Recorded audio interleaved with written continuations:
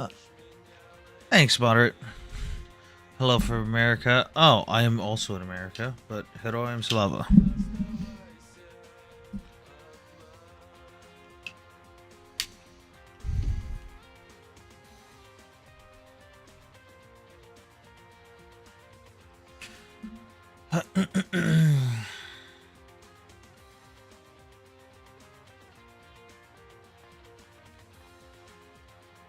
I've got the hostage exchange pulled up on the other screen right now. Okay, we're live on the other platforms.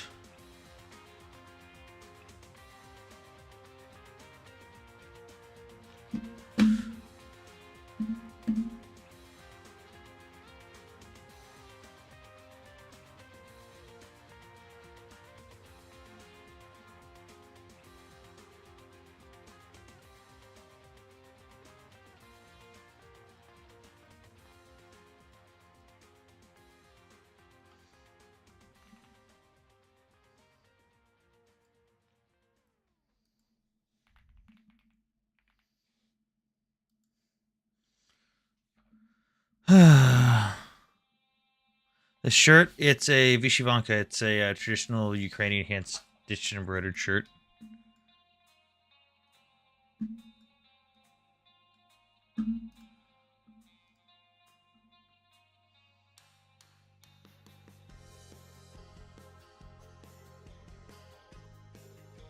A Vishivanka. It's a oh god, echo. Oh fuck. There we go.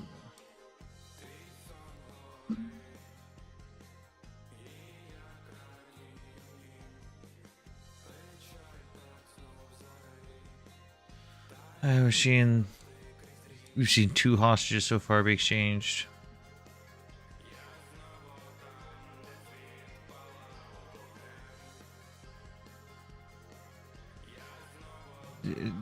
Dab, I've never been pro-Trump. I voted for him in 2016 because I wanted to shake shit up. Thank you.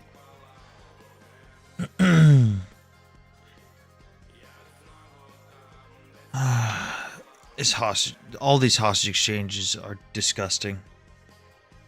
It pissed me off so much. Join the team, guys. Tap the screen. Let's get the likes up. Let's get people in here.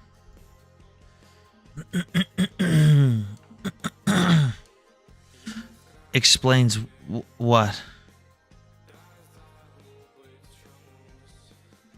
I know you're very high. Hello. How are you? Hello. What's up? I know you're very educated and you read and you have a whole bunch of information. Mm-hmm. I'm pro Trump. I just want to know. I'm not trying to debate or anything. I just why you say that you're not pro Trump? In what sense? Not like a propaganda. Oh shit! Thank you, Maya. His support seems to be he will only support what his base supports. So like he's pro one thing if his base supports it. It doesn't matter if a majority of the country, like, because you could have a majority of the country support one idea, but the majority of his personal base still doesn't support that. So like a majority of Trump supporters don't support helping Ukraine. A majority of America overall does. Even with other countries and other instances, Trump is the same way. And I see him faltering on that, where he'll just go with whatever the popular opinion of his base is. And he's shown a willingness to screw over our allies, even though it goes against what's best for America. And I don't think that any ally should be willing to take that risk. Have you done anything like that yet? That is not good for America, or in the long run? Like, yeah, blanket tariffs. Say again? Blanket tariffs. The tariffs are exactly what they do, and he does the same thing. It's like a ping pong. No, blanket tariffs. So there's a difference between targeted tariffs and blanket tariffs. Targeted tariffs can be used very effectively, and they're very good. An example of when Trump did use targeted tariffs very effectively was when he threatened targeted tariffs on Ford, specifically the vehicle makers. Ford was going to close all of their factories during his first presidency and bring all their manufacturing to Mexico because it was going to be cheaper for them. They weren't going to have to pay people as much, and they would be able to make more profit on their vehicles. Is that what happened? Hang on, I'm going going over it. Trump told Ford, I swear to God, if you do that, I will tax your vehicles so hard that nobody will ever buy another one of your vehicles in the United States again. And Ford went, you know what? We think we'll stay. That was good. That was a targeted tariff. Okay. But what he does with blanketed tariffs, like when he threatened China with blanket tariffs, the problem is that doesn't work and you get into an economic pissing match. And I'll give you an example. The day after he won the election, before he even got in office, he threatened blanket tariffs on China. In response, China banned effective immediately all exports of any single material used in semiconductor manufacturing. That means titanium, tritium, gallium, argon gases, literally anything, period, that comes out of that. That created a massive immediate supply chain deficit, meaning we now have to scramble to find another way and place to buy that product for that supply chain, meaning we are now about to see a skyrocket in prices of basic handheld electronics, cars, washing, like everything that's skyrocketed electronic-wise in price. Has it happened yet? Yes, I literally work for a semiconductor manufacturing company, and we have had an immediate supply chain deficit. We are trying to currently scramble to compete with other competitors in the American semiconductor manufacturing industry that no longer have access to all the exports that we were getting from China. So that is like my paycheck and my bonus have been directly affected. The end consumer is going to have to pay more in about a year or two when the effect finally gets down to the bottom line. But that was going to bring manufacturing within the United States. I don't think you get what I'm saying, though. Yes, you can bring manufacturing back, but when you do a boom, effective, like when you cut stuff off like that, it harms the American economy. Right now, the American companies, the American semiconductors who are producing these microchips, cannot get those supplies that we previously got from China. We now have to find a different source of them, which is now going to cost more money, which is now going to have other competitors within America. Like my company is now going to have to compete with the other American companies for those same resources, which means that it's going to cost more money. Why should we depend on China where it's the adversary? I'm not saying we should be dependent on China, but I'm saying that is it. I'm not saying we should or shouldn't. You should do it gradually. Yes, because when you go and you just go, boom, that's it right now. It screws. Maybe there's a security problem. It's maybe those handhelds or something like that. No. I'm talking about the mineral resource, like the titanium that goes in that is not a security issue. The chips are still made in America. The problem is when we lose that supply chain, that affects us immediately. We are going through a pathway that is directly harming American industry because we're doing it too fast. Again, wait, because of this one incident, you're against Trump? No, I just gave you an example. What is the other one? Okay, support for Ukraine. 67% or 68% of Americans support Ukraine. Trump instead has gone against Ukraine because his base doesn't like Ukraine, and he's continued to peddle lies directly from the Kremlin that are just blatantly false. Well, the guy, what's his name? President of Ukraine, he's a corrupted guy. You know that. He's not, though. Yes, they are. They're all corrupted in there. There's all this corruption. Okay, you know that? Can you show me proof? What do you mean? Biden family, his son was into this thing. What was that company that in Ukraine? No, you're talking about Biden, and that has nothing to do with what we're talking about right now. His son. No, you can't. Cool. I don't care about that. That has nothing to do with what we're talking about. I'm not talking about the Biden itself. I'm talking about the corruption incident. In 2014, Ukraine was the most corrupt nation in the world. No doubt. Right now, they're not even in the top 30. Wait a minute. You sound like my nephew. He talked exactly like you. I'm giving you facts, though. Right now, Ukraine is not even in the top 30. Trump has made up a bunch of... But hang on. Wait, made up... Trump has... switched? Yes, because they've actively made grounds to combat corruption. How can they... In 10 years, they switched all of a sudden overnight? Well, it's not overnight. It's 10 years. 10 years is a long time.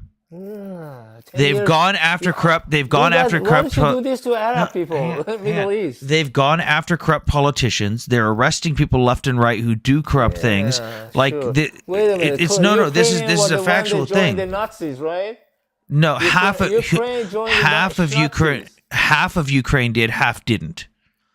That's 50%. That's way high. Yeah, that was also in World War II. Are you still mad at Germany? Because Germany was full of Nazis. They joined, not by force. They joined. Yes, because do you know what had just happened to Ukraine shortly before World War II? It doesn't matter. No, Polish it people does. It didn't does matter. join. No, They plenty of Polish suffered. people did. Just like Lithuanians and Estonians did. I don't see you still Some mad at. did, hang but on. I don't see you still mad at Lithuanians and Estonians who rounded up the Jews before the Nazis even got there. I know, but The problem. But you don't understand. The problem is this: Ukraine had literally just come out of an active genocide committed by the Soviet Union against the Ukrainian people. They lost 5 million of their own people. Germany shows up and goes, "Don't ask questions. Fight for me. I'll give you a free Ukraine. You'll be a free state." And then half of Ukraine goes, "Oh hell yeah, I'll do whatever you want me to as long as you give me a free country." The other half goes, "I don't know." I'm not saying that it wasn't bad. What I'm saying is that was over 50 years ago. They're not the same country now. Culture is the same. It's not. No, you cannot tell me. No. You cannot tell me. No, stop. You keep talking over me. You're not going to do this. You said you don't want to debate, but every time I give you a fact, you just ramble over me.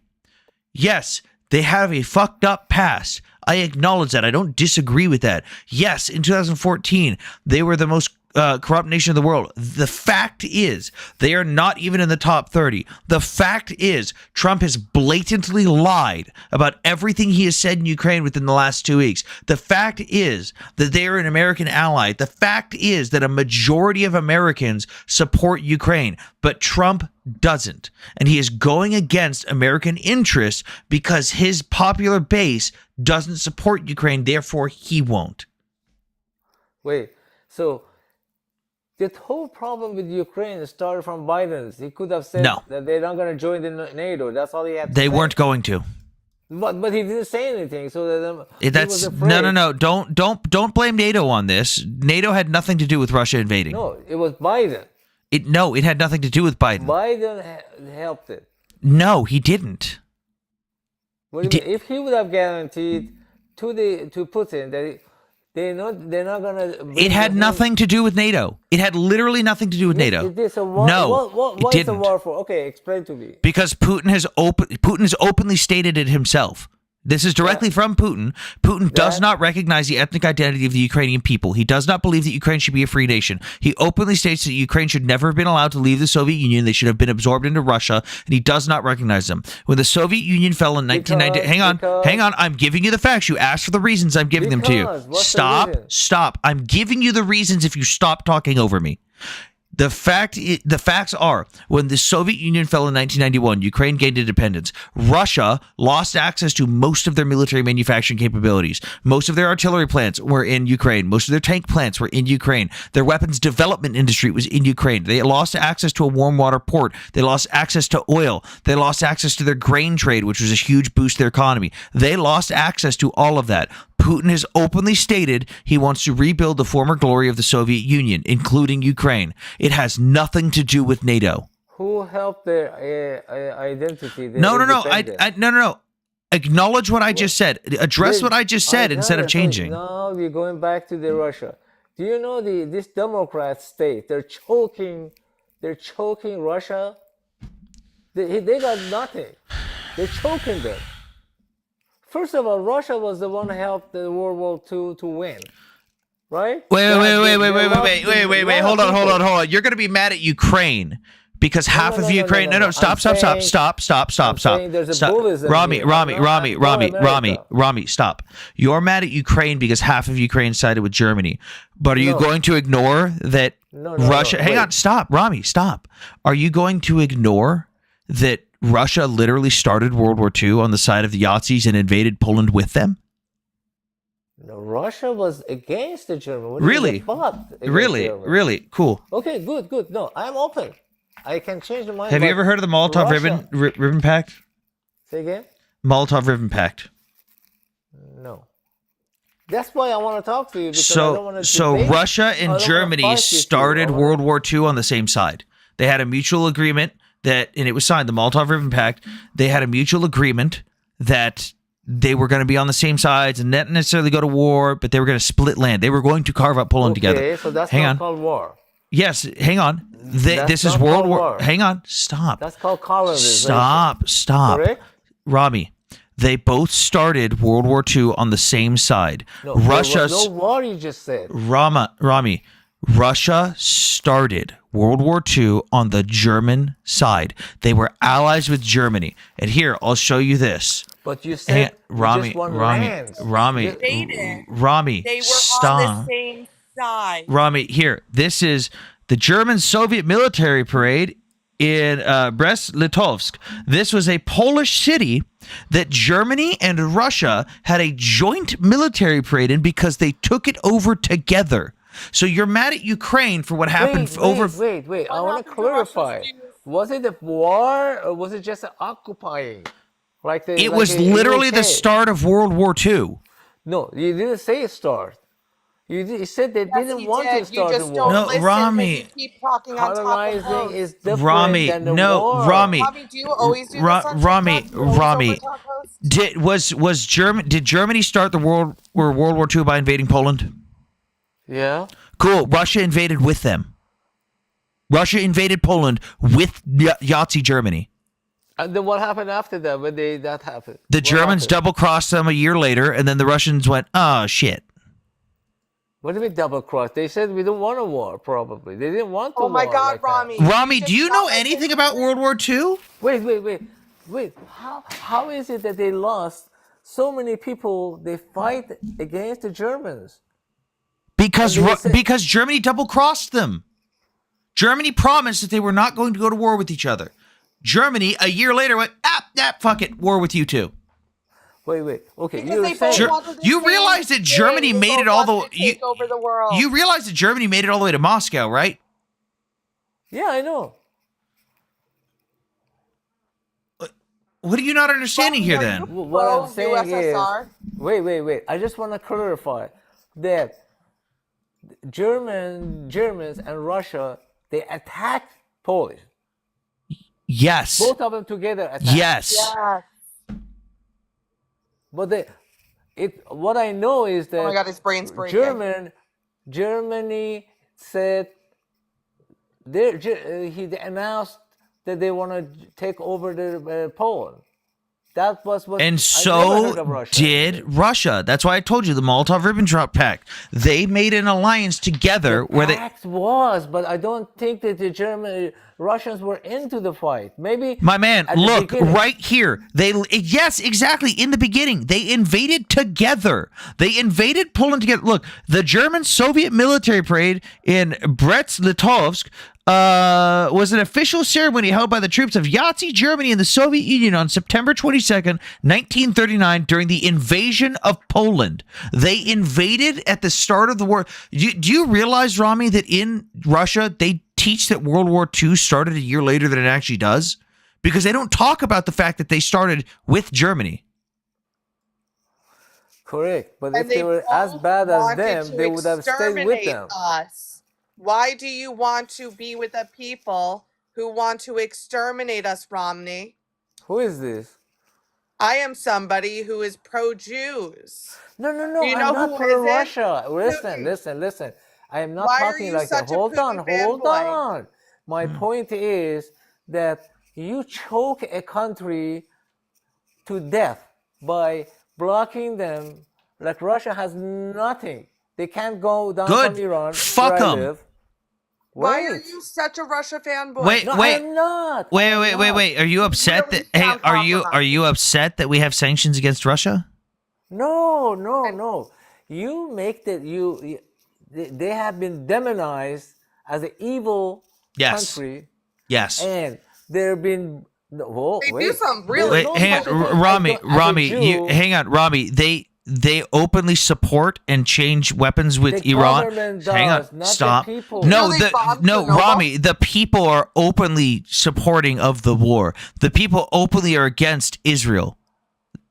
Like you're just wrong. I know. Russia supports Russia supports Iran and Hamas. I know that Openly. That's Why are you such a fanboy for them? That's because the government. compromised. Wait, no, because they're being brainwashed. Number one, number two. You have been brainwashed. Wait, Hold on. I'm just gonna hang on. It doesn't Hold on, matter hold if they've been brainwashed. The fact of the matter is, they're still against Israel and they're still against the United States while I they're invading know the sovereign that. nation of That's Ukraine. Why the dictators come in, because if the United States would have say, okay, let's do business together.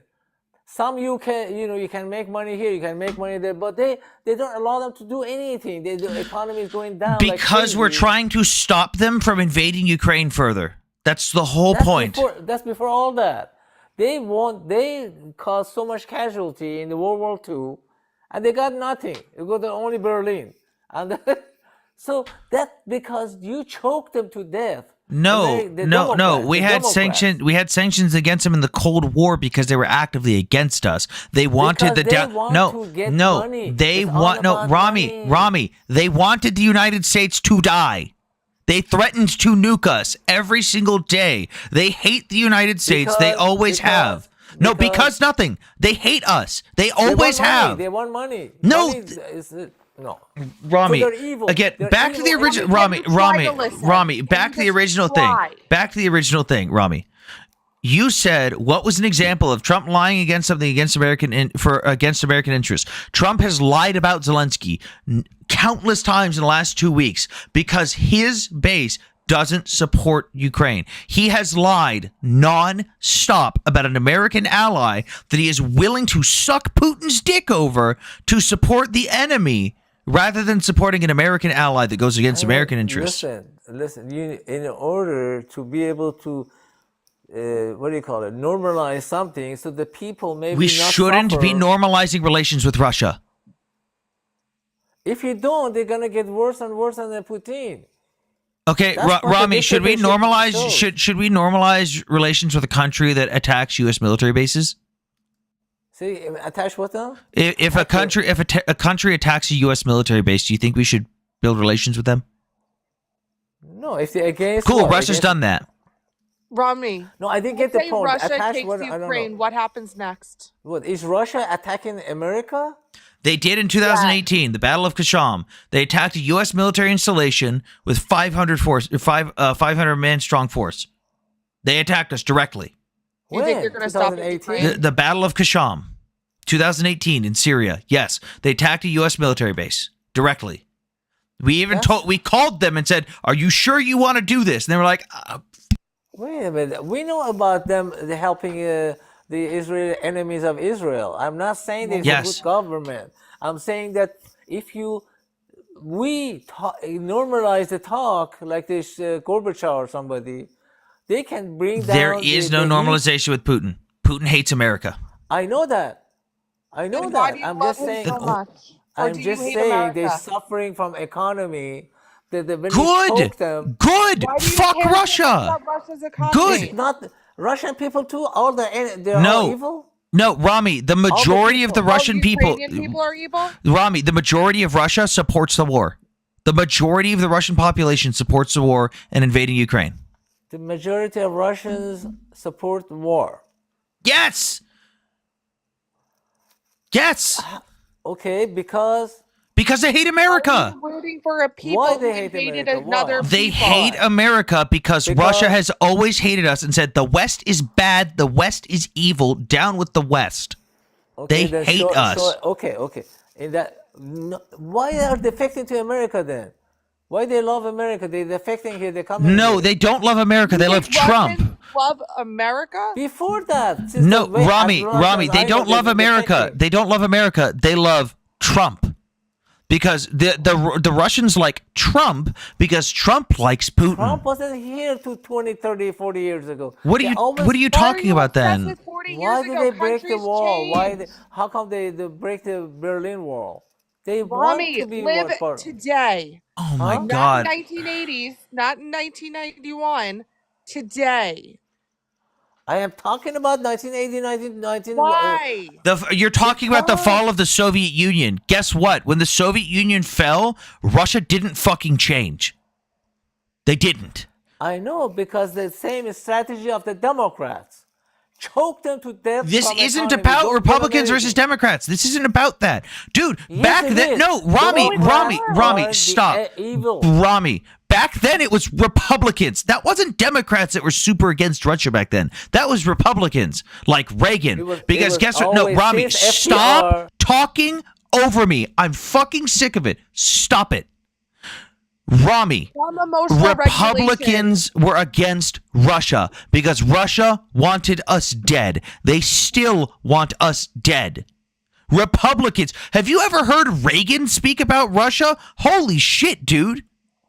Like, are you What? kidding me?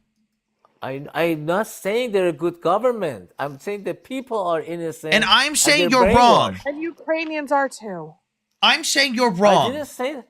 I said they are corrupted in the government. I think you're corrupted. Based on what he said. Rami, They were what does number this have to one do with the corrupted. original point of the conversation? You asked me for an example of Trump going against American interests and why I don't like that. I gave you an example. Trump abandoning a U.S. ally and lying about their leader to further the support of an who? Abandon Ukraine. Can you let Sam finish talking? Ukraine. before you start talking? Okay, listen. From the whole world was under the Democrat Party. FDR. started This from- isn't. Rami, are you Rami, talking I don't about? give a shit about FDR. I don't give a shit about Republicans. I don't give a shit about Democrats. Focus on words that are coming out of my mouth. We are talking about Trump's support for Russia, a people that hate us, and abandoning a United States ally, Ukraine. Because he's changing the thing that happened. I'm just telling you. FDR started this. He was a schmutz himself. I don't care about FDR. You asked for an example. Relax, no, relax. no, stop Rami, we talking would relax over me. if you This stopped is your talking over last Sam. warning. Last warning. Stop talking over me. You asked for an example of Trump going against American interests. I gave you 2 so far, and your immediate response was to pivot to FDR. I don't care. We're not talking about FDR. We are talking about Trump. Trump likes our enemies who hate us. He wants to be friends with our enemies who openly hate us. What do you not get about that? Okay, you want me You to talk look or for the no? absolute truth, but it's like you are incapable of having a conversation to find. When you talk personally, means you lose a debate. I'm not gonna get When you talk personal. over people, you lose a debate. I was That's bringing how the up- debate is. you That's how seem to Jewish want people the debate. truth. You refuse to try to find it. That's not a personal attack. That's saying it how I Okay, I'm see it. just saying Trump is trying to change the culture of the thing that started since FDR. No, Trump is looking out yes. for Trump. Trump is Huh? abandoning a United States ally. Try reading his book. How is Actually it? learn who he is. Wait. 4 years Trump was on, there was no war. Yes, and there the was. Iranian government is Yes, going there was. down. Yes, there was. Okay, where was it? In my Ukraine, house? Syria. No, that was No. The war didn't Syria- start under him. No, Syria stop. started from Rami, Obama. the war Oh, didn't you're a start under Democrat. Trump. I can't talk to I'm you not a then. Democrat, Rami. I'm not a Democrat. Syria started from Obama, and the No, Yugoslavia was done by Rami, Clinton. the war was continuing under Trump the entire time. Of Trump, course hang on. continue. What do you think? He can turn it off? So like again, you're fired? Trump did nothing to help an American ally in Ukraine. The war started in 2014 yes, under he did a Obama. lot. I can tell you many things he did. Stop. I'm done. I told you to stop talking over me. You just can't have a fucking civil conversation. I don't know what your problem is. That's how propaganda works. He's completely radicalized and can't even have a conversation. That was Oh wild. my god. Tap the screen, guys. We've been live for 30 minutes. We're only at 2,000 likes. Come on, guys. Let's get the likes up. Let's get the views up. Join the team. All that crap. Get I like people in your here. shirt. Thank you. This is my hand-stitched Ukrainian Vyshyvanka. I finally got a hand-stitched one. Hi, Naomi. Absolute truth. You couldn't even listen for 5 seconds to figure out that neither of us were Democrats. Rami, That's what happens I'm when not you a don't Democrat. put on your thinking cap. Also, like, do we know where Rami is from? Because that accent was slipping a lot. I don't think that. I think I that don't even he's care where he's bullshit. I from. don't even think he was pro-Israel. Doesn't matter where you're from if you're gonna lie like that. Oh, I agree. I'm not saying that it necessarily matters. I'm saying that it's Do you support Canadian sovereignty? Texas. Yeah, because Like, if I don't support you, Canadian sovereignty, then who else's asses are we going to kick in hockey fights?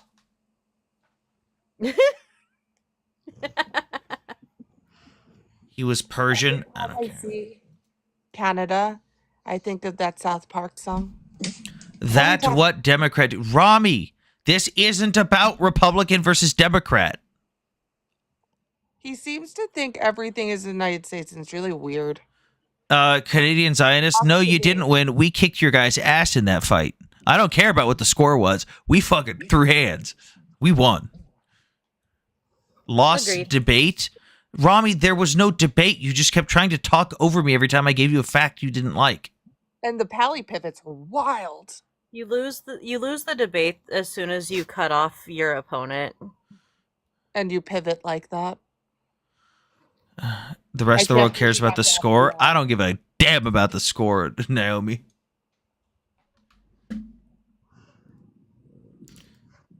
I mean, I care about the score when my team is playing, but when it's the Four Nations, I care about the fights. 9 seconds, 3 fights. Let's go. Right? How do I know you are Democrat? I'm not. I'm not either. Can you take away his commenting privileges? I feel like he doesn't deserve commenting. Rami, I'm fiscally conservative and socially liberal. I'm right of center. Rami, I've never voted Democrat for anything in my life. Rami, even my dog is tired of your shit. Like, did you hear him? I He heard said the, Rami, I heard please the stop. grumbles. Yeah, he said Rami, please. That means I have never voted Democrat in my life, and that makes me a Democrat? What? This isn't our best and brightest. I really hope that that profile picture is full of shit and that he's not one of us. Because that's really embarrassing. Rami, I'm really embarrassed for you. Naomi, he made Trigger look calm.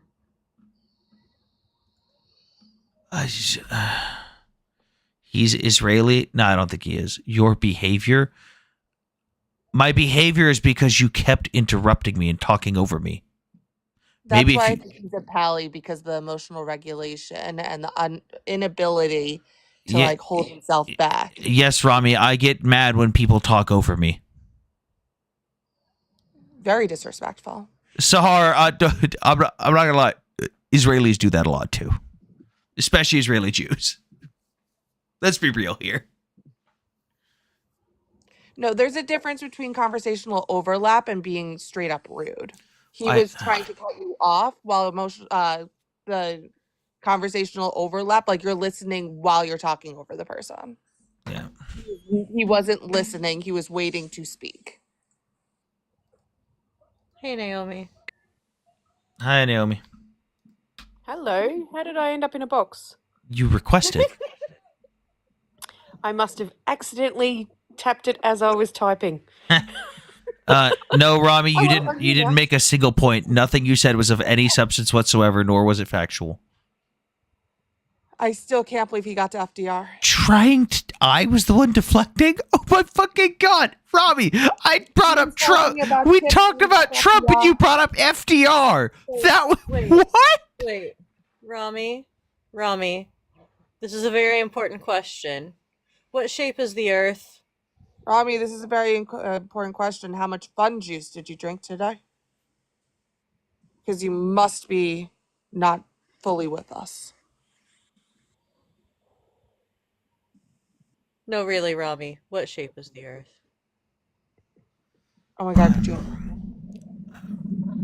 Wow. Naomi, did Sandberg tell you what Ben's been up to? Yeah, he sent me a video. And even they made fun of him? It was a couple days ago. I haven't seen anything since then. Yeah. Oh, he started spamming me with Bible verses now. Oh my goodness.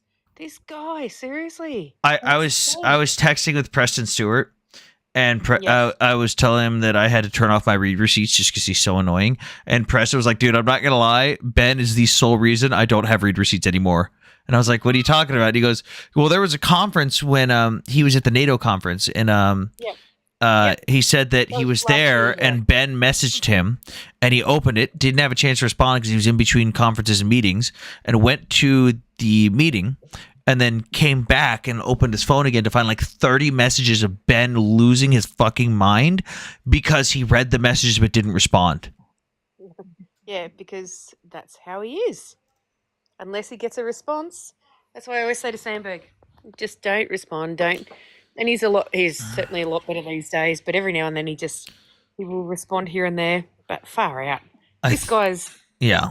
I think there needs to be a distinction between Trump ally and U.S. ally. They aren't always the same, yet they're almost never the same. I suppose Trump looks at what is best for America's interest. The problem is he doesn't. He looks out what's best for his popular interest. That's my problem with Trump, is he cares about what his base and what his supporters support, not what America supports. And the example I gave is Ukraine. A majority of Americans support Ukraine. Not a minority of Trump supporters support Ukraine. The two overlap, but the majority of his people still support not helping Ukraine. Therefore, he doesn't support Ukraine.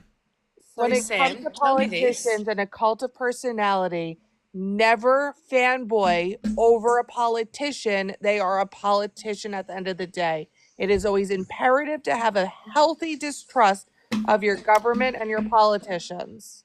Can I just Because say, in politicians. my country, we don't fanboy over any politician. Like, We seriously? don't fanboy over anybody at all. No. It's actually one of the things I like about us. Trump is a king. Trump is not a king. He's a Oh my God, I'm so embarrassed for you. You think he's I just an cannot echo chamber? believe- Absolutely. I cannot He's in the cult. believe He's that in the cult every of single personality. interview that Trump gets asked about Ukraine, etc., and then he's blatantly asked about whether Putin's a dictator, etc., and he will not ever say anything negative about Putin. Tell me again that Putin is not the one controlling the US right now. Oh, Sam, can you send me that article by The Guardian? I should probably just look it up. Here. But the one about like how Trump has been completely compromised since like the 80s. Yeah, I got it. he absolutely has been compromised. I reckon If there's you do that, video of that's him the with, stop box and I won't go into details of my thoughts on it, but just think the worst, and that's what I think they've got on him, because there is no rational reason, apart from pure economic development, No, that just Trump his would be ego. doing what he's doing. I think it's literally they just feed his ego. Can't imagine he looks up many polls on support, just assumes his supporters equals majority. Yeah, that's true. I think he will come around. He's just having a spat with Zelensky. No, he openly supports.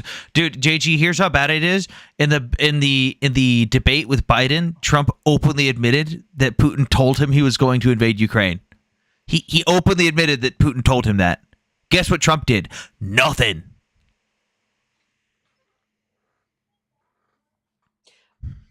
I hope to God that in the next 6 months, you guys in the US have a Maidan revolution, is all I can say. Rami, in really the do. chat, can you write that Mohammed is a false prophet?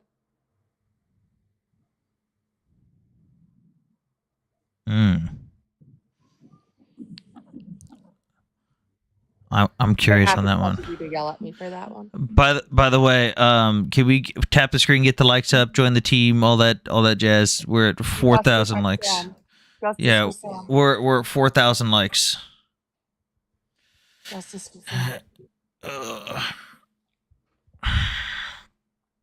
And if you guys want to rewatch streams and stuff and watch all this stuff again, remember I'm always live on Twitch, Twitter, and YouTube at the same time. We're live on TikTok. Go to the link tree in my bio, and you can see the other outlets there. On YouTube, we have a backlog of all the streams. Essentially, you can rewatch the streams on TikTok, or you can rewatch the TikTok streams, but on YouTube, and it's in a slightly different format. Like the screen looks a little bit different, but it's all the same content. Hey, Sam, we're down to one person that will be present. No, the other person that was going to be there has actually medically evacuated. Who? I can't go into detail right now. Can you message me who it was? I can't until You they suck. Sorry, I made a promise, and I will not. You know this. You know how it works. I will tell you as soon as I can.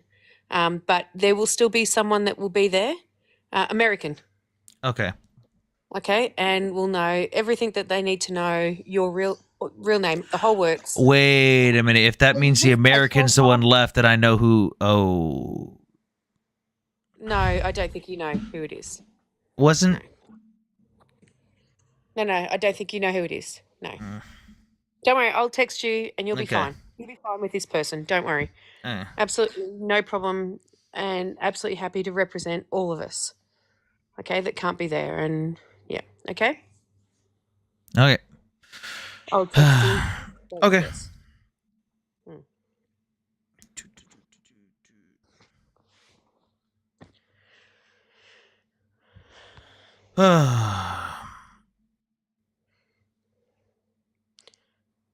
Notice how our friend has stopped commenting. Oh, after you told him to say Muhammad is a false prophet. Do you think Israel would really punish the age group after this? I would like to think so, but I think Israel's going to puss out. Just No Muslim is going to say Woody. Muhammad's a false prophet. I Don't do that. I think it. Well, yeah, that was the point because he kept saying he was Jewish. Yeah. Woody, you bastard! Where have you been?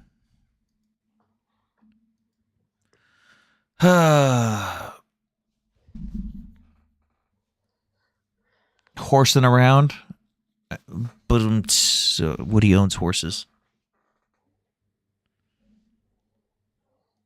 In a modern case, I'm Woody. I think one of my favorite quotes of all time from a movie is the first Toy Story movie when Woody can't find his hat. and the shark pops up and goes, I'm Woody. Howdy, howdy, howdy.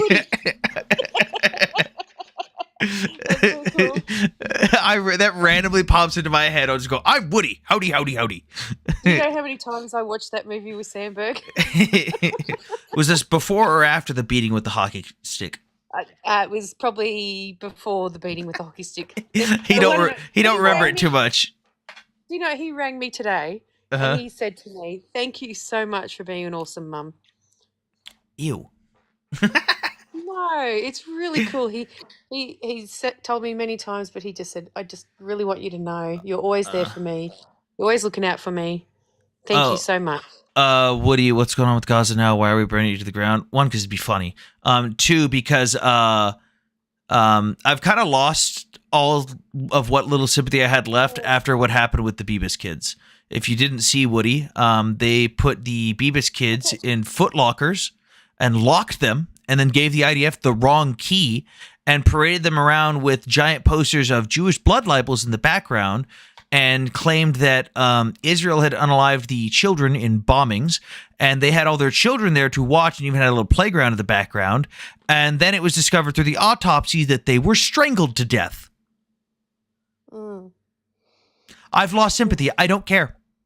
If you're going to sit there and go, no, that was fine. The little Yahtzee counter here, 32, that was in one stream because people were coming up and saying, oh, the kids deserved it. They were going to be soldiers anyways. Don't care anymore. If your entire society is going to sit there and go, no, these kids deserved it, and bring your children to watch the parading of dead Jewish babies, you don't deserve a place on this earth. I don't care.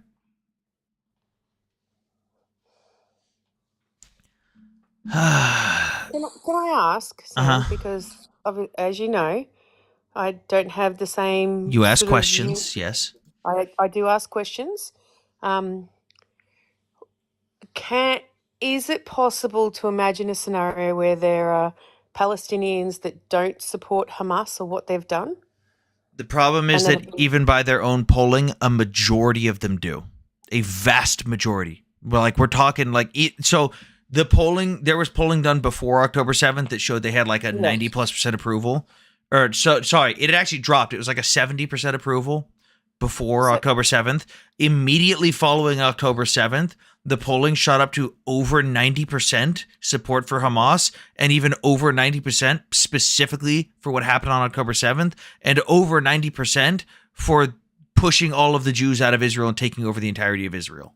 And it has not dropped below 60% is the lowest it's ever gone, and it still keeps going back up. That's from their own polls. That's from Palestinian research polls based in Ramallah that poll people in both Gaza and the West Bank. Mike Floyd, request up. We can get to 33. Yeah, okay. Well, that's interesting. See, as you know, I don't follow it as closely because I don't have enough energy to follow both conflicts, given my scenario. So, very interesting. Yeah, it's like, look, I constantly was making the case, and you can ask any of my other. Oh, look, there's a guy asking if I'm Jewish. Ham88 with the Yahtzee name. No, I'm not Jewish, you fucking Nazi. Get the fuck out of my life. 33. Do you know what? Sam, for ages, I actually did think you were Jewish Nope. until I realized you weren't. Just a random agnostic white dude. Yeah, I just. It was just. Don't like. And this The is moment, something you, the but moment that I people realized think- you weren't Jewish was really bizarre. I went, oh, actually, That was in Come to think of Maddie's it. live the other night. yeah, yes. And I went, that's. You That's don't have to bizarre. only be Jewish to be pro-Israel. No, that's exactly. Like, I'm not Ukrainian. I'm pro-Ukrainian. Like, So, yeah, no, I'm gonna be honest. I know a lot more about Judaism probably in the history of Israel than most Jews do. I mean, you know more about Ukrainian than this Ukraine than this Ukrainian. So, God well, damn my it, family was oppressed by Woody, Ukraine, I, but I'm still pro-Ukraine. Woody, I can't speak in Cyrillic. God damn it, you fucking troll.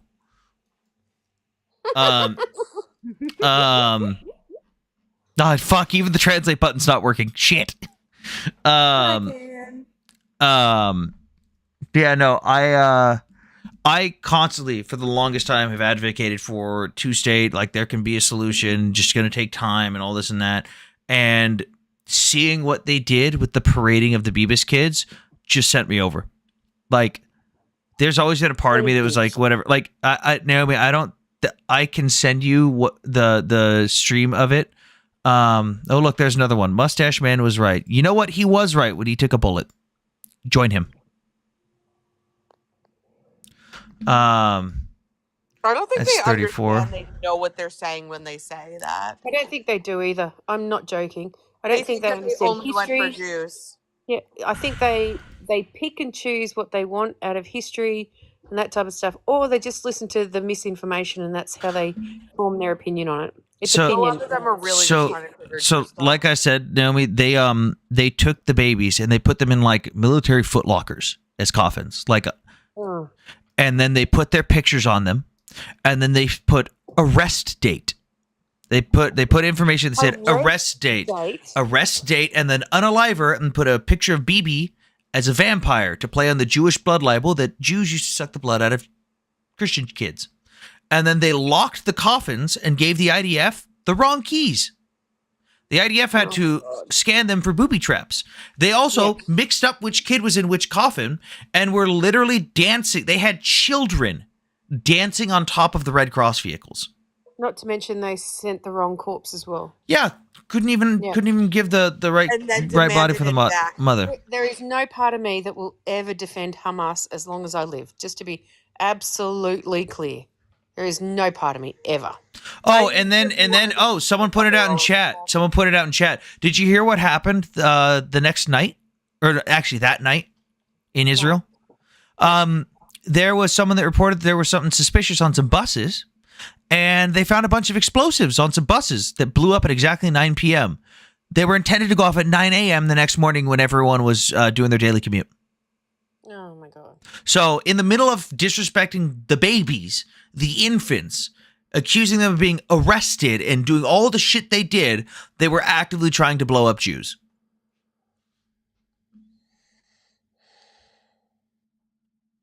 Hannibal Directive? Dude, Nas, I guarantee you don't even know what the Hannibal Directive is. Didn't the bus bombing result in internal arrests according to Shin Bet? Yeah, it should have been Arab Israelis as far as I remember. Let me look at arrest bus bomb Israel.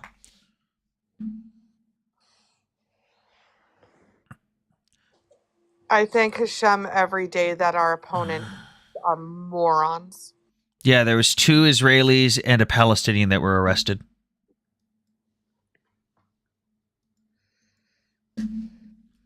What do you think is going to happen in the next couple of weeks in Ukraine? Don't know. The news today that's coming out in this side of the world is basically saying Zelensky's relented. He's caved into the US. He hasn't bullshit. done shit. He hasn't. No, they're still negotiating. They're negotiating. Wait, Right oh look, now. there's another Yahtzee. I suppose they're at the wrong place in the wrong country. They should have stayed in the EU. Jews aren't from Europe. I'll repeat that again. Jews are not from Europe. This is the stupidity of that argument. They seem to think that a white people would convert into oppression. Why the fuck would people ever convert into oppression? You don't. We're not white. There's a reason why I have been clocked so often for being Middle Eastern, and I'm pale as shit. The amount of Egyptians that want me to be Egyptian because they see my necklace is crazy. My Hamsa, which I'm going to be honest, if you go to the Middle East and you see one, they assume you're Jewish at this point. Is Zelensky a dictator? Are not No. European. Zelensky's not a dictator. No. Every single thing that Trump has been spouting is right out of Russian propaganda. Zionist crimes will remain in history. Chloe, just say Jew. We know you mean Jew. Also, Zionism has been realized. Nobody's a Zionist anymore because, like, it's been realized. Also, she's a Zionist come from Europe. Actually, no. From the first exile of Jewish people from their land by the Babylonians, there's literally been songs about the return to Zion. No, Jews are not Zionist. What in the We fuck? say it in so many prayers. And it's so funny when JVP like pretends to be Jewish and does the prayers. Oh yeah, And all of a Jewish sudden worship they get piece. really, really quiet around when we say next year in Jerusalem. Hey, Nazali, if you can prove to me that Israel unalived Hind, then I'll condemn it. But until your side can get their fucking story straight, I don't give a shit. Naomi, here, I'm going to give you a scenario. I bet you don't know about this one. I'm going to give you a scenario, and I want you to tell me if you believe them. So Keep in mind, Sam, as just to be really clear, as I've said many times, I don't follow it, and the reason why I don't follow it is because of my capacity to be able to deal with what I deal with yeah, I know. in Ukraine. Yeah. So Zelensky was educate me. unelected. Yeah, Freedom, show me when he was unelected. Okay, so Naomi, here's the scenario. There's a vehicle that's the front end is partially blown up, and there's a little girl inside who was pulled out after 9 days, and obviously she's unalive, but there's a fully intact body with some minor scrapes and cuts on her, fully intact. The first claim: a missile blew up the vehicle and unalived her, but she was making phone calls the whole time saying, "I'm trapped in the vehicle." What do you think the likelihood is of that, considering a fully intact body with minor scrapes and no major wounds? Given if it was a missile strike, highly unlikely. Okay. In fact, I Then would they said say- it was a tank round, specifically a high explosive anti-tank round, a heat round. They said that hit the vehicle, but there was no indication on the vehicle of any sort of tank round, and there was no tracks of any tanks anywhere near the vehicle. Yep, then highly unlikely. Okay, cool. Then they said it was 350 50 caliber rounds that ripped through her body, Well, then she wouldn't be alive to make calls. and there would be no body. And there'd be no body. She would be missed. I think she died of dehydration. As sad as that is, I think that is the realistic possibility. If she was trapped in there for that long and no one got to her, she had no food or water, I think she died of dehydration. That is quite possible. He's unelected. His time was up. Freedom, I think you should read the Ukrainian constitution that states that you cannot hold elections in Ukraine during martial law in times of war. And martial law doesn't get lifted until the war ends. And that's the way it is. And then it takes 90 days or 6 months? I can't remember off the top of my head. They redo it. It's supposed to be every 30 days, but because of times of war and how hard it is for everyone to meet, they do it every 90 days. They reconfirm it. Yeah. I don't think anybody wants there to be an election more than Zelensky. Well, no, you can't. Look, Zelensky won't. He will not go for re-election. We know this. But the thing is, you also can't hold an election. This is This is the reality. You cannot hold an election when you've got a lot of people that have evacuated out of the country and you've got areas that are occupied. You just can't do it. You are not educated enough to form an opinion. Chloe, show me a single thing I was wrong about. I think you should read it and show us. Oh boy, sure, I'll show you. I don't think they realize how much you Please enjoy bring it. up the Constitution. I love this. Here. Oh no, don't worry. I've already got it translated right here. The exact section. Law of Ukraine about legal regime of martial law. Article 19 guarantees the legality of conditions under martial law. This section talks about conducting elections of the president as well as elections of the the Rada of Ukraine. Wow. And guess who determines that? It's not Zelensky. It's the Rada. It's Parliament. It's Parliament that say we can't hold elections. And they've continued to do that because they continue to extend martial law. The Parliament extends the martial law. Zelensky doesn't. It's independent of Zelensky. So shut the fuck up. Woody, the mineral deal was Zelensky proposed mining and mineral rights for 15% of the mineral resources in the eastern portion and central portions of Ukraine with security guarantees to the United States. So like, if you protect us, we'll give you 15% of the mineral rights. It was supposed to be like $15 trillion worth of profits. It was supposed to mainly go to the U.S. Treasury because the mining companies are going to be limited on what they were able to profit from it. The Trump administration turned around, renegotiated the deal, said, actually give us 50% and we give you zero security guarantees. And Zelensky went, I think the fuck not. So And the catch was that it was supposed to be a lot of the mineral rights that the U.S. is going to have rights to were in Russian occupied territories. So Ukraine was like, if you want it, you got to help us get the Russians out. Exactly. But can I also tell you this? So when you look at the Treaty of Versailles and what Germany had to, like the reparations that Germany had to pay, what the US was asking for from Ukraine in that agreement for raw earth minerals was more than the Treaty of Versailles. The reparations that Germany had to pay after World War I. So Germany was the aggressor. Ukraine's the victim. But This is disgusting. the U.S. didn't have it before, so do they even need it now? Yeah, actually, so Woody, it was going to give the U.S. For at least the interim period where we were the ones who were distributing and making the profits off it, it was supposed to give us a market control essentially of stuff like titanium and copper and I can't remember what the other one was, but like titanium is 117 what?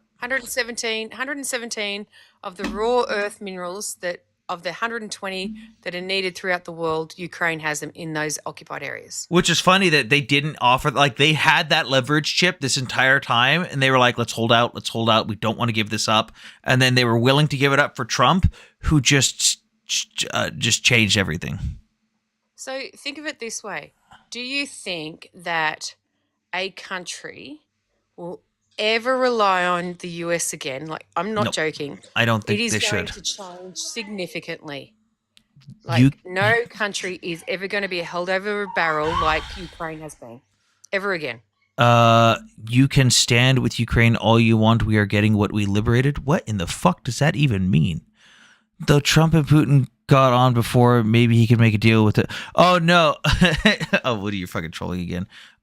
Woody, Trump has basically just been going full Kremlin mode the last few days. If you haven't seen, he's been just peddling nothing but like Russian talking points nonstop. He's been flat out lying about Zelensky for like the last 2 weeks. Trump's activation code is Money. The other thing is, Ukraine can make the same deals with Europe. Did you serve? Is he stolen valor? Yes, I served. What? No, this is about not having NATO at Russia's borders. Freedom, please tell me when Ukraine, or not even when, how many times has Ukraine applied for NATO? Freedom for all? Can you tell me that? How many times has Russia applied? Shh, we'll get to that. Oh, yeah. Sorry. Hello, Michael. Hi. What's up? I'll just was scrolling and saw your conversation about Ukraine. It's sort of my one of my favorite countries. I've visited Ukraine a couple times and Russia a couple times. And Ukraine are very friendly people. Yep. They're very brave. They're very proud of their country. Oh, they are Um, so hardcore. Yeah. You know, and I mean, been to Odessa, been I to never got a Kyiv, you know, chance to visit great. Odessa. Yeah, I mean, it's you know, it's like a little resort town. You know, I mean, it's 1 million people. But I live in LA, so anything under 2 million is sort of small for me. Kyiv's about 4 million. It's bigger than Chicago. Great city. Uh, yeah, I mean, Trump is selling out Ukraine. Europe, it's this country is basically just going to fall apart. I don't see any future once Trump gets done with his plans. I live in California. I'm going to be voting for Cal exit. I hate California. I'm from there. I hate the state. I'm sorry. I have no idea what your political position is. Fiscally conservative, socially liberal. I'm like center right. Hey Jess, are you pro-Israel but anti-Trump? Yeah. How can you support Ukraine full of NZ memorabilia and supporters and stand with Israel? Here I'm going to educate you a little bit. In 2019 presidential election, the 63% voter turnout, 1.6% of Ukrainians voted for nationalist-style leaders. It's just nationalist, not anything else. Of that 1.6%, 0.5% voted for Yahtzee-style leaders. That ends up being, from the 0.5% of 1.6%, that is 0.0008% of the Ukrainian voting population who supports that. Exactly. Congratulations, you are wrong. No, you are definitely not wrong on that point. You are absolutely spot on. I spruik those figures all the time. Trump has a clear direction and it's a MAGA. What's not to like about that? The fact that he's willing to screw over all of our allies that make us the top dog in the first place. Like when you abandon all of our allies and all of our trading partners and you screw over all of our allies, America ceases to be number one anymore. We need our allies to be number one because America on top, we're fucking better than anyone. But if we screw over all our allies, we can't really be that anymore. I mean, nature abhors a vacuum, and once the United States shrinks, somebody's going to fill it up, whether it be China, whether it be Russia. Freedom, did you just say I'm a mustache man loving Zionist? Are you fucking kidding? I literally have a Yahtzee counter for all the stupid fucking anti-Jewish Yahtzees that come into my life. Are you fucking kidding me? Right? And Azov doesn't exist either. When did Jewish adjacent at this point? Hey, numbnuts. Yes, Azov exists from 2014 to 2016. Most of their members were openly neo-Yahtzee. That is true. In 2016, the Ukrainian government purged them. About 95% of their members got kicked out and banned from ever serving in the Ukrainian military ever again. Rightfully so. Fuck the neo-Yahtzees. Today, again, 0.0008% of the Ukrainian voting population supports that ideology. The largest religious group in Azov right now is Jews. 33% of the Azov brigade is Jews. I don't understand. Why do we have to burn Gaza to the ground? Because they're degenerates who have no fucking moral standing. Fucking bots, you're all bots. Okay. Out of curiosity, have you ever had anyone from the opposite sides have a peaceful discussion? Yeah, there's plenty of specific people that come up and have peaceful conversations. I just don't like how some of them are kind of manipulative. Like there's some people who actually read the materials. Like a lot of stuff that I read, they read the same materials, but they're very manipulative with how they present stuff and lie by omission. We had Yahtzees marching in Chicago a few weeks ago. Would you say all of the U.S. is Yahtzees because of them? Yeah, exactly. No one would say that. Russia just protects himself from NATO rockets. What NATO rockets? Please show me when the NATO rockets went flying into Russia. I will send you photos and videos from the ground. through Telegram. They were only put in other brigades. Dude, I've been there. I've worked with Azov. I've seen these people. I've interviewed people who were literally banned from ever serving in the Ukrainian military ever again for being Yazis. I've interviewed them. How does Yahtzee counter work? When someone spouts some Yahtzee bullshit either on the panel or in the comments, they get added to the counter. Are you kidding me? You don't see how Ukraine bombing Russia? Were you talking about defending themselves after they got invaded? You mean after Russia already invaded? So you're fine with kids dying? Come on, I'm a Zionist, but that's just inhumane. You know what was inhumane? Parading around the dead Jewish Bebas babies and having children dance on top of the Red Cross vehicles, locking the foot lockers that they put them in, putting arrest date and giving the IDF the wrong key and then giving the wrong body for their mother and bragging about dead Jewish babies.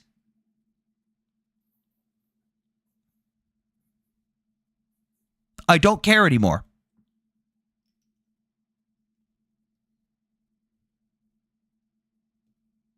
Poor Russia was invaded in Kursk, and also there was the Cessna drones. Like 9/11 times 100.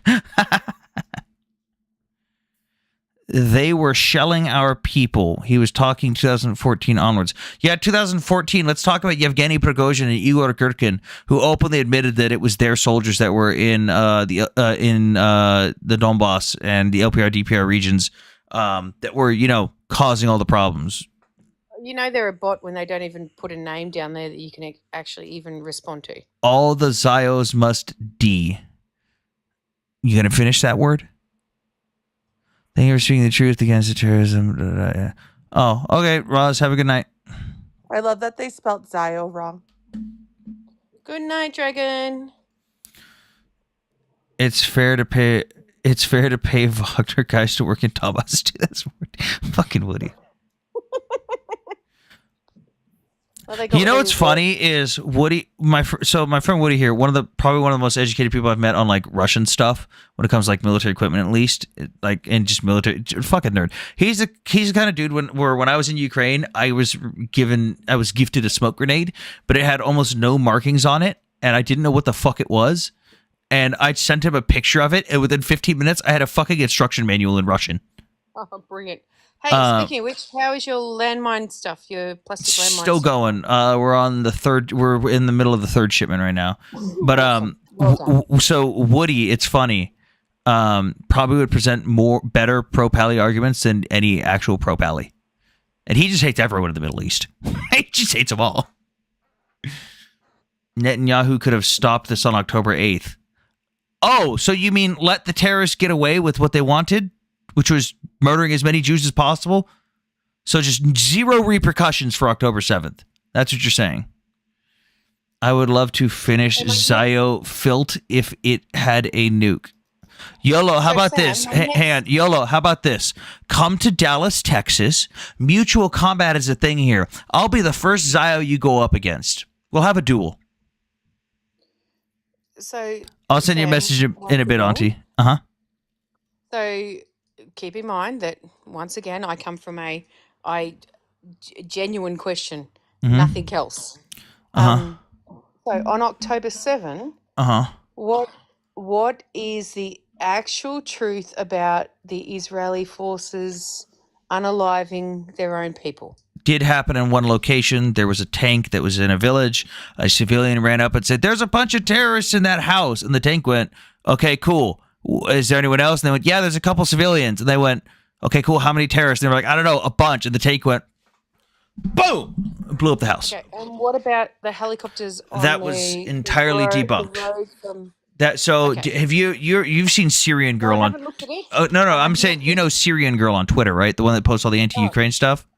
Yeah, That story. The story comes from her. So the original footage is night vision footage from an Israeli Apache helicopter that was released 2 days afterwards on October 9th of them engaging Hamas militants. It was geolocated, by the way, by Twitter, 15 kilometers south of the Nova Music Festival. The claim from her 30 days later was, this is released footage of October 7th during the day of them engaging at the Nova Music Festival. That was what the claim was, which daytime, nighttime footage doesn't match up, not in the same location, engaging combatants, like it didn't match up in the slightest. Then there was a Haaretz report, which is an Israeli left-wing media outlet, that stated that there was an official police report from a specific police department that confirmed that it was true. And that then the police department came out and was like, hey, that's not true. We didn't make that report. That report doesn't exist. And on top of that, even if a report did exist, why would we report on what the Israeli Air Force was doing? That's not our, like, none of that is true. It's one of their many talking points they use to just blame Israel for unaliving their own people. Okay. So my next question then is, and as I said, I'm completely unfamiliar with all of it. So when I see the footage of those cars on the highway there, a lot of them are burnt out. What were Hamas equipped with that would burn out the cars? Oh, that was actually something that me and a bunch of people were going over, looking at their kits when they were invading. So the main Hamas invasion force was basically a penetrating force. They were loaded up with buttloads of magazines, buttloads of grenades, and buttloads of RPGs. They had dudes who would like have an AK and a couple magazines, and then have like 2 backpacks full of RPGs. Dude, we've got videos of them setting up in the middle of roads and going, "Oh, look, a car, kaboom." Yeah, I thought RPGs would be involved. I just wanted to clarify. But it's also they've got their own video footage of them literally lighting cars on fire with people's bodies still in them. And if you look at like the wreckages or like the yards and stuff, you can see like which vehicles were just burnt. You can see which one. You can see like the ballistic damage on it. Like, okay, this one looks like it was just set on fire. Okay, this one looks like it was hit by a missile because you could see, like, or doesn't, because you can see like. You've seen explosion patterns with the metal and stuff. Like there's. Yep, exactly. Hang on, There's a different explosion. Here, watch. Let me pull up a war crime that Israel did. World Central Kitchen vehicle. Oh, okay. Well, yeah, that's a good one. I'm going to compare that. That was. Yep. Yeah, and that was a missile. October 7th. Oh, that one still haunts me a little. Yeah, what pisses me off is that the officer who was in charge of all that is still trying to deflect and say it wasn't his fault. No, I think he's still on trial for that. Was that fault? Yeah. I would start with the ground up, because my big thing was the fact that there was some fucking idiot enlisted kid that let them into the area in the first place without the proper identifying markers. That's problem number one. That was the start of everything.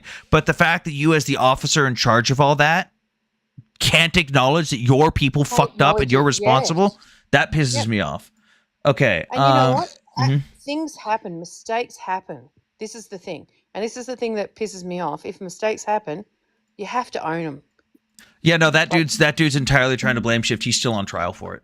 Okay, so here is an example of a vehicle that was hit by a missile. You can tell there's scorch marks right around the edge. This was hit by a Hellfire missile. The explosion is internalized. You can see that the metal folds in around the edges, but that it pops back up due to the blast, and the rest of the vehicle is wrinkled. That is what it looks like when you get hit by a Hellfire missile. These are the vehicles that were burnt on October 7th, and you can see that some of these ones are crushed. Like you can see that like they've been at a wrecking yard. They were picked up by a claw, essentially. But then other ones you can see, although they're old and burnt, definitely have explosion damage. Like the white vehicle, the 3 vehicles top left that aren't really, you can see those ones don't have explosive damage. Those ones were just burnt. I see zero indications of a missile entering a vehicle here, even on all the ones that just look like they've been through a wrecking yard. They don't even look like they've got, like, you know, where a missile hits sort of alongside, and they've got the peripheral damage. Yeah.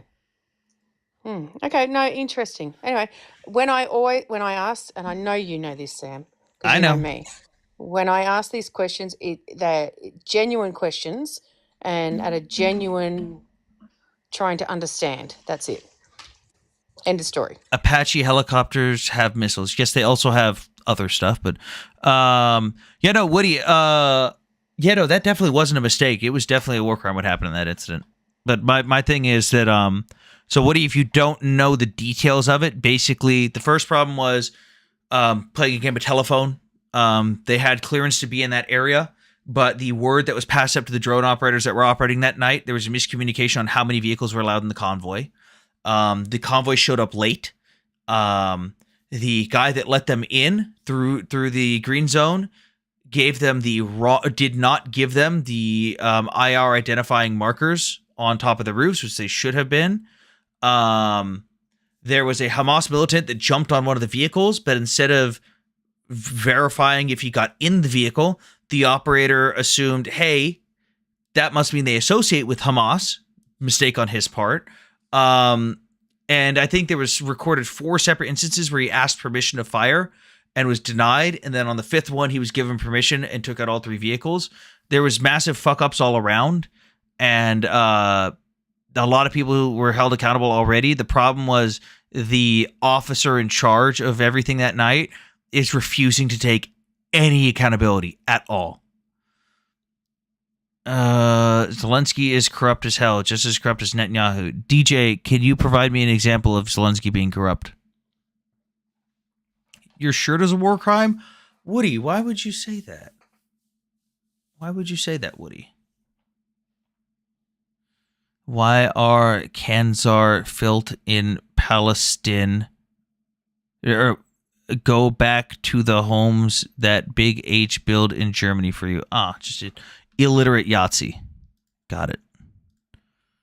Block, and we're up to 36. 36 Yahtzees. Let's go. By the way, if you guys are a subscriber, you get some fancy little stickers like the Yahtzee logo. You can just spam the Yahtzee logo and people keep blocking those you cannot debate. DJ, how about this? Why don't you come up here, DJ? I'm going to send you an invite to come up here. Hey, at least he was able to come up. Yeah, I will come up because it's easy to debate you. Okay. Can you give me an example of Zelensky being corrupt? Yeah, how much money has he stolen? Can you prove he's stolen any money? Yes. Okay, how much? Go look at what he's bought. He's Like an what? actor, for God's sakes. Yeah, Okay, relax, DJ. Relax. No, why don't you relax. relax? Relax. Let me talk. DJ, no, this is my live. You're not going to scream over me. We're going to have a discussion here. You said, look at all the stuff he's bought. Zelensky was rich before the war. He was a politician. He was a comedian, and he owned multiple media news organizations. So he had money beforehand. So what has he bought, and how was that proof of that it's corrupt money? He's a coke addict. Why won't he hold Okay, elections? cool. Because the Ukrainian constitution literally does not allow for it during martial law in times of war. So let's go back to the original topic instead of pivoting. Let's stay on that's a topic lie. here. That's a lie. It's not a lie. That's It's more absolutely misinformation. It's not misinformation, DJ. How It much, is misinformation. DJ? How much money do you want to place on it right now? How much money do you want to place on it? I'll put You don't have $1,000 any on it. money. DJ, how You're much a money? broke little How bitch. much, Why are you so DJ? upset? Relax, you fucking absolute man child. How much Don't money do call you me want to bet? anything, you fucking little bitch. How much money do you want to place You're on a it right pussy. now? How much money do you want to place on it, DJ? Call me a Yahtzee. Come on, call me a DJ, Yahtzee. like a DJ, child. shh, calm down, you man child. How much money do you want to place right now? How about you little baby bitch? How much money do you want to bet right now that the Ukrainian constitution does? Oh, he ran away. He actually ran. Yes. Wow. Ran. Yeah, because he doesn't Wow. like being muted. For You know those why? that don't know, the Ukrainian constitution, right here translated in English, literally does not allow for elections during times of war. Guarantees legality in the conditions of martial law. Conducting elections of the president of Ukraine, as well as the Rada of Ukraine, their parliament. Not to mention the fact that Zelensky is not the one that does that. It's the parliament, the Rada, that determines that. And it's the parliament that determines that martial law stays intact every 90 days. They keep renewing it. Just to be really, really clear. Man, really fucking spirited for someone that didn't know how to debate anything. I could debate you. Hello, Johnny. What's up? Hey, thanks for having me on. I just kind of really need to talk a little bit, especially about this thing about when you bring up Ukraine. People don't understand. It's not their president. It's not anything. It's the Ukrainian people that are fighting in the fields and killing and dying to Unaliving. make sure that or unaliving. I'm sorry. Yeah. Okay. I know. All good. All good. I'm new with this TikTok stuff, and I know I'm not supposed to say that kind of stuff. And he didn't have to do anything. the Ukrainian people are already, they mobilize themselves because they don't want the Russians in there. That's So that's I don't literally think how they Azov understand that. started. That's literally how Azov started. Granted, in 2014 when Azov started, 100% bunch of neo-Yazis. Azov literally was created because Russia invaded. They were a football. Football, soccer for us Americans. football, yeah, They were a soccer. football club of people that just liked football and went, we don't want the Russians here. Fuck this.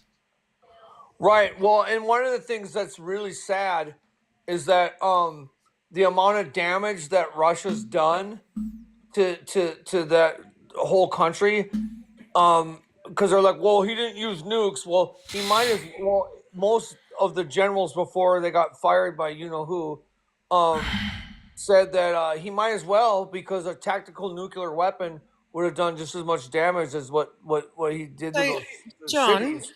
John, cities can be rebuilt. People can't be.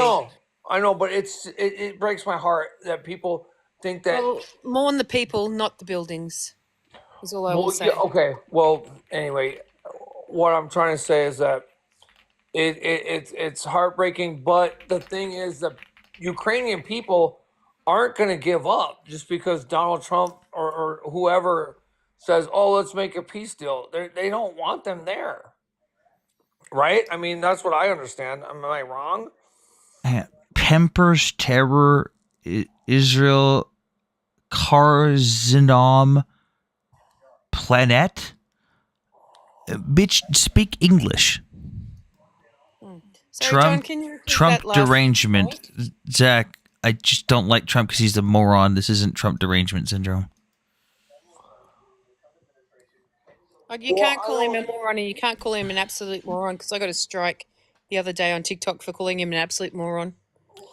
I got a strike for calling Trump an absolute moron, and I'll do it again and again and again. Yeah, you got to be careful what you say, I guess. Yeah, well, I don't. I'm Australian. All right, I can love say you, what I want. attitude. I still have my freedom of speech here. Yeah, right. Well, it seems like every almost on the hour every day, everything in this country in the United States is being like shut down, cut off. I mean, I can't even watch John, the I wake up every morning and have to perform mental gymnastics at the news overnight from the US. Like, my brain just goes from one side to the other side, going, "What the fuck did I just read?" Are you a reporter or something, or you work for? No. I just wake up early in the morning, and one of the first things I do in the morning as I'm getting ready for work is I read the news, because I'm very connected with Oh, Ukraine, and obviously US is very connected with Ukraine, so I monitor what's happening in the US and who can actually look away from the train crash that is the US right now. Nobody can. well, that's interesting. That you even care that much. The rest of the world you know, kind of has to care. well, We down do under and have to everything. care. John, Uh, we tried to say that you guys, we tried to back the Americas up. Like, we tried to back you up, saying, guys, make the best decision, because we don't have a veto right for this. If you guys make the wrong decision, this is going to impact the rest of the world right now. And guess what? You That guys makes made sense. the wrong decision, and guess what's happening? The rest of the world is going, what the fuck just happened? I know. I'm really heartbroken about it because, as an American and as I'm a Minnesotan as well. So like I seen all that George Floyd stuff go down and how they rioted in the city, and it broke my heart because I mean they asked for it, but it looked like a F-16 came down and dive bombed the city that I grew up in, and it was just I mean it took like it still isn't it's never, I don't think it's ever gonna come back. Even like this last summer I was driving through on Lake Street and there were still boards on windows and stuff. I mean But John, it's how not. can you accept that in your own country? Like, seriously, how Well, can you accept that? How well, can you accept what's okay. happening in your own country right now? Hold on, let me explain something too. Also, um, it did change some things, but it changed some things for the negative and for the better. And one of the things that people say is like, well, the only way you're gonna get them to listen is to go break some things, and that is kind of true, but it's also not. So it's one of those double-edged swords, I think. And I was trying to explain that to some other people, and they got really pissed at me for saying that. And I was like, well, I don't Well, know. I hate to tell you, John, but somebody that understands history and I can have a good sort of projection on what's going to happen in your country. You Wait, got in the next 6 months. hang on, I gotta. Woody is my friend, and Woody puts in chat, Sam retrieved the doohickey because I held up the bag of or box of goldfish, and then he says, Sam eats goldfish, pass it on. To which someone replies to him at Woody, El Islam. What the fuck does Woody said? He's not even Muslim. What are you doing? Anyway, so while Sam eats goldfish, John, in the next 6 months, like I'm not joking, your country is going to experience some incredibly turbulent times, but not just from internal forces as you guys grapple with what's happening in your own country because half your population couldn't be fucked to turn up and actually vote because you don't have compulsory voting. I know that's sad. Yep, it's really, really sad. But you know what? The rest of the world is not going to stand by and listen to the crap that Trump is spouting or the tariffs that he is trying to put in or trying to play Well, I the hope so. bully, the bully of the 100%. world. You know why? Because you are 4.8% of the world's population. And the reason why you have all your military forces spread over the world is because you want to maintain your superpower status. That can change very fucking quickly when trade changes and they kick the US out of countries. Well, one thing. No, one okay, thing hold about on. that- Can I say something right now? I just want to. I'll tell you, I am very educated, and I do know that one of the things that the U.S. has sustained and maintained, and the reason that 90% of our budget goes to military is because we like to force ourselves into things so we can dominate economic Nine- systems. nine- That's the whole 90% reason of we your went to budget doesn't go to Vietnam. That's the whole military. reason we were in Vietnam was because we John, didn't want that. So it's all about like, and Wait, there's I the just whole missed what? capitalism and all this 90 bullshit. sorry, I need to correct you, John. 90% of your budget doesn't go to military at all. Well, okay, It's 80%. about, what is it, 80 or something? I think it's right 80. It's most of our budget. What? No, hang on. No. You've got 3.8% or something like that Yeah. of your No, actual it's close to GDP 6, I heard, GDP. goes towards your military. It's 13%. What are you smoking, Johnny? 13% No. goes to Hold on, you guys military. are wrong. Hold on, if you look at what actually is spent, look it up. I'm telling you. I just did. 830 billion or something? 820 billion. 13% of the U.S. There you budget go. 13% of the U.S. federal budget goes to the Department of Defense for the defense There you budget. go. That's it. Okay. I'm wrong about that then. Yeah, but Sorry. one I thing had to correct about you, big John, because Okay, well, 90%. Yeah, is a big 90% claim. would be insane. That's insane. Well, it used to be like that. I guess maybe I got my It facts didn't used wrong. to be like that, John. Russia right now is operating on 40% GDP going towards Wow. military. Yeah. Okay. Well, Hello to Leah. well, I didn't mean GDP. I meant what the government actually spends out for healthcare and for No. roads. And Does this your and that. government spend Johnny, on health? Most Johnny, of it that's all goes to the military. no, Johnny, that's the federal budget. You're just wrong. It's only 13%. Okay, that's good. I'm glad you corrected me. I was pretty sure that most of our money, taxpayer money, I guess what you want to call it, goes to the military. No, it doesn't. Not at even all. close. What Trump Okay. wanted to believe. Okay, Johnny, things are coming up. I'm going to clear up some space real quick. So we don't have too many from these up here. Thank you for coming up. Lee, did you have anything to contribute? I think you're friendly. Yeah, I'd just like to ask one question, really. One thing what I've heard on the news recently is that Trump is firing a lot of his top generals, which to me is not, that's a purge. I just Yeah, heard you- that today as well, Lee. Yeah, purge it's is happening in the crazy. military. It's, when you've got someone who's dictating, it'll clear out the army and then, the military, I should say, and then They- bring his yes men in. He fired one person. He's taking over. Damn, It's- no, it was more than one person. Oh no, It it was was- It was It was a Navy, general it was and a Air chief. Force. It was Navy and Air Force. There was a minimum of 2 that I'm aware of, and it's just happened within the last 24 hours. I don't remember for one of them, but I know I know one of them. I don't remember for the other. One of them definitely deserved to go because of how there's a lot of shit that Americans have seen with how the military, for how that branch of the military was run. That The Navy? Are you talking about the Navy? no, it was the female.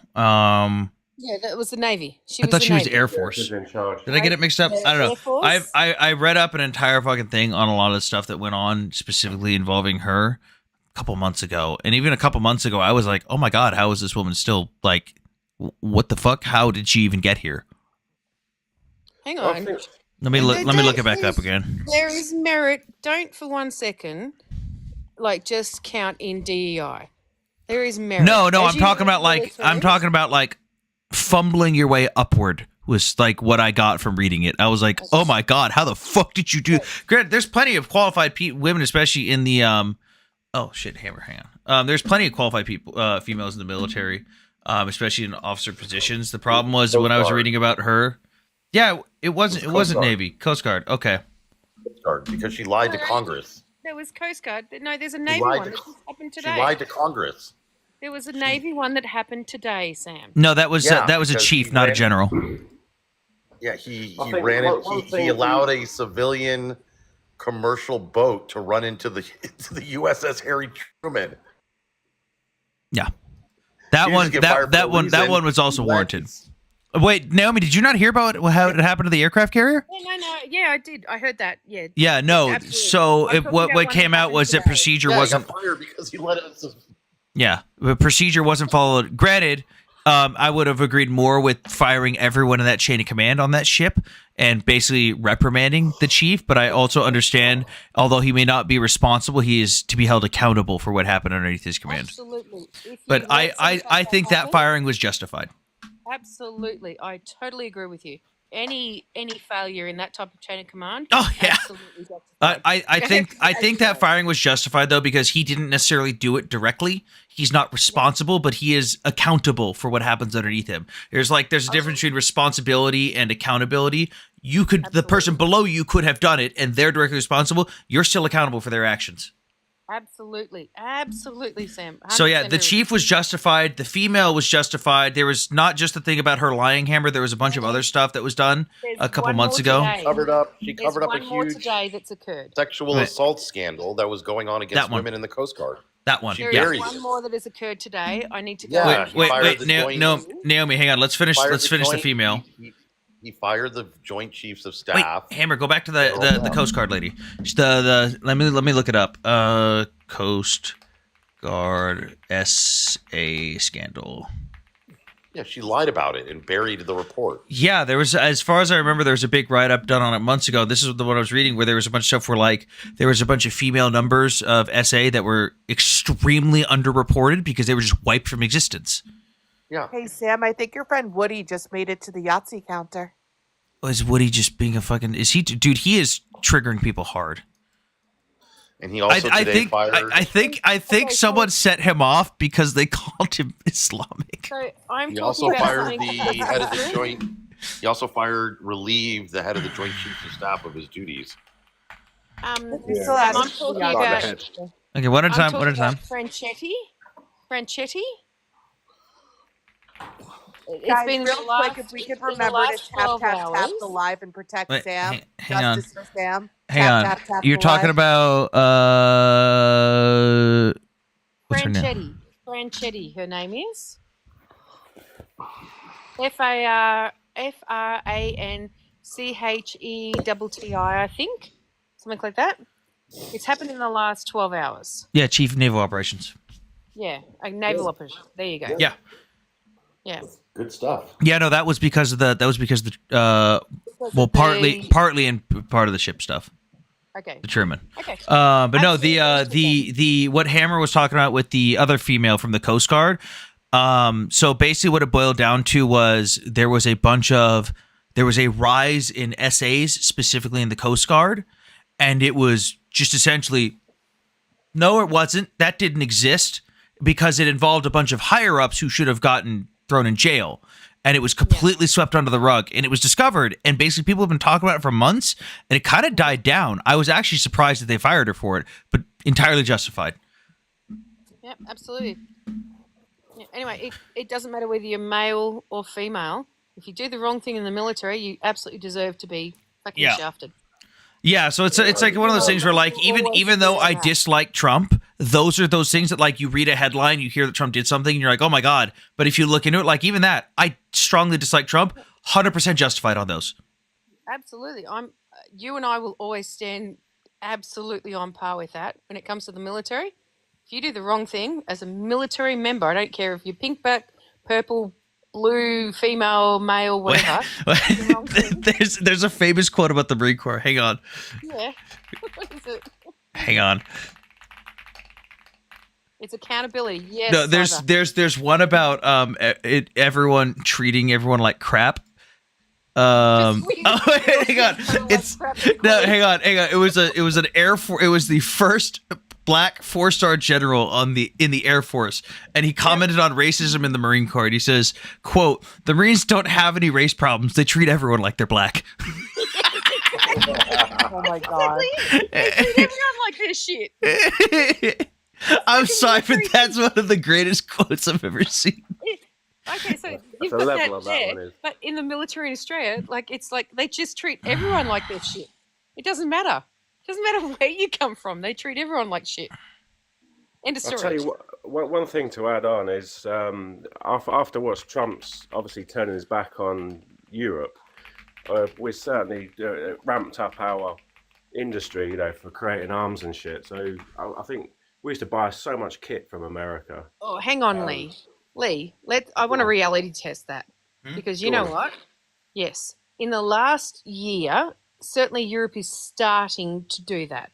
It is going to take years for Europe to bring it online. I tender for a lot of projects. You can't just have a broad brush statement and say this is what we're doing. It is going to take years. So as Europe to have it done. It's a work in process. It's a start. The problem is for hang on, Hammer like this. Hammer, Johnny the Commie in the comments section says genocidal maniacs with absolute disregard for human rights. What do you have to say to Johnny the Commie? You're talking about the people that danced on the coffins of babies that were strangled to death? So, is that what you're talking about?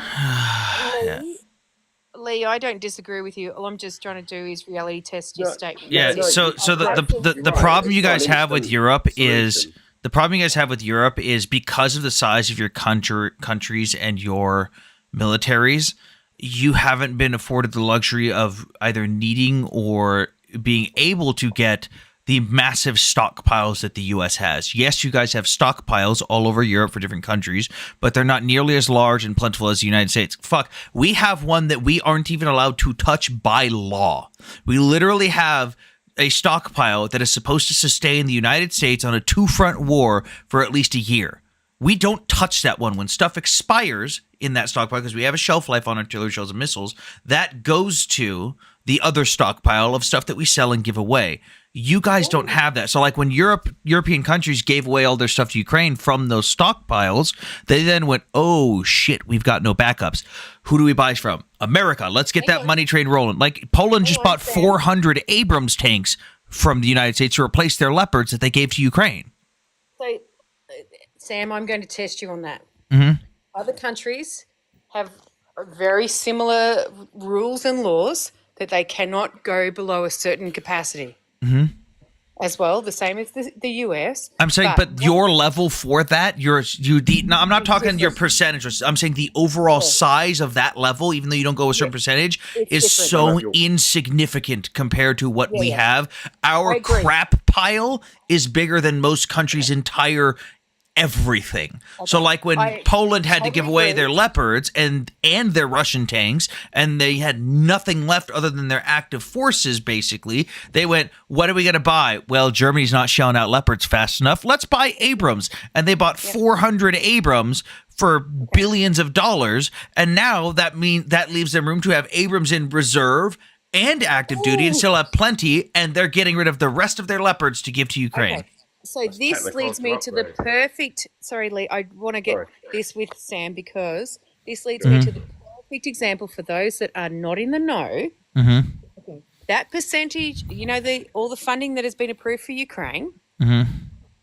What percentage or what amount of money is for the replenishment of US stocks that replenishes the supply that's yeah. in surplus to that? Uh, What let, you're talking, where let's I'm going go with this. to UkraineOversight.com. Because this is a really good, important conversation Funding. because you're absolutely spot on with the fact that Europe doesn't have these supplies, so they need to pivot and change. But the US, so that funding that was approved for Ukraine, the replenishment, I think it was about in excess of 36 or 40 billion of that money. 45.8. So basically 45.8 billion of the dollars essentially went to replace instead of us paying out of pocket immediately for the stuff that we were putting in our stockpiles that we get shipped out. It was paying for the immediate replacement of like artillery shells and missiles, because it's not paying for like the vehicles and stuff. The vehicles again are 20 plus years old. Those vehicles were already replaced by other vehicles 10 years ago. The Humvees were replaced by a vehicle called the JLTV starting in like 2003. Okay, Sam, tell the US population that's listening to you, where is that stored? Where is that replenishment of stock stored? It's not in Ukraine, is it? In the United States, where nobody fucking touches it. Thank you very much. Fuck, we lost more stockpiles of stuff when we left Afghanistan. Like, I don't think people realized it, specifically for the Marine Corps at least. When we left Afghanistan, the Marine Corps almost ran out of ammo for a little bit. Because we don't pull from other people's stockpiles, the Marine Corps left a lot of our ammo in Afghanistan. Camp Pendleton has a couple ammo depots and a couple other bases too. Most of it was gone. Because we didn't replenish our stuff. This shit's replenishing all that stuff. That's true. I think Afghanistan, the Taliban's got a nice shiny fleet of helicopters as well. Oh God, no! They crashed all those. It's fine. We don't care anymore. What about the fires in California? What the fuck does that have to do with what I'm talking about? People seem to think we can only give aid to like one thing at a time. Just because we have a really poor attention span doesn't mean the rest of the world does. Do you live in America? Yes, I do. Exactly. The greatest goddamn country ever. Serious. You don't have to just be concerned with one issue. Like as I've said to Sam knows me very well. He knows that I can't like spend my time learning about other conflicts because of my connection to Ukraine and what's happening in Ukraine, etc. So people just don't have that same capacity. Why is it the rest of the Design, I have a little bit of a remembrance of who you are. I think the last time you and Hammer were on a panel together, I might have woken out of a deep sleep while on the panel and started screaming at you. You thought she was a pro pally mid sleep. Why is it the responsibility of the rest of the United States to rebuild in Los Angeles as a result of California's poor policies? What happened in LA, it's actually not LA, it's Palisades and LA County. LA County. Why should my state, my tax dollars go to pay to rebuild something that was mostly preventable and certainly did not have to happen on the scale that it did if they're going to continue to do what there's only one argument I could see for that, Hammer, and I could see there which one of the fires. There was one specific fire of the fires that started on federal land. Which one was it? It started in a national park because although not this recent one. California has this thing where it's illegal to clear brush. Trump has talked about it before. It happened when he was in office the first time. There is federal land though that also, while bitching about the rightful thing of the land hasn't been cleared of brush, Trump could have easily said, hey, clear this federal land of brush. Like, if a fire starts on federal land where Trump says, hey, we need to clear this brush, and they don't, I could see somewhat making the argument. When these fires started? No, during his first presidency when there was other fires that started on federal land. I'm saying, like, if that happened, I could see that argument if it starts on federal land due to the federal government failing to do something that Trump was saying to do. But this didn't. This was specifically because of California's failure, and California's we aren't going to clear the brush because it is illegal. Just like the same thing with it's illegal to collect the rainwater. I mean, the brush is certainly a major contributing factor. But It definitely helped the fuel, though, brush, is what I'm saying. It's the inability to replace old wooden electrical poles with more modern metal or aluminum wooden electric poles. It's the Don't mention Sanchez aluminum. Reservoir was empty for over a year because of a torn cover that they never got to. The mayor of Los Angeles was warned and left the city that day, the day of the Palisades fire. The LA fire chief told 1,000 firefighters to go home. Can I ask? I mean, Can I it's ask? governmental failure on the part of state and local politicians. So why should I have to pay for that shit? And by the way, Can I I ask? live in LA. As someone different, I want to ask you, as a country, so like my country, when we have natural disasters or things that occur in other states within our country, the one thing we never do is turn around and go, we're not going to send them help. No, we still sent help. We still sent help. The difference is in this scenario, California's policies and what they did directly caused these and made them worse than they should have been. And then they turn around and go, we want all the money. It's like, but you made the things that caused this. We told you not to do this, and you did it. We're a republic. We have 50 states, 50 sovereigns. That's the Constitution lays out the responsibilities of the states versus the feds, and it's It doesn't sound like you're unified at all. You're not the United States of America at all. You're we are the United States of America. That doesn't mean everyone. You're not. Okay, let me put it this way. In Texas, Texas's infrastructure for the electrical grid is completely separate and standalone from any other state. We're the only state that is independent.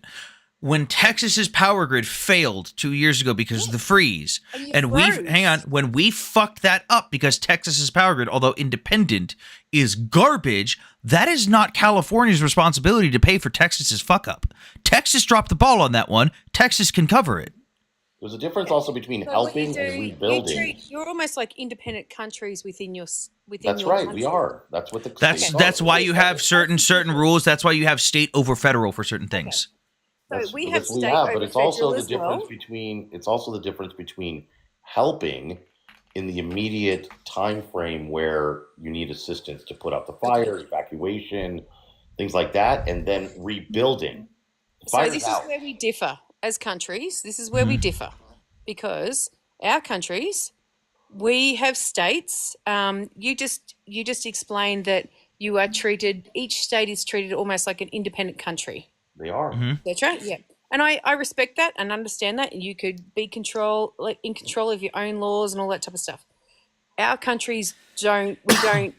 We're not that way. We are a country, and then we are independent states. But when one state is in trouble, the rest of us come to help because we've got different. Well, we just got. We do this. We do the same thing if it's something that wasn't caused. But let me put into context the stuff that happened in California. It's not human. So in this case, let's say a hurricane hits Florida. Florida can't help that. But in this scenario, California, it is illegal to clear brush. I'm looking at right now that there's multiple families who over the year have literally been fined tens of thousands of dollars for clearing brush. You cannot clear brush in a nature reserve. You also, they refined the law and updated it in 2012, but they passed the Rainwater Capture Act. It is illegal to collect rainwater in California. So one of the big things was a lot of our water reservoirs didn't have enough water because California takes all the rainwater, dumps it straight into the ocean. About 10 years ago, the state voted on a multi-billion-dollar bond issue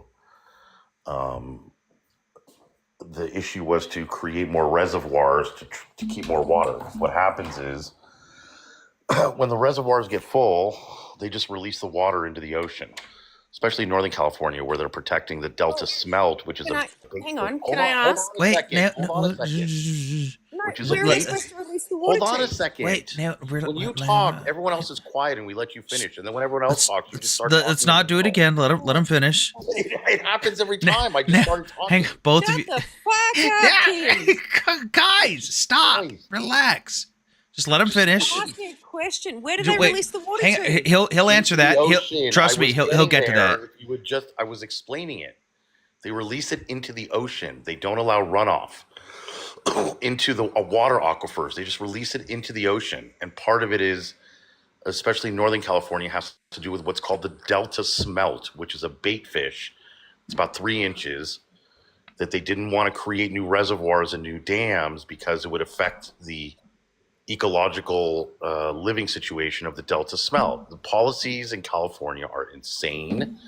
They're run by climate extremists and green grifters, and it shouldn't be the responsibility of the rest of the country to bail them out when it is Yeah. man-made disasters. Like Sam Okay. said, this isn't a tornado or a hurricane. This is someone set a fire, and it was made 100 times worse because of bad governmental policy that everybody knows this is what happens. And they're warned constantly, over and over again. They're told, this is what you need to do to mitigate fires. I lived in LA. I was the last big one that went to Malibu in 2019 or 18. I was a mile and a half from the fire. I was packed, ready to go. If the wind blew west, my house was gone.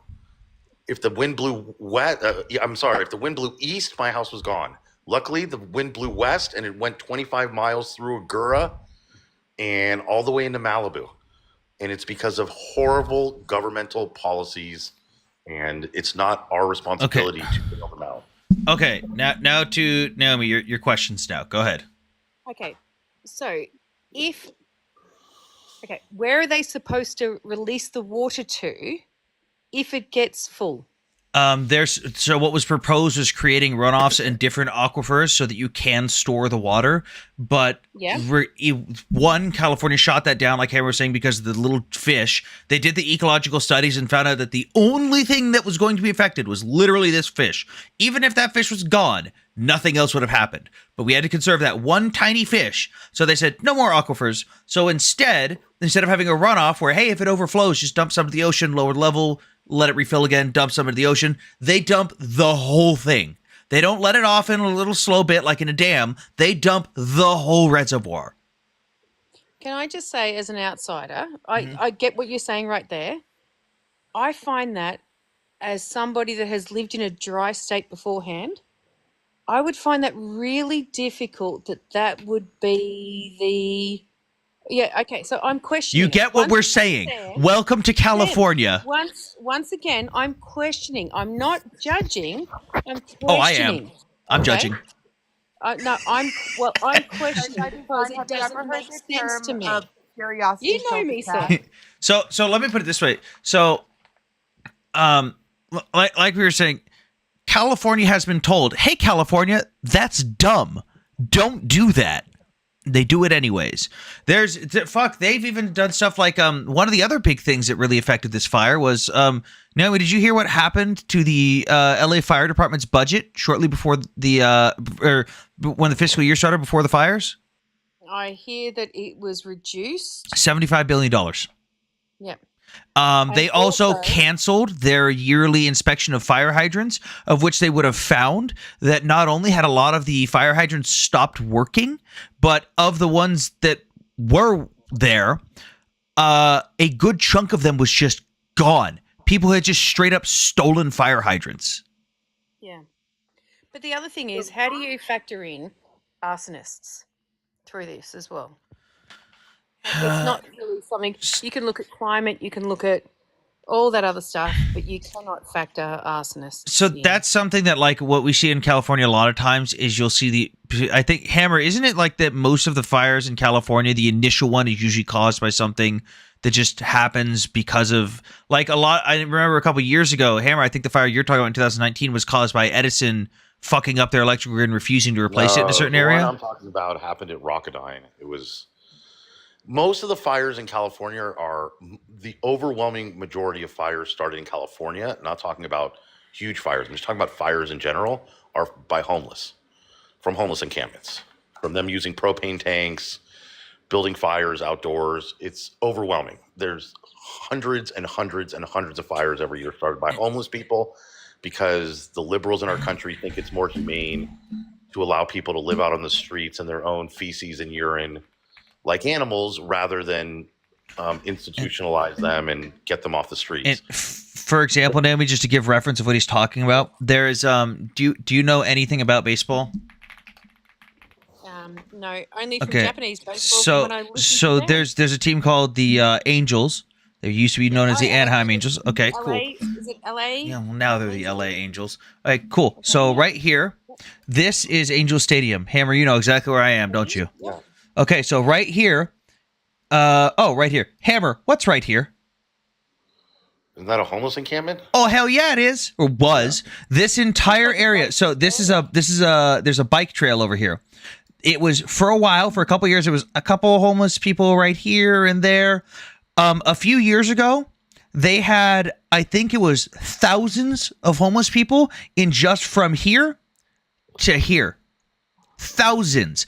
And it didn't change. California didn't do jack fuck about it until a politician from California, I think it was like his daughter or something, was riding a bike through there and got assaulted. They just let thousands of homeless people build up in that one tiny cramped area, and there was drug use all over the place. Like, it was California allows that shit everywhere. Hang on. I was but just in LA. homelessness, I was just think in LA this you've week. Talked about this What? before, Sam. Mhm. Homelessness in a state is a state issue, right? Another Should be. California failure. Should be. Yeah. Yeah. Okay. It's supposed to be I a just state wanna issue. check. It's not a federal issue. It's a Yeah, state no, issue. that's like California's given a budget every year on how to deal with social programs to help homeless people, and what Hammer was saying, got it. they don't do it. So when you've got these homeless encampments that start a fire, California, what are you doing? You've got the money to fix this. What are you doing? They've spent $21 billion in the last few years on the homeless, and the problem's gotten worse. It's not a money problem. Like California's solution, like a lot of states, especially very liberal states, funnily enough, who are supposedly all for the homeless. Hammer, what is what are some of the most common things we use to address homelessness in public areas, I should say? They give away drugs. That too. Yeah, there's drug use zones. There's active zones where you can go to, just Sorry, can you, like, once again, this is an education thing for me. Can you explain that? What are you talking about? They give away drugs. Oh, you didn't know about this. It's basically I don't. basically a completely free zone. You are When I ask devoid the of follow. You know this. When I Naomi ask is you a question, like I'm not asking because I want 100%. to, like, trap She someone into is. something. She is. I am actually Okay, genuinely so- asking because I'm So from a I got fucking you, Naomi. country. So there's basically zones that are set up. They will there's one of two things they do, and sometimes they do both. You are devoid of following the law when it comes to illicit materials. There is no restriction in that area. And sometimes they will give it to you for free in the hopes that you won't go find it somewhere else and get in trouble with it. They Giving took that from needles, Sweden thinking it would work in the U.S. It doesn't giving work. needles, crack It's a pipes. different culture. in order to reduce criminality and that type of stuff. It doesn't Yeah. work. Yeah. It would keep them away from getting things like intravenous bloodborne pathogen disorders. It doesn't It work. worked in Wow. Sweden. Doesn't mean it's going to work here. Yeah, and like I was asking Hammer, what I was trying to lead to was what do they do to combat homelessness? California's thing is push them somewhere else. Did you ever watch SpongeBob with Sandberg, Naomi? Yes. Yeah. Did you ever see the episode where they had the giant Alaskan bullworm? Oh, I don't remember. There's an episode with a giant Alaskan bullworm, and Patrick's idea is, why don't we just take Bikini Bottom and push it somewhere else? That's what they do with the homeless. They literally they'll let a homeless encampment build up until there's thousands of homeless people, and then push them somewhere else. That's it. Like Remind me they again build why the spikes on benches. They'll put rocks places so people can't stay there. They just move them. remind me again why the US is the best country in the world. As we are. Because we are. Best doesn't mean I best believe doesn't mean it's perfect. Australia. doesn't mean we don't have shitty states. At least Best- we didn't best lose doesn't a mean war to perfect. emus. What's best, Oh, best, come on. We didn't just leave it. We just did. No, I need to That- correct you. that No, I'm doesn't going to mean correct you. perfect. Wait, hang on, Hold Amber. Hang on. This is Be funny. quiet for a second. Like, seriously. We didn't just leave a. We just didn't lose a war to emus. We lost a war to fucking rabbits as well. We were the only country on this planet. That for my ugly laugh. That was so Yeah. funny. We are the only country on this planet that have ever lost 2 wars To animals. fucking animals. Wait, Emus I'm and assuming rabbits. the rabbits is like the Simpsons So, episode This where is like the they showed whole a frog. reason. This is the whole reason why my profile picture right now is an emu. I had a feeling. Yeah, That's really funny. there you go. But yeah, yes. like what we were saying is California's failures, especially in these fires, a lot of these things are state issues that the federal government, because they're limited in power, can look at California and go, California, stop it. Yeah. California, Got it. stop it. And California goes, no. Hey, here's another check for a bunch of bullshit, and they give it to some random organization. Like they shoot themselves in the foot. It's California is literally the meme of the guy putting the stick inside his own wheel on the bike. Got it. Okay. It's got it. also with the homeless problem, the policy of California is that homelessness can be solved by that the root cause of homelessness is expensive housing. And which the housing is expensive in California in large part because of governmental policy by design. But that's not the problem. The problem isn't housing. You can build 1 million houses and give one away to every single homeless person. A lot of the people want to live on the streets. A lot of people don't want the houses. And even if they do, it doesn't matter. They're mentally ill or they're drug addicts. And giving Okay, them a so- place to live isn't going to solve the root problem, That which is leads me mental to: illness and drug addiction. is the root problem of homelessness housing issue, or is it No. drug addiction and other It's issues? no, it's Mental a illness and mixture drug of addiction. stuff in like at least in California, it's a mixture of stuff, and California seems to Yeah. ignore the root cause and just say if we throw money at these other things, it will go away. And instead of addressing the root cause, they go, here's more illicit material. Just do it LA over here. In LA, they did a study, the LA Housing, the LA Homeless Commission, and then they buried the study because they didn't like the Was this the results. 2020? No, it was late 2000 teens.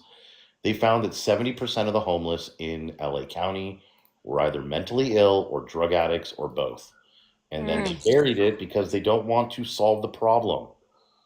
They don't want to. If they solve the problem, what are all these people who work in NGOs for homeless advocacy and homeless organizations? If they solve the homeless problem, all those losers are out of a job. They're Hang all out of on, a they're job. not losers if they're trying to solve that No, problem. but the problem is they're they're not losers. they're not solving the problem. Is they're going about it the wrong way. They're literally just grifting Yeah, at a They're job. losers. They're not right. actually solving the problem. You're right. Exactly. If That's you- why if they're you work losers. If you work at a task, if your job is to do X, Yeah. And you don't achieve the outcome. the results are you make more of X, then you're a loser. You're not doing your job well. You haven't attained the outcome. Yeah, I agree. This is why I am from California and I have a deep disdain for California. California will have an issue and then they'll do a study that shows here's how we solve this issue. And California goes, ooh, I don't like that. That seems mean. Let's solve it with this. And it has absolutely nothing to do. And then something happens because of that. And California goes, woe is me. How could I have foreseen this coming? Okay, so does that mean you have no problem with the fact that Denmark has got a petition going right now for the purchase of California? That is funny. I will say that. I'm just California asking, also just set asking aside for a friend. a week before the fires. California legislature set aside $50 million that they don't have because they're running a $60 billion deficit. And states are not allowed to run deficits. They set aside $50 billion to fight Trump with legal action, and they could use that money to help the people that have been affected by the fires, but they won't release that money because violating federal law and protecting illegals and boys cosplaying as girls so that they can go into locker rooms and play high school sports, and defending hospitals who want to mutilate children, that's more important to them than it is to take care of their own citizens. So again, why should I, someone who left California because of their insane policies, why should my tax dollars go to defend them? Hebrew, which state did you move to? I moved to Nevada, one state over. Okay. No state sorry. income tax. No Once state again, income tax where I am. I I went from paying 11% state income tax to 0%. Okay, so I pay 38% income tax on my income right now, and I don't have a problem with what my government does with my. Naomi, about half of my paycheck was going to taxes when I lived in California, even though I was living. Yeah, I remember you saying this. Yeah, I was making fucking shit money in the Marine Corps when I was living in California, and guess what it went to? Fucking nothing. By the way, hang on, Naomi, hold on just a second. I want Hammer, have fun with this one real quick. Here, the Yahtzee boy, have fun. I don't know if you've missed out on swinging at people. I mean, come on. The people of the Holocaust are now talking. Thank you, Mr. Trump, for stopping the war between Christians in Russia and Ukraine. It was a fucking Jew as a president who wanted to see Christians warring against each other, and Mr. Trump stopped all of this. Yeah, sure he has. Isn't the war still going on? Yes, it is. Oh, sorry, did you just say is the war still going on? Wait, no. He's being sarcastic to Sim. He's being sarcastic to Sim. Okay, good. No. Relax, Naomi. This is a known neo Yahtzee that goes up on all those pro-Israel lives and says a bunch of shit against Jews. Got it. Okay. Sim, are you too 67.9 to know how to unmute your mic? I'm sorry? Oh, okay, you figured it out. Sim, do you think Jews run the world? Not really. No. I mean, the Jews were burned and dumped in our land like the garbage they are. They are in the Holy Land just to serve Western enterprise and with Western plans in the region. They are how much of your innovation a bad investment in the region. Actually, I mean, we've proven to the West that Jews are a bad investment in the region, and they are incompetent and not up to the job. Can I just say, as I I take offense to this. No, just hang on. Hammer, do you want this one or do you want me to handle this one? Please handle this one. I don't need any. Sim, what country are you from again? Sim, I'm not Jewish, by the way. I'm not Jewish. Sim, were you born in Palestine? Were you born in Palestine? Yeah. You where? What city? You look very, very white. Hang on. What? Near the Shafat refugee camp. In where? The Shafat refugee camp. Where did you say? Well, no, name it. What did you say? In Jerusalem, in East Jerusalem. Oh, Jerusalem. So, when did you leave there? I did not leave anywhere. So you're still in Jerusalem? Yeah, in the refugee camp in Shafat. Why are you asking? A refugee camp. A refugee camp. How long has it been called a refugee camp? Ever since the Holocaust happened. I mean, after the Holocaust, when the Jews were thrown like rats in the gas chambers. Cool. Like I didn't ask that. I didn't ask that, Sim. I didn't ask that. No, that's not what I asked you, Sim. You're my fucking dimmy here. You absolute fucking. How these people operate. You little fucking rat. You're the dimmy here. No, dimmy. You will shut up when I am talking. You are not in charge here. Refugee camp. What year was that refugee camp established, by the way? The rats were the ones who were thrown in the gas chamber. Answer the question, Sim. No. What year was that refugee camp established? Well, I was not born yet when it was established in 1949. I didn't assume you were born. I'm just asking if you know the history of your camp. Well, it's a camp. I mean, it's not my camp. It's a refugee camp. It was established in 1965. 1965. Who had control? Which is well after the Holocaust. Shush. Yes. Simpson, I get it. Holocaust, great. In 1965, who had control of that land? Well, let's say, okay, the problem here is the Jews. Sim, just answer the question. Why should I answer land in 1965? No, Sim, you're gonna answer the question because the King Jew is speaking to you. Sim, you little rat. You're going to answer the The question. rats are the ones. You're going to answer the question, Sim Sim. You're the Dimmy here. Answer the question. I'll answer. Okay. The rats were the ones who was grown up. Sim, who was in charge of the land when that refugee camp was created? The UNRWA. No. The UNRWA. No, the country. Yeah, the UNRWA. country. Yeah. The The UNRWA country. is in charge The of the country. land. What and is country still controlled the in charge of land? What country controlled the land? The UNRWA. I mean, it No, the was country, stateless. the No. The country. refugee camp was stateless. The refugee camp was stateless. Country. What owned country by the controlled the UN. It was land? owned. The land of the land was owned by the UN and The ruled by land the of the UN. land. The land was not owned by the UN. It was No, owned, the land was controlled owned. The land of the camp It is was still owned controlled by by the UN. Jordan. Why It is was the West controlled by Bank in Owned the by the east? UN. You created a refugee camp in an Arab part of. You were It living was. under Arab It was the control. UN who created. It's like No, Sim. I know you're probably too dumb to realize this, but what he has just said to you is that Jordan, the Arabic country, was in control of that land when the It was refugee camp was established by created. King Hussein. Jordan did not do the Holocaust. It was established by King Hussein. But Move Jordan on did from not the do Holocaust. Jordan did not do the Holocaust. You see. No, You're but a the moron. Palestinians sure did. Of course we did the Tim, are your Holocaust. And we parents did Where separate- did? We brought death upon 6 million Jews in Europe. You see, we fulfilled the No, but prophecy they of were Amalek helped and by the Isaiah. Arabs. You They see, were helped by the no, Arabs. the Holocaust was the fulfillment of the They- prophecy in Amalek and Isaiah. We fulfilled that prophecy. Before they were dumped, I mean, they did not return to the Holy Land. They were dumped in the I Holy think Land. Sim Sim you see. is half donkey. Better than half Jews. Oh, no, I'm sorry, If I had a Jewish goat. finger, I would have chopped it off. I don't know if this is brain damage Don't care, or Sim Sim. from incest. This is 1,000 years of inbreeding. This is what happens.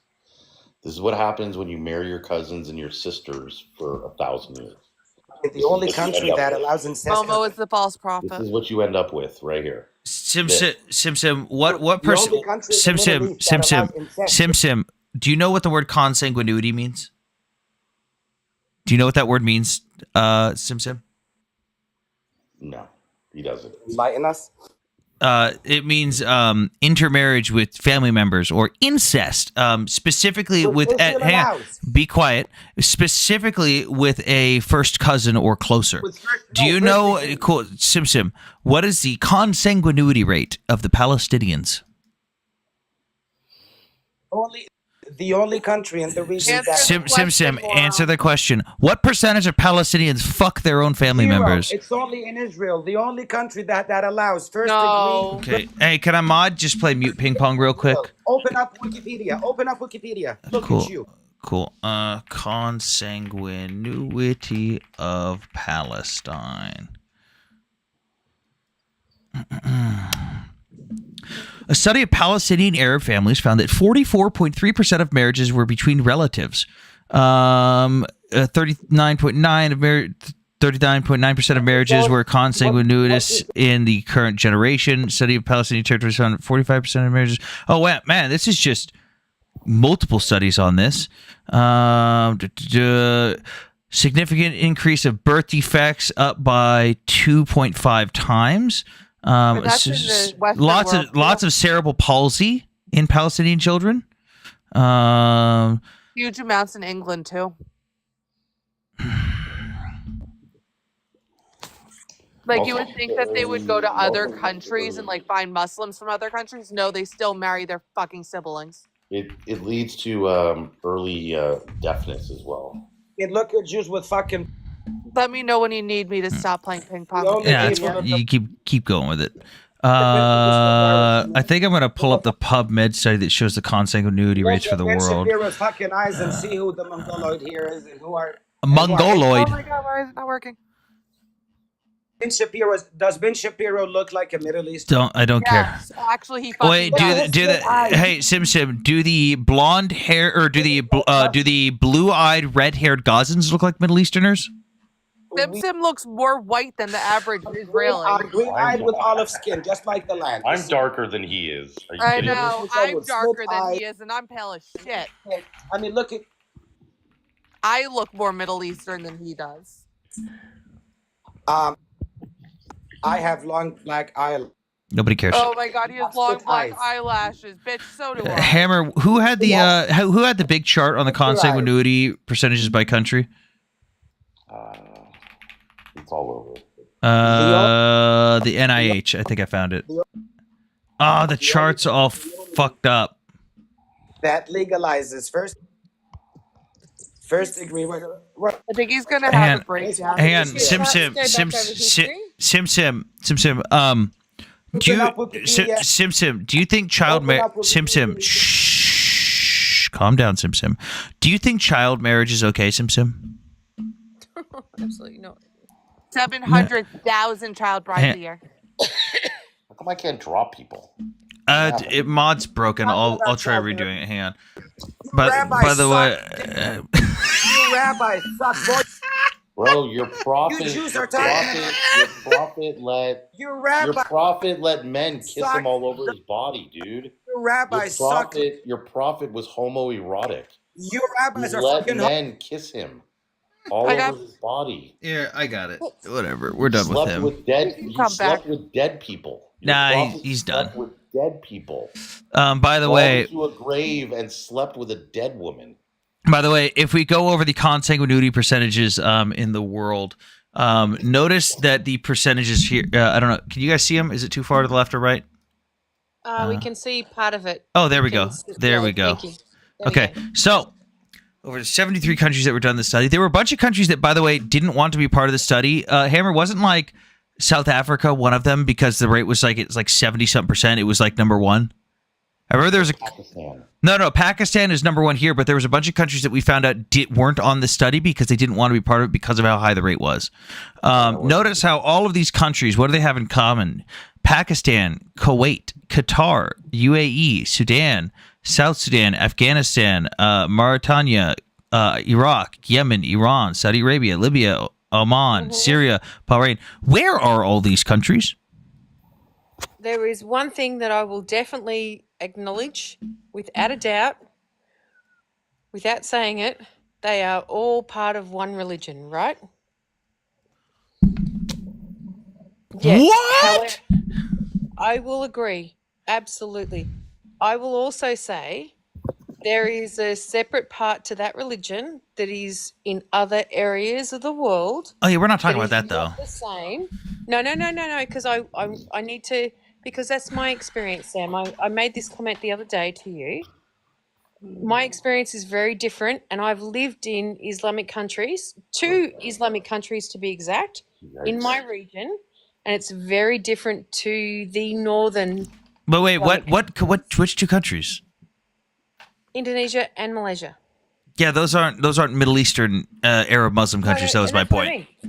Yeah, no, Arab Muslim countries by majority and in the Middle East particularly have a very, very, very high rate of fucking your cousin.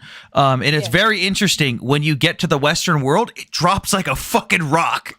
Whereas the southern Islamic, which is my exposure to Islam, is very, very different, Sam. That's what I'm saying. Oh yeah, I know. Yeah, got it. Oh wait, really high in Indonesia, by the way. I forgot to add him to the counter. Let's go with 37. Consanguinity is really high in Indonesia. It's over 35%. Okay, it is very different to. It is very different to the northern style. Very different. It is still prevalent, but it is different. I can't stress it enough. I'm an Indonesian linguist by profession recently. Very, Naomi, he wasn't wrong. Consanguinity in cousin fucking in Indonesia is 35.9%. That's crazy. Holy shit. I'm not. Idiocracy is real. Get your cross. That's worse than Gaza. Wait, hang on, because all of Palestine, if we take Judea and Samaria and we take Gaza, their total is 44.5%. We know that Gaza alone, though, is 33%. What the fuck percentage is the West Bank? Holy shit. Now look at it from a Catholic perspective. Ew. Do the same, like if you want to judge them. Wait, what country? What country? Like just universally. Like let's look at it universally. Catholic consanguinity percentage. Yep.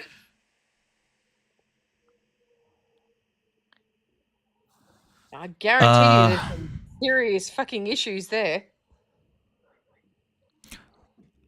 In country, Naomi, the average is less than 1%.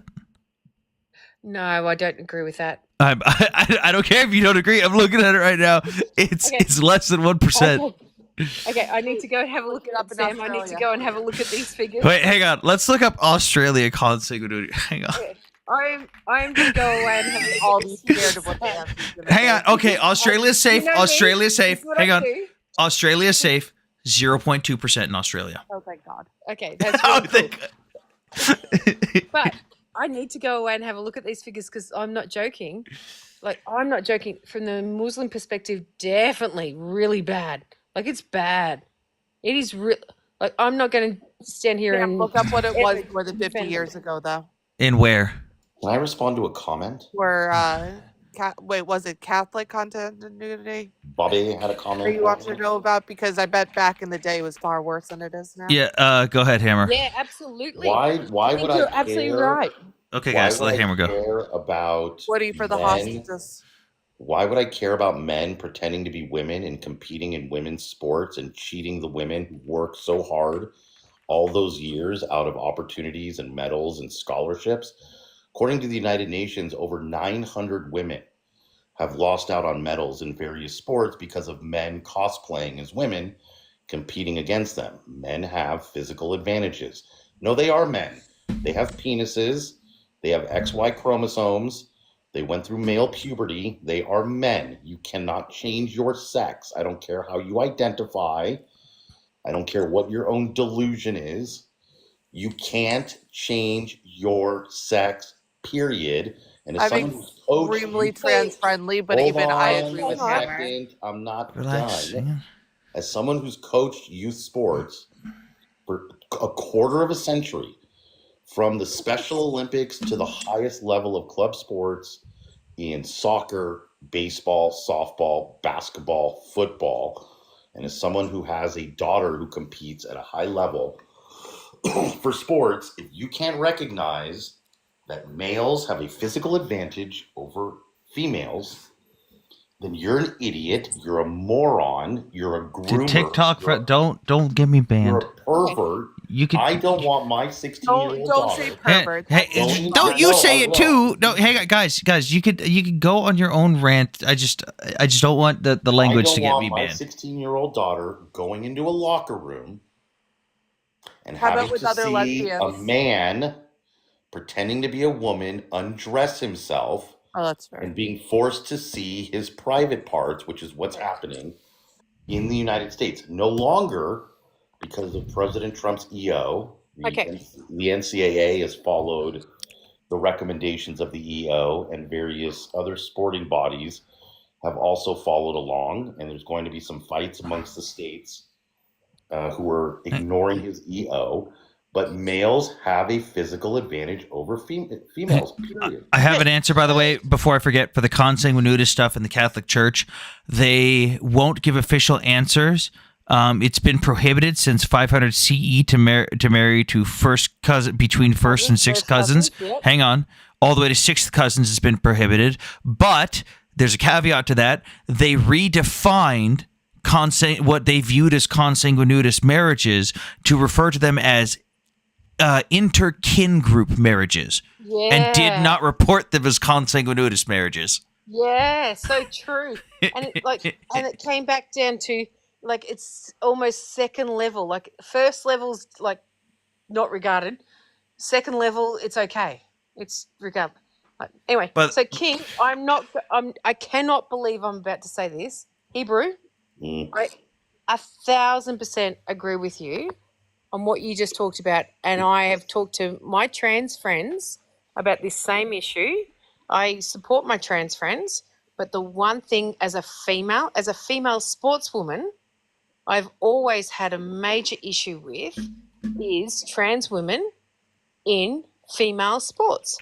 And so I'm going to say on the record, Sam, For the first time ever, I agree with Hebrew. You've agreed with him on a lot. You've just never said it out loud. You can No, save but yourself. he You can doesn't save realize yourself a that I lot of. actually agree with him either. He just gets in his You can moment. save yourself a lot of extra words and just call them men. Trans women are men.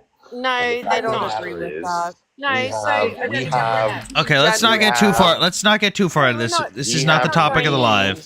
We have reams of scientific evidence and And real guess what, world. Hebrew? Sex, not gender. Guess Let what? me finish the Sociology. sentence, Sex please. versus Everyone. Sex We have versus reams gender. of scientific evidence, and we And have we've got real. reams of scientific Hang evidence. on, both of you, Anusha and Wait, Naomi. stop talking. Hang on, both of you. Let him finish. You both started talking over him. Both of you did. Let him have finish. reams of scientific evidence, and we have real world hard data with regards to sports to show that men have a distinct, significant advantage in competition. If you look at You don't have to say that. it's super patently obvious. If you look at track and field, for example, and you look and compare the records of the 100-meter dash, the fastest woman in the world wouldn't even make it to the quarterfinals of the men's. There's a reason. It doesn't make women bad or wrong. It just means it's unfair. It's wrong. Men should not be competing in boxing like they did in the Olympics, where that man from Algeria or Morocco, wherever the hell he was. Intersex. No, She's they found out he was a intersex. man. They found out later. No, Hammer. No, Hammer. they That did wasn't not. true. That wasn't true. No, they found out he was a man. No, They it buried wasn't. him. No, Hammer. You're That was wrong. no Not true. Hammer. That was actually found out to be blatantly Russian propaganda. That they were not trans at all. She He was a is man. intersex. Intersex. He is intersex. Yeah. That is So the something that organization, He went through male puberty. No, hang on, Hammer. The organization that claimed she was a male was a organization that has been disavowed by the rest of the world because of political scandals and cheating issues. They're a Russian-funded organization. Like they have been disavowed by the rest of the boxing world. They don't have any credibility anymore. Yeah, it's is happening why I in trust you, it's Sam. happening all over the world. Men have a distinct advantage. I do We have the agree real that world data. trans It's shouldn't not be in even sports. disputable. It's not even debatable. Okay, back to the topics. Like I don't know how we always get around to this stuff. The chromosomes weren't male. It was Yes. XXY. Hang on. Hey, to the person in chat, Square Leopard, how can bro support Ukraine and Israel? Buddy, read a history book. I will read you whatever fucking history book you want behind here to slap you around on this. So come on up, bud. Well, Hebrew, to your credit, I'll absolutely stand with you, as I said before, about your opinion on this particular thing. However, I have actually spent, I don't even know how many hours looking into the whole trans issue, the female male issue. I've actually educated myself on it, as opposed to the Gaza Israel thing, which you are so passionate about, and I don't have the time for because I'm so occupied with Ukraine, Russia. Fair enough. You don't pretend to know all the stuff about Israel and Gaza like a lot of people do, though. That's the thing. No, and I do not. I will never pretend. And so, Hebrew, I want you to understand, and I don't think you got this through my conversation the other night. When I ask questions, I'm genuinely asking because, like, I'm a lawyer by profession. So I ask questions because that is my nature. But I also ask questions because I genuinely want to understand. And as Sam will attest, I will ask questions and then I'll change my point of view. I mean, it well. literally happened earlier with the firing of those people. I just Oh, need to finally he understand. comes So up. I will question everything because that is my absolute nature. So Hebrew, you and I will knock fucking heads every single day of the week because I think you and I are those type of people. But just understand that the reason why I do it is because I question. And I want to know and I want to understand. When I come to Gaza in Israel, I don't know anything the same level that Sam does. But when it comes to Ukraine and Russia, well, fuck me. Trust me, Hebrew, you will come up against the biggest advocate you will ever meet. Okay, back You back even said back all to of the that in one sentence. relax. Okay, back to the stuff. Square Leper. What does me being white have to do with me supporting Israel and Ukraine? Buddy. That a real question? Was I asked it, did I not? Okay. I just didn't know if you were being ironic. That's a really fucking stupid question. You Why said does it. Israel exist, dude? Why does Israel Fucking white exist? people. Jews aren't I'm white. answering. Hey, Square, you know Jews aren't white, Because of right? white people. You know Jews aren't white, right? Why would Who white made the people? Balfour Anushka, Who made the hang on. Balfour Declaration? You're interrupting me, Anushka, cunt. hang on. Stop interrupting me. Hey, Listen to my point. no. Balfour You're Declaration no. signed by the British. No. Colonialism. No. You're the fucking child here. You're not going to talk over me. This is my fucking live. The Balfour Declaration is literally two people discussing what they wanted in fucking, what is it, 1919? 1918? I can't remember. It has nothing to do with today. Didn't happen. It's one letter from a group of letters that didn't happen. So, what does me being white have to do with this topic? And he left.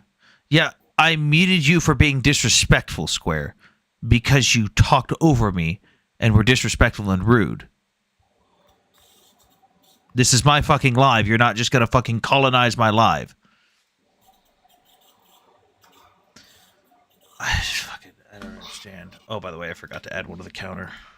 I still don't understand why they have convinced themselves that a white people would convert into oppression. They don't do know that anything. because we're not white. They don't know anything. No, it doesn't. They don't know anything. Square, if you're capable of having a conversation without being a man-child and talking over me, then you're more than welcome to come back.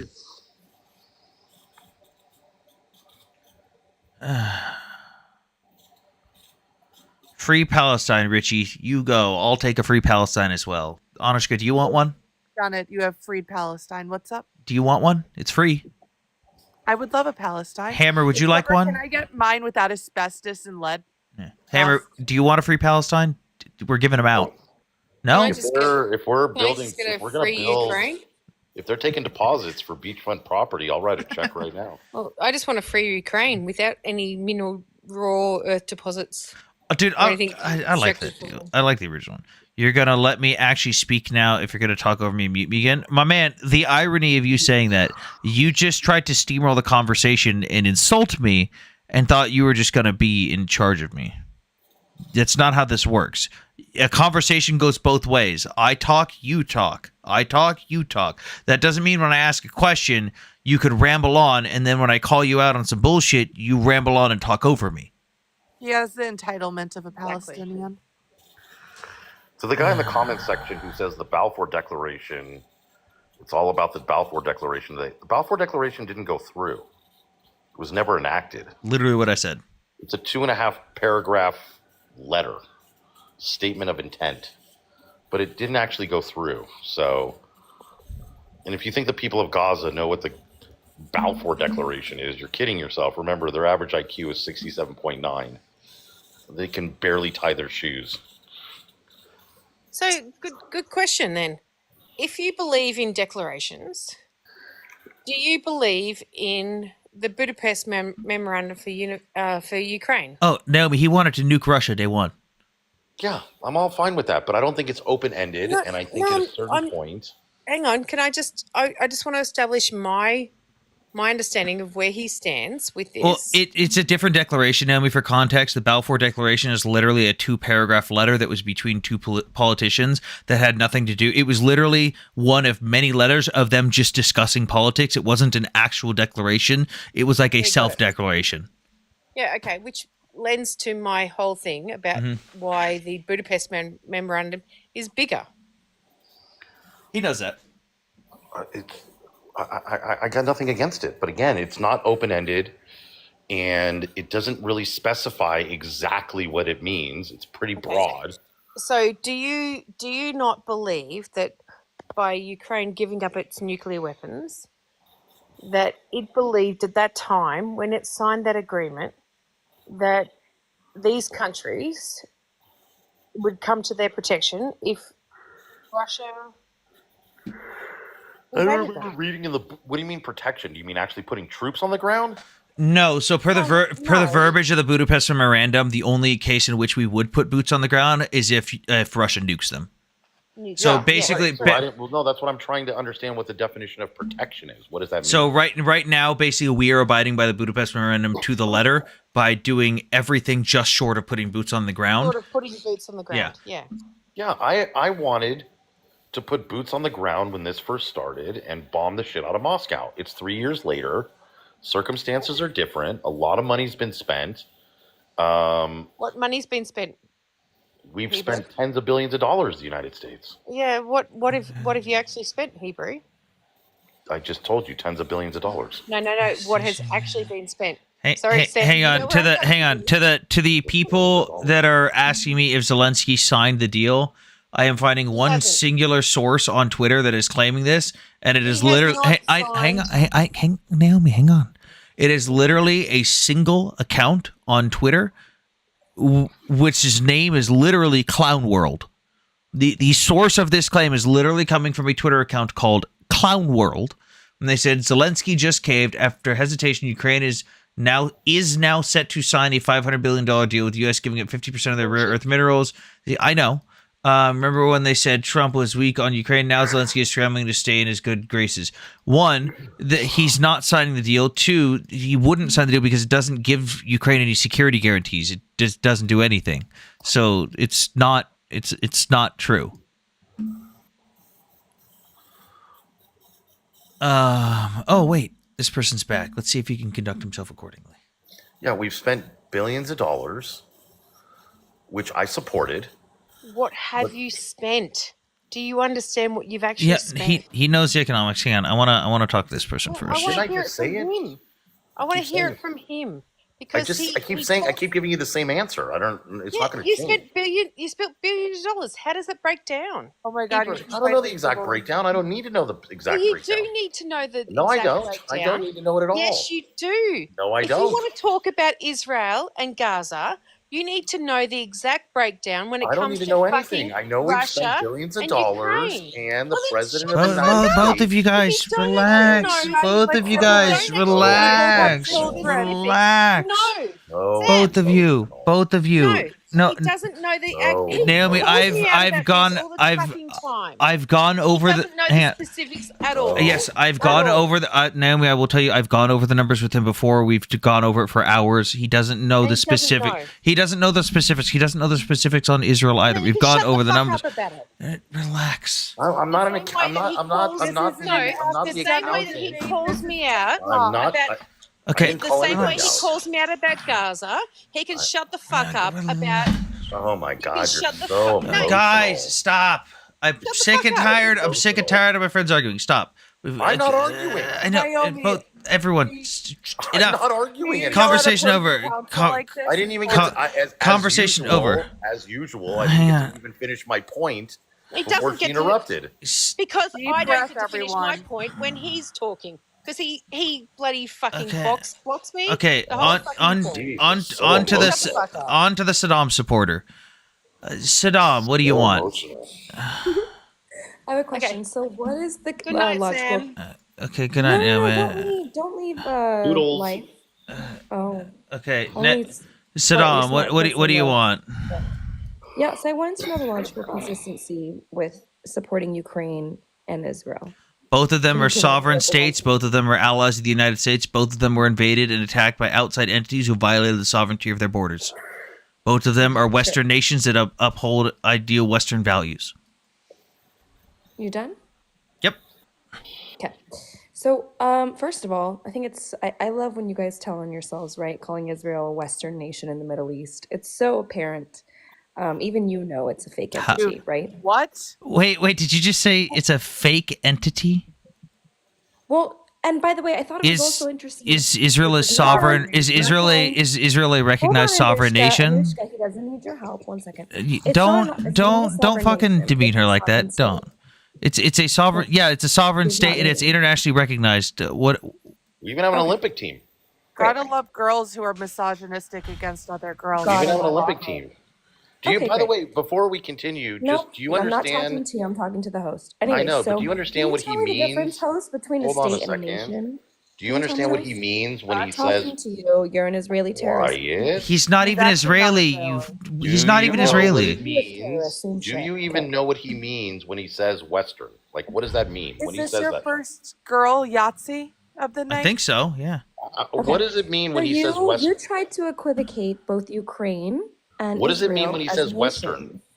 No, What does that I'm mean not to you? talking to you. I didn't. Is this your live? Be quiet. Host, Hammer you can did talk not him. yours. Hammer can talk if he wants. Oops. Oh, it worked. Oops. I guess she's gone. Why is it not letting? Guns blazing. Why is it not letting Oops. Square up? Hang on. Let me How'd try and that happen? let me try to resend the invite to How'd Square. that happen? That's wild. Why is it not letting Square up? Crazy. We Well, invite her not- back up. She actually had an wait. interesting How can I question be about the scared? You difference wouldn't. between a You wouldn't. state and a sovereign nation. How could I be scared of you? You wouldn't talk to me. I asked you a very simple question. When he says Israel is a Western country, I don't think you actually know what that means. She's upset that I used the word nation instead of state. Israel is a nation state. It is both, actually.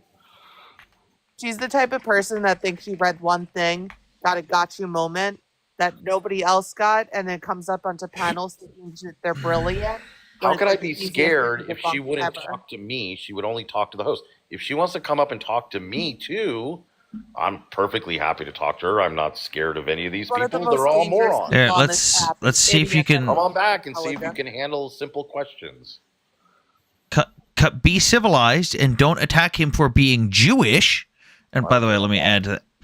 She can And attack you me can. whatever she wants. I just wanted to answer the simple questions. She's not going to be able to. She's a moron. No kidding.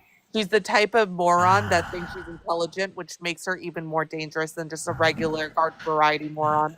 You totally scared. I'm right here. I'm not denying anyone's request to come up. And host isn't even the one that Here. dropped you on this. Let's see. I dropped you. Ivy League educated. Clearly, you should give their money back. Okay. Yeah, everybody's exactly who they say they are on the internet.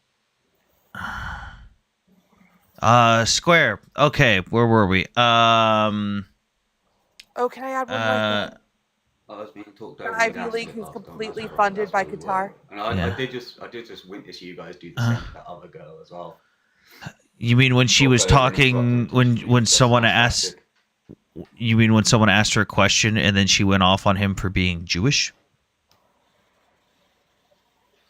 Yep. No, when you asked her a question and she was answering you and he wouldn't shut up and let her She never answered anything. She started She yelling. she just went off on him for I've been being here the whole Jewish. time, dude. I watched you all just yell Okay, over her. cool. You I have don't. cognitive bias. Cool. And Okay. confirmation Alright. bias. Okay. Alright, yeah, no, Not the what you three wanted people to that are say. friends don't. The one person that doesn't have any clue You who said any what of you you are wanted has a to say. confirmation bias. The three people that are friends don't have a confirmation bias. I got it. Okay. Cool. What? Okay. Anushka, relax. Whoa, hey. I thought I got kicked out of here for insulting me and muted for insulting people. Where's Yeah, Hermia? Yeah, you don't get to insult me. This is my live. No. Don't be a double standard now. That's like No, if you're going to mute people for being insulting and interrupting and No, stuff, either. you don't get to you don't get to talk over the host and insult me. This is my live here. So let's get back to where we were. Well, yeah, there's a There's what? little detail I just want to remind you of real quick. Little detail is there's this thing in modern technology called mic delay.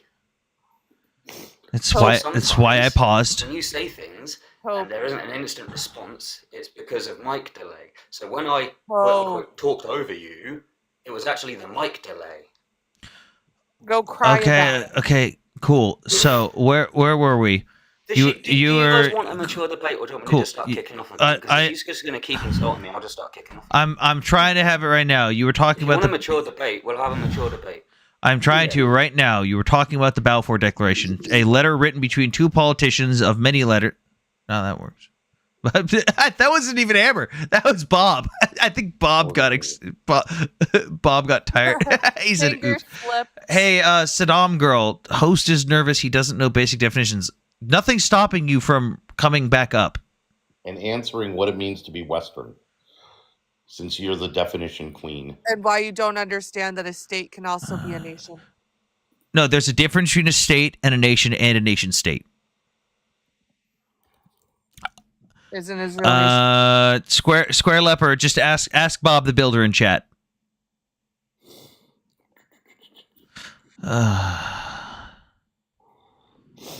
What does it mean to be Western, to uphold Western values? You know, rights for women?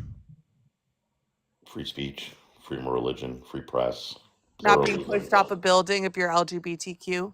Pluralism.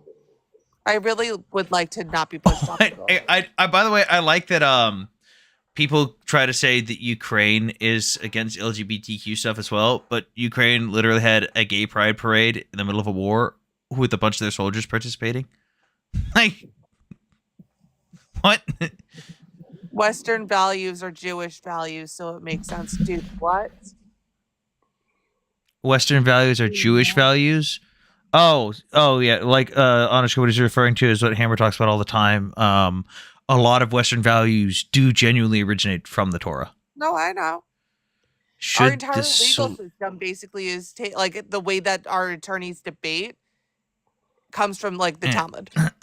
Should the soldiers be at the front line if there's a so-called war? Do you think every soldier is on the front lines at all times fighting? What? You realize that units rotate out and there's support element troops. Like, what? People lack common sense. It's actually incredible. Wait, where'd Saddam girl go? She said I was scared. She hasn't come back up. Because she was scared. No, yours are hiding. What? If there's no war, because you called it a so-called war, if there's no war, what are they hiding from? Wait, Which is you it? have a new record this week. I do, I know. That's wild. And this, I didn't still have even to stream watch yesterday. that This was in 2 days. I know. I came up like right after like You- you had like a ton come in a row. Yeah. And then I woke up. Wait, I have you- to rewatch that live. You're fake news, but can't even use the proper your. It's YOU''RE. You are. But please tell me what I've said that is fake. American veterans are ashamed of their complicity in Iraq, Afghanistan, Syria, and Palestine. What American veterans were in Palestine? Fucking what? I mean, that does actually speak to a lot of the white savioritism that you see on the left these days. Hold on a they minute. never Bob, hold on a minute. Who the fuck? I don't call you daddy, Bob. Who the fuck do you think you are? You don't want to have opposing friends? What do you mean? I have friends that I disagree with on all kinds of shit. Bob, I'm watching you in the chat. Sam and I are friends, and we disagree about what he's wearing right now. He thinks it looks good, and I think he looks Hey. This is a traditional shirt. I like it. I'm showing my support. Talk about the You Talmud. look like you're wearing a Ukrainian muumuu. Basically, yes. What? No, it only You look goes like you're down wearing to a here. muumuu. Oh my god, you look ridiculous. Hey, The only part that Fuck I'm really off. not a fan of is the way you tied the little tassels. This one's one of the ones that's extra long, so you just tie it and like Just because you I can't can doesn't remember mean you should. I don't remember the style of or the name of the knot. You look like you're. Just because you can doesn't mean you should. You look like you wandered out of a Grateful Dead concert in San Francisco in the 1970s. Like you're lost. That's me. you're like having a Why? bad Why acid- would you say that? That's so mean. You're having a bad you acid sing trip, some and you're Casey just Jones for wandering me? around the streets of San Francisco, not knowing where you are. You're like, where am I? What's going on? Where's Jerry? Where's Jerry? With Jerry Garcia, I love him. I'm saying that about opposing friends. Wait, I'm confused now. Wait, what? What's good, Sam? Long time no see. Hey, Cyber. Haven't been on lines live in a bit. What's up? Not much. I was just gonna ask to get that fit check again. It's just a Ukrainian vyshyvanka. It's just a traditional Ukrainian hand embroidered shirt. The tassel. Well, is the what does only it for reason me. Yeah, no, the like, tassels get annoying. I'm probably gonna put buttons on this one, like it's like a lot of them come. Oh, You don't have to keep that tied. Just because you can tie it doesn't mean you should tie it. No, honestly, these ones are too long. They literally like hang down to my nutsack. So. Oh goodness. A lot of them are The usually only reason I shorter, do and it's that easier to is do I'm it. mean now. Okay. Oh I'm god. making you a meme, Sam. It's gonna be a meme. Thanks, Cyber. Cyber, get back to work. Why is Square I'm at Lover work. What still are you crying talking in the about? chat? Oh, multitasking. Palestinian Moo Moo Man. This isn't Palestinian. Ukrainian. Hang on, hold on. The Palestinians will probably try to steal it and claim it's theirs anyways, though. So That's the Like, they point. do everything. That's the point. They're entitled thieves. You know what? They're the kid that got caught stealing and still had the audacity to go, but I was told it was okay. what is it?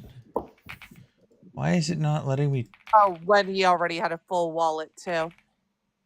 It's not letting me type. Like they're crying that they're starving and they're like some of the most obese people on the planet.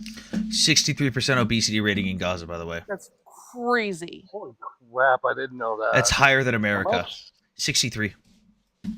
I saw it at 30. I never saw 63. Pre-war it was 63%. I saw pre-war at 30. I mean, you're gonna have to send me that. Let me look. I'll look it up in a second. I'm trying to figure out why my WhatsApp isn't letting me type. Oh, none of my messages I sent to you earlier were sent. Okay, that's dumb.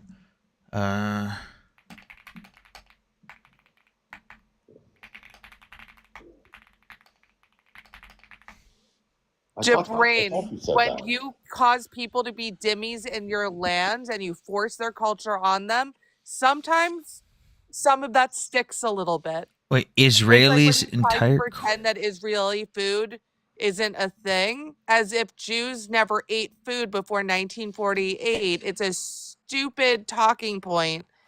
Like, really get better talking points. What was I gonna say? Tap the screen, guys. We're only at 14,000 likes. Let's get the likes up to protect the live. Protect Sam. Justice for Sam. Yeah.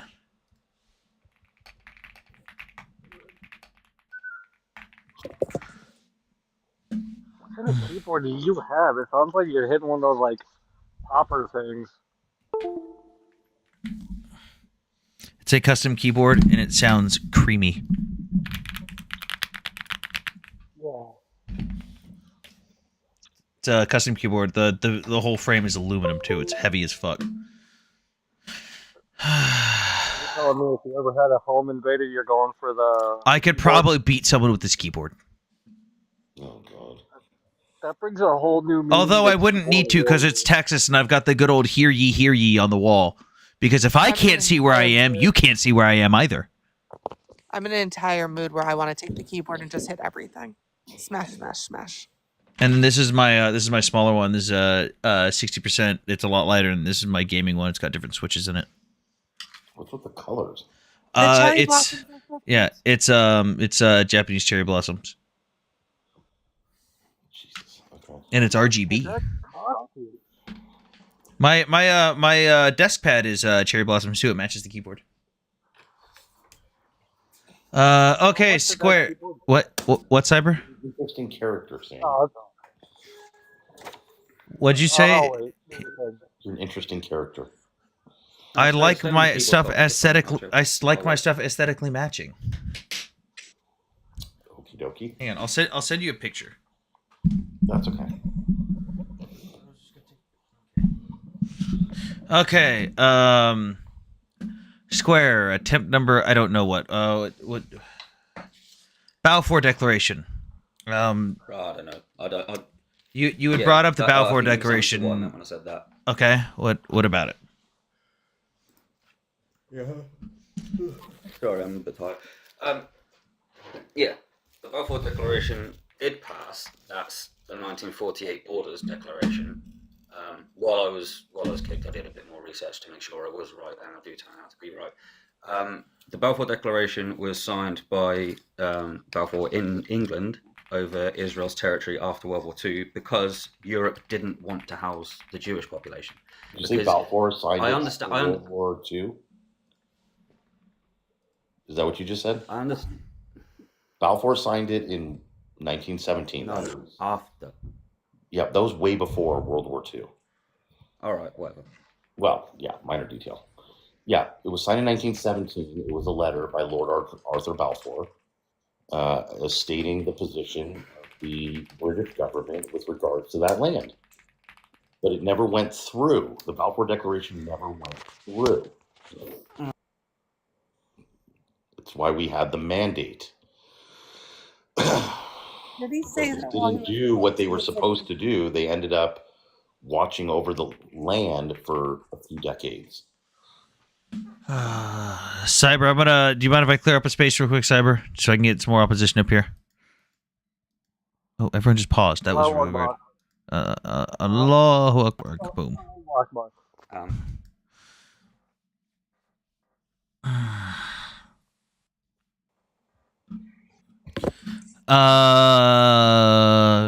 Maybe Hammer. It depends on if someone says that I can stay at their house. You can stay at my house. I would have a friend with me, so I wouldn't want to put that on anyone. As long as you guys sleep in the same bed. I'd probably sleep on the floor. I just say that into the I void. don't got so much. There's only so much room. I'd probably sleep on the floor. Oh, you can vault. Dude, I can sleep anytime, any place. I have a really nice soft carpet though in that room, so. I got another little side point for you as well. I just fact checked your obesity rating. It's 19.7% in Gaza. Okay, I'll find the old one that was showing 63, but whatever. Oh, the old one, yeah, because we go by previous facts all the time. Don't we? I go by the pictures. The fact that it was ever that high to begin with, I'm gonna laugh at that. Oh, I got some pictures to show you. You want to see some Hitler's kids? Cool. Hang on. Hammer. It. If you want to get bananas from Hang the on. back, go for it. Hold on a second. Hold on. I'm talking now. Hammer. It depends on. Like I said, so I've got to go to Reseda specifically. So it depends on what the traffic through in the south route's going to be. Yeah, I know. So basically, I'm missing one of my uniform items. It's a khaki long sleeve shirt that I need, and I might have to stop by Pendleton to get it. So if if one of my friends in Phoenix says I can stay there, and if I have to go to Pendleton, I'll be taking the Arizona route. But if I'm not, I might be. I don't know if I'd be taking a different route. Just let me know. All right. It's fine. Pendleton's nowhere near Reseda, by the way, but okay. No, but the traffic coming back into California should be a lot less. Okay, so you're saying the Balfour Declaration passed or it went through? No, we moved on from that, but Okay. I admitted I was wrong. Oh, okay. You're off to a good start. Okay, so what was the next thing? The obesity rating after fact checking it just after I fact Okay, checked myself, cool. and the Balfour Declaration is 19%. 1917, like I said. Okay. Next thing. What Yeah, I've is always your thing? considered that. Do you want to relish your victory a little bit more, or should we move on to the He next does one? like doing that. Yes, he does like doing that. Move on to the It's next fine thing. if he wants to. I admit I was wrong. Wait, there. are I you got the such dates mixed a up. masochist? On to the next thing. On to the next Move on to thing. the next thing, and I'll correct you on that one too. Don't worry about it. Go ahead. That's fine. I'm not here to be arrogant. I'm here to figure stuff out. Sounds like you're here to be a masochist. On to the next point. Next point. What's the next? Because Guys, it doesn't matter. Can I On to just ask- is it okay if I ask a question? Sure. Ask away. What do I need to do to get the same level of respect back? You could have started out by not coming in here and cussing me out. There was that. You started I off by apologise cussing for me that. I out. will admit that was on me. I You really apologise. haven't even asked about getting respect. You're Something not was going to get my happening. It was, respect. and I was wrong, and I apologise to you. Okay, well, I definitely still don't respect you. Now move on to the next thing. I don't need you to respect me. I just What are want you to talking about fucking respect for? Just Let's move on to the move next on. thing. Because we're not going to be able to have any sort of debate. On if to we're the not respectful to each other. on to the next point. What is the next talking point? Please. All right. What do you need? What do you need people to respect you about? Who cares? It doesn't matter. We're moving on. We're moving on to the next thing. What is the next talking point question? What is it? Me? Yes, you. Oh, well, sorry. Everybody keeps talking. I wasn't sure. I don't get kicked It out. was silent. Can I just jump in because he doesn't know what he wants and he wants respect from people who Sure. don't Sure. know how to give respect. Sure, Saddam, Like, what's who up? wants respect from Zionist? Like that's ridiculous. Okay. Anyways, sir, I asked you, what's the moral consistency for you personally, Sam? Let me Mhm. be very clear.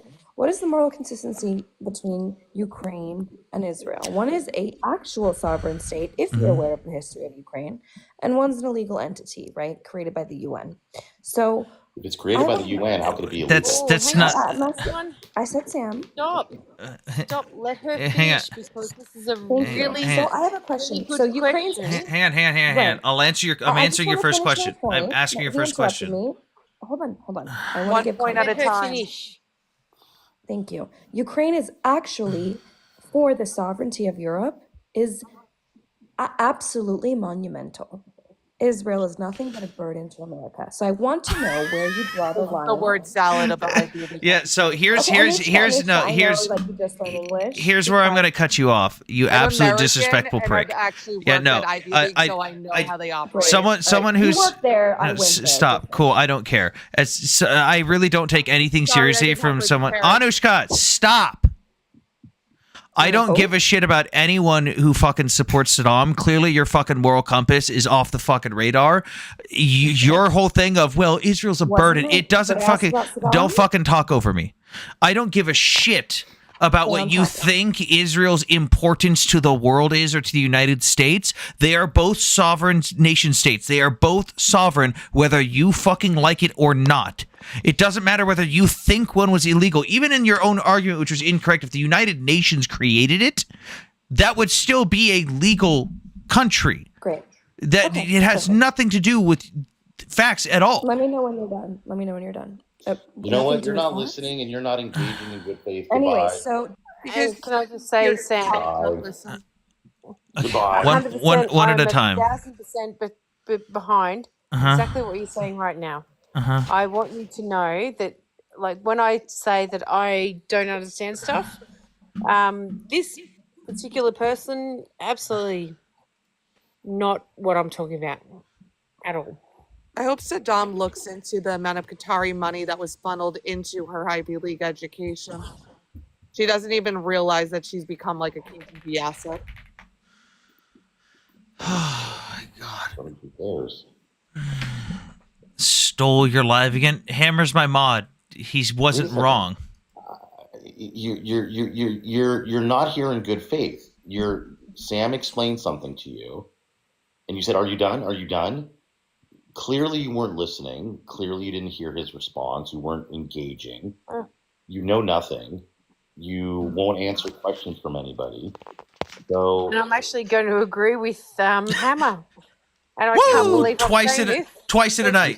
here's the thing. Here, we'll let you back One up. night, I Saddam, agree we'll with let you back Hammer. up. We'll let you back up on this. If you can answer this one question: what international law? Are you asking me or No, someone else? no, Saddam girl. Saddam's trying to pretend that she's Palestinian now. No, which international law is Israel breaking by being a sovereign nation? Because if something is illegal, it means it's against the law. So what is the law that? Can I tell you as a lawyer? Israel is not breaking any international law. I know. We know. Naomi, we're asking the Saddam supporter. I know. I'm sorry. Okay, just silence me. Forget that I exist. Sorry. Silence, Do Emu. what Hammer wants to. Silence, Emu. Can I answer the question? Ooh. Go ahead. I've got a couple points to make, so it's okay if I finish my points and then I'll listen to your. Let's try to go. Let's try to go one. Answer my question. Let's go one at a time at least, so we don't have like a big pile up. Okay. So, all right, we'll do the big one first. Then genocide's illegal. What constitutes a genocide? Like, do you know where the definition of genocide comes from? You have burned Gaza to the ground written in your life.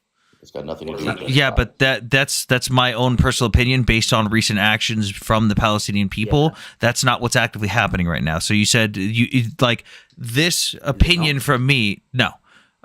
So what constitutes? Trump described Gaza the other day. Property destruction has nothing to do with genocide. So yeah, let's go through what constitutes. Do you know where the definition of genocide comes from? Yeah. Okay. Just gonna make a point here before you say what I think you're gonna say though. I said committing, not committed. So in the process of, not already have doing. Hang on. Wait. Hold on. Hang on, Sam. Where does the definition of genocide come from? The Genocide Convention of You 1948. call people out. And Yes. the Rome Statute. The also. Genocide Convention of 1948, and yes, the Rome Statute. The Rome Statute. Wait, And- so okay. your contention square is No, that I've Israel. got no contention. No, not you, Naomi. He was I've talking. got He was no Naomi. He was talking to Square, not you. Square. So it's your contention that Israel is currently committing a genocide during a ceasefire. Well, they haven't ceased fire. They're They in the middle of fired a at ceasefire Palestinians right during now. the first hostage exchange. They're in the middle of a Because there wasn't one ceasefire that they right wanted to now. do that. Phase one of the ceasefire. Yeah, I understand that, and that's a good So are thing. they committing and a- the hostages are being exchanged, So which are is they also a good committing? thing. Great. However, Are they committing genocide during the ceasefire? No, they're not. Wait, Naomi, hang on. Let the he's the one who's saying it. I know you know it, but Sam, I'm he's stopping. the one who's saying shutting they're up. committing a genocide. So I don't know if I'm Sam, pointing to the right spot, by shutting the way. up. Okay. Shutting up. So Square, yeah. Let's simplify this. What acts is Israel committing right now that would constitute even part of the definition of genocide? well, right now, nothing. Hopefully, You said they're because of the committing. ceasefire. That's present tense. Okay, up until the ceasefire, they were attempting to commit a genocide. Is that No, better? they weren't. Hey, True, though. Anushka, hold on, relax. So Square, Wait, so were they Carpet bombing. committing a That's not it. genocide? Carpet bombing a dense population. Were they committing a genocide or attempting to commit a genocide? Which Wait. is it? Those are different. Wait, he just said is carpet boom either boom. one better? They don't have the technology to carpet boom boom. Well, they do, They're- but they they're- don't have no, I the don't know they're- if you know they're- what kind of content I make, but I know more about military munitions. okay, cool. What aircraft are they? What Carpet aircraft? bomb. Hang on. What aircraft are the IDF using to currently, or have they been using to carpet bomb the Gaza Strip? You need bombers. by Hang the on, way. no, you don't need a bomber. Bombing. No. We're not going to indiscriminate. No, Square, Square, Square. Cool. Okay, cool. So you've got the F-15. Israel has, I believe, it's the F-15C. They got their own variant of the F-16. Those are definitely capable of carrying bombs. What is carpet bombing? Can you? I'm very aware. I'm very aware of the bombs they've been using. Carpet bombing. I meant indiscriminate Okay. bombing. So indiscriminate bombing. Mark So 84 GBU bunker busters, Yeah. 2,000-pound bunker buster bombs Yeah. they're dropping on normal buildings. yeah, those aren't being dropped on normal buildings. Those are for a specific purpose. And They've as someone who used knows more- that, they've you used should know more that. explosives. Sorry. Hmm. Oh yeah, no, you're actually going into my No, I next do know point. that. They That were you were very you were specific. you were They were you were bomb going into my next point. They have dropped over 80,000 tons of munitions on the Gaza Strip. We have seen less deaths than the tons of munitions in total. There has been more than 1 ton dropped per person unalived. Wouldn't that mean that if Israel's just indiscriminately dropping bombs willy-nilly on civilians, that the death toll would be a lot higher? Like the math isn't mathing here. Well, the math wouldn't math. Exactly, it doesn't make sense. Like if you're No one if you're accounts just for possibility. no, they do. They're going through the Gaza Ministry of Health openly publishes stuff. I don't know if you knew this. Not being disingenuous here. The Gaza Ministry of Health has their own publicly available Telegram channel where every single day they provide an update on the total number of deaths and casualties. And every week they do a slightly more in-depth breakdown. And every month they also do a more in-depth breakdown where they release anywhere from a 10 to 30 page PDF where they go down through the breakdown of everything. They even talk about how they account for people under rubble. Where if you report someone missing, they haven't been seen for 2 weeks. After 2 weeks, you automatically accounted to the death toll. So all that stuff is accounted for.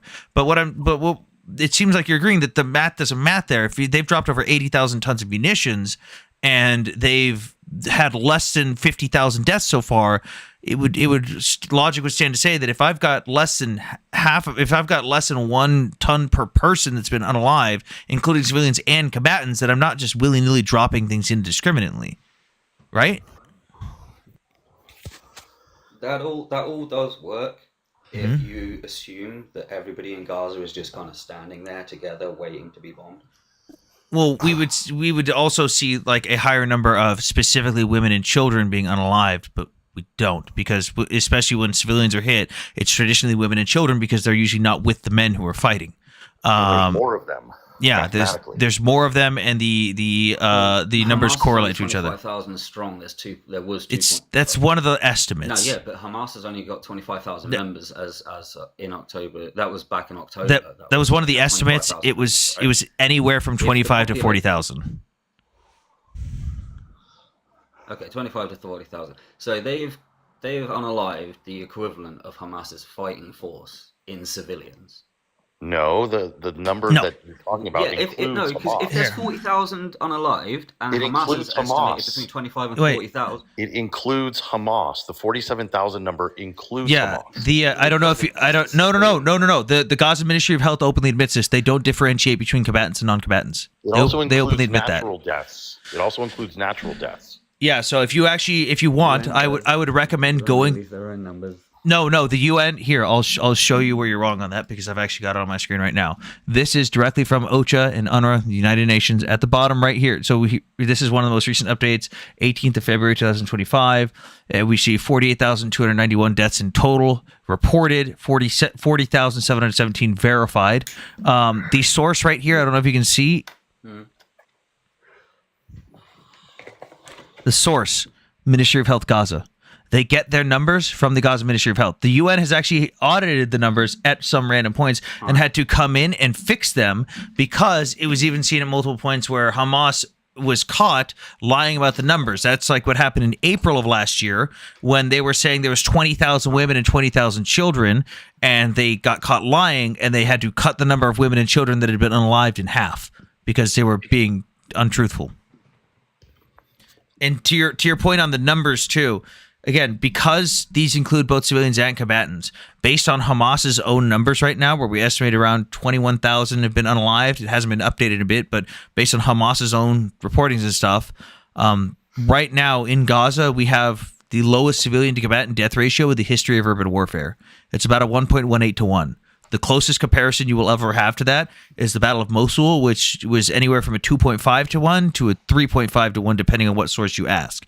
So we've got not indiscriminate bombing and the lowest civilian to combatant death ratio in urban When warfare you burn history. Gaza to the ground, where That do all the survivors 48,000 go? also includes natural If deaths. you burn So Gaza to the prior ground, to the where do all war, those survivors go?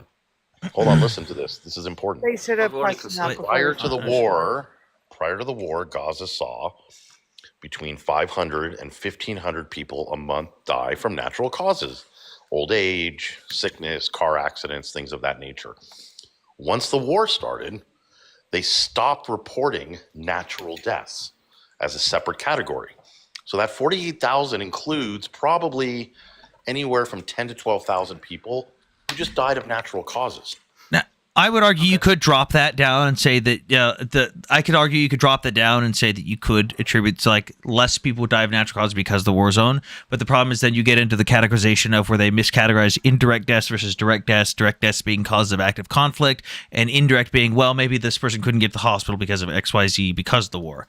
What was your It also next? includes just the other day, a rocket was launched from Gaza and didn't make it out of Gaza and landed in Gaza from a terrorist group and unalived a 14-year-old little Gaza boy.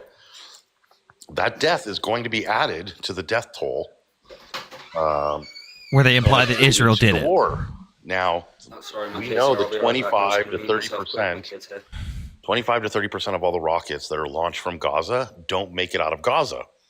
That means thousands of rockets that have been launched have landed in Gaza. Someone died from those. It's impossible to think that thousands of rockets were launched from Gaza and nobody died. Those numbers get added into that 48,000 as well. Yeah. We can't know how many because they don't count it, but we know there has to be some. Square, I think your next question was you asked about the whole burn Gaza to the ground thing. Is that correct? Yeah, sorry about that. Yeah. The kid came in, So that's so this talking point that I have here. So if there's sorry. Oh, I was just explaining why I have that there. Even though Hammer will disagree on me with this, he knows and he can speak to the fact that I've been one of the people that has been advocating for a two-state solution almost this entire time, saying that eventually it could happen, not right now, but eventually. Right now, this is 100% my emotional response to what I saw with the Bebis kids. I had sympathy for the Palestinians and was totally for an eventual two-state solution. But after I saw people cheering for dead Jewish children, bringing their children to jump on the Red Cross vehicles with those Jewish children in them, putting arrest date on the foot lockers that they used as coffins for the Jewish babies, and putting locks on them, and then even giving the IDF the wrong locks, mixing up the names of which child was which, and putting Jewish blood libels all over the background. Yeah, I'm pretty fucking pissed, and I don't think that anyone who supports that deserves a place in this world. And it's also important to note that there is historical precedence for what you're saying. Because oh wait, Hammer, hang on, hang on, Hammer. Did you say you didn't see that? Really? I want you to I want you to go look at what happened with the Beebus release, the Beebus babies who were supposed to be released a long fucking time ago in the very first ceasefire. The very first ceasefire that ever happened, the Beebus babies were supposed to be released with their mother. They haven't been since then. And if you want to go look, the autopsy results have come out. Hamas says the babies were unalived by bombing, yet the autopsy says they were strangled. They strangled infants to death. And the father wants the entire world to see the autopsy. That is why I'm fucking livid. That is why I will admit that this is my emotional response to I fucking don't care anymore.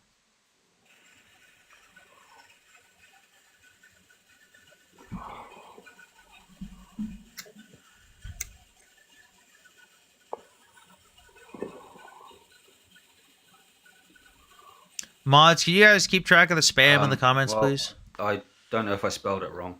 What? I spelled it wrong, but I couldn't find anything. Can you, just look up BIBAS hostage exchange, and just look at the pictures of what they did to the babies. Okay, this person's just gonna get muted in the chat because you just keep spamming bullshit.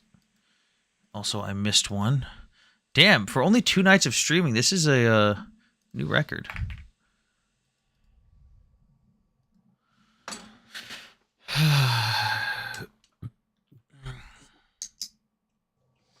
Oh shit! I think it mutes me when I tab out. It does. I found an article from 18 hours ago. Is that right? Depends. So here's what happened. There was 4 bodies that were exchanged. Wait. Let me give you context for it too before you read some of the stuff. So there was 4 bodies that were supposed to be exchanged. The 2 infants and their mother and another hostage. They swapped the babies. They put them in the wrong coffins. Coffins, by the way, they were literally footlockers. They put locks on them, gave the IDF the wrong keys to the locks. They put arrest date on the placards they put, because their logic was they were going to be IDF soldiers anyways. They put a giant poster of BB with vampire fangs, going back to the old Jewish blood libel of Jews sucking the blood out of children. And the body of the mother, they provided the wrong body. They provided a random Palestinian body instead of their mother. And the autopsy has come out for the 2 Beebus infants, which shows they were strangled to death. They weren't blown up by bombs, they were strangled. And then after they were strangled, they were beaten with stones to make it look like they died from a bombing, an aerial bombing. To show blunt force trauma that would have come from a building collapsing. Post-mortem. Yeah. If you're just tab in and out, just be aware, if you are tabbed for 3 minutes, I believe it does auto kick you. So if that happens, it's not me, it auto does that. Yeah, I'll just rejoin if it does that. Okay, shit, I completely ignored Twitch and YouTube chat. Is this Gerald a real Galera a real dude? I have no idea. EC94. You're saying words. If your home is invaded, Trump can come help you out. He'll let the burglar keep part of your house. That will if you have an opinion on the matter. Yeah. Okay. Hi, Deadly Bunny. What's up? Sam, explain my shirt. It's just a Ukrainian Vyshyvanka. It's a traditional Ukrainian hand-stitched shirt. Bro has sponsorship from Shitreel. What? People are getting paid for this? Hammer, that's because I am fat. Makes it work. Makes it work. Fuck you. Fuck you. Makes you look huge. Fuck you. Hammer, this is what you don't normally see underneath the sweater. Makes you look huge. It's because the sweater that I normally wear is just too tight. It constricts me.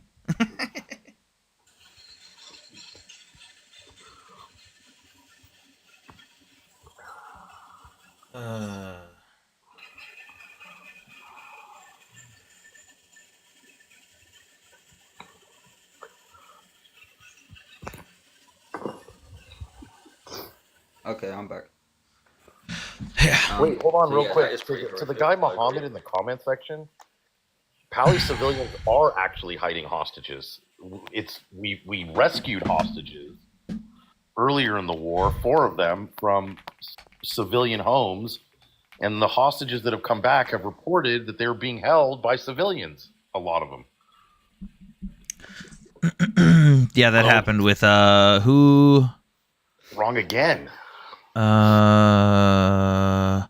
the way, in the middle of a refugee camp is where they were. Noah Argamani was kept in an apartment in Gaza.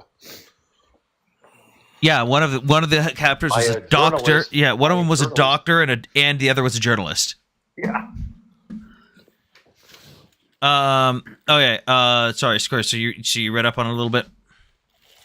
Yeah, I read through that. That's pretty horrific. I will say though, it does state that it was Hamas that did it, not Palestinians. No, so I do agree so Hamas is a the terrorist entity, Palestinians. they need to stop. The problem was it wasn't actually Hamas that kidnapped them. That's another problem. But one, the Palestinians who were surrounding the entire thing, if you see the videos and pictures of the hostage exchange, they brought their children, like tons of people brought their children and were laughing and smiling and smoking hookah while they were celebrating the death of Jewish babies and jumping on top of the Red Cross vehicles. Like this, I'm not kidding. If you watch the full videos of the exchange, they had children. The hostage exchange and the start of the ceasefire. But do you have civilians? I don't think. But do you really have to children jump on top of Red Cross vehicles during something like that? Like, do you bring your child to celebrate at a playground behind something like that? And like I was saying, the people. From the perspective, let me just play devil's advocate for a second. From the perspective of someone who is like living in war as a civilian, right? Mhm. So because that is a reality. There are civilians in Gaza. Mhm. As that perspective, you're not going to be privy to a lot of the knowledge that someone in the fighting forces, such as how hostages have been held, how they've been treated, what's happened to them. All you're going to be seeing is, oh look, they're giving some hostages back. That means we're going to stop getting blown up soon.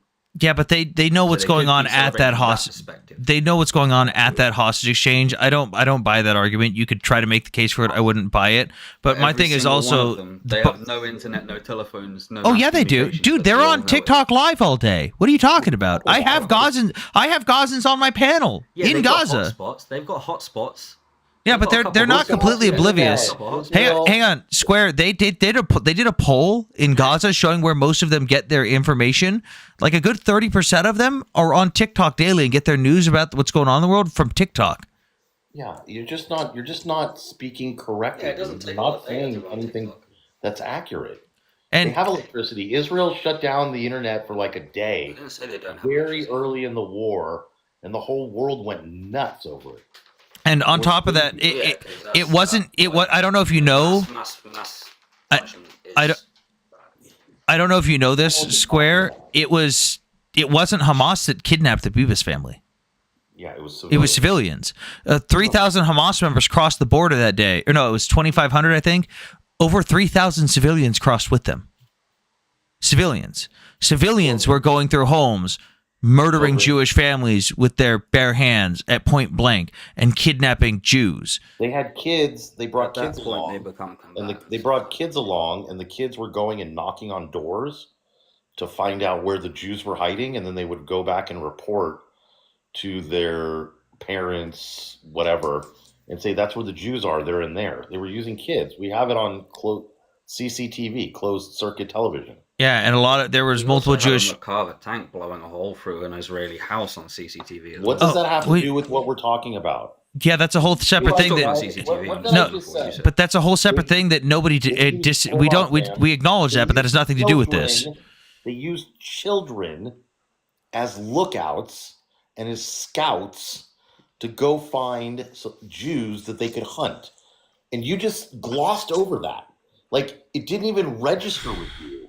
The idea that they were using kids as young as 10 years old I guess to you didn't find hear what I said Jews, before. and you're just like, you heard that information, and you're like, whatever. I'm not even going to bother addressing it. Let's talk about something else that I can deflect and blame Israel for. It just shows where your moral compass is. Isn't Shattered. really what I did. Shattered. You know, your moral when compass is shattered. It's Okay. awful. Square, did you say something we didn't background? hear? Because it sounded like you just completely ignored it. You You did. said, By the way, what thanks about for the your tanks? I said background. at There's that point they historical. become combatants, in my opinion. Yeah, okay, be quiet for a second. There's historical precedence for your background from the book of Amos, chapter Sodom 1, and Gomorrah. verse 6. No, that's Oh, I thought you were going to go there, burning everything. that's in Genesis. This is Oh, it is. so said the Lord, for 3 transgressions of Gaza, yea, for why is Gaza mentioned in the Hebrew Tanakh, by the way? Interesting. It's almost like it was Jewish. So said the Lord, for 3 transgressions of Gaza, yea, for 4. I will not return them, because they carried away captive a whole captivity to deliver to Edom. And I will send fire into the wall of Gaza, and it shall consume its palaces. Oh. And I will cut off an inhabitant from Ashdod, and one who holds the scepter from Ashkelon.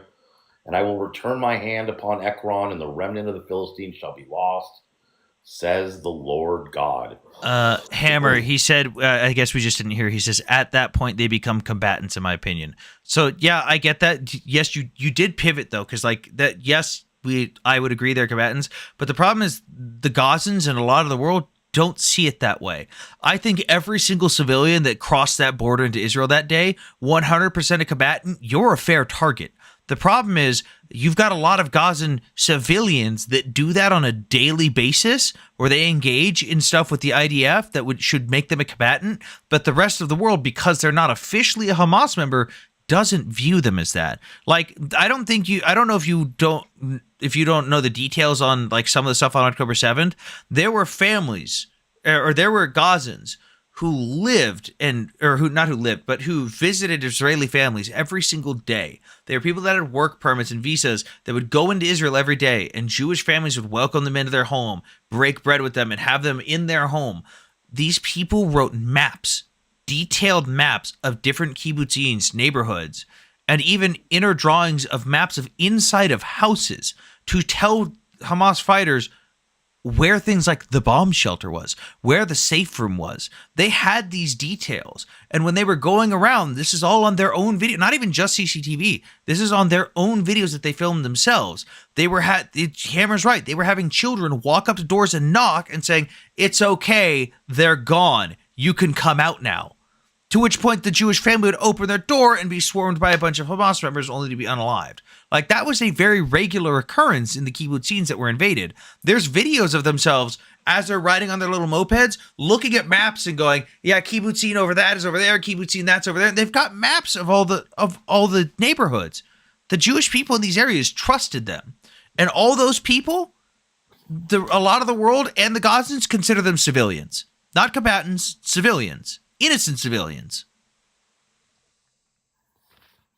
Hammer, you got this. I gotta pee. I got a few more minutes. It's getting late.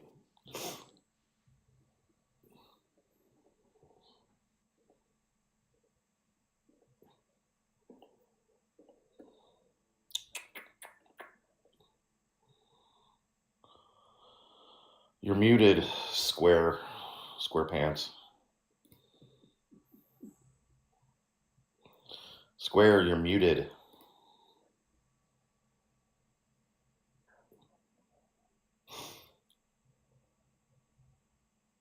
So unmute yourself. Just push the little microphone button at the bottom of the screen. There you go. Attaboy. Didn't realise it would let me do it if a moderator muted me.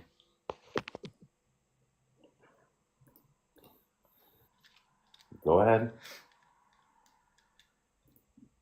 Oh no, I'm here to talk to Sam. I'll wait.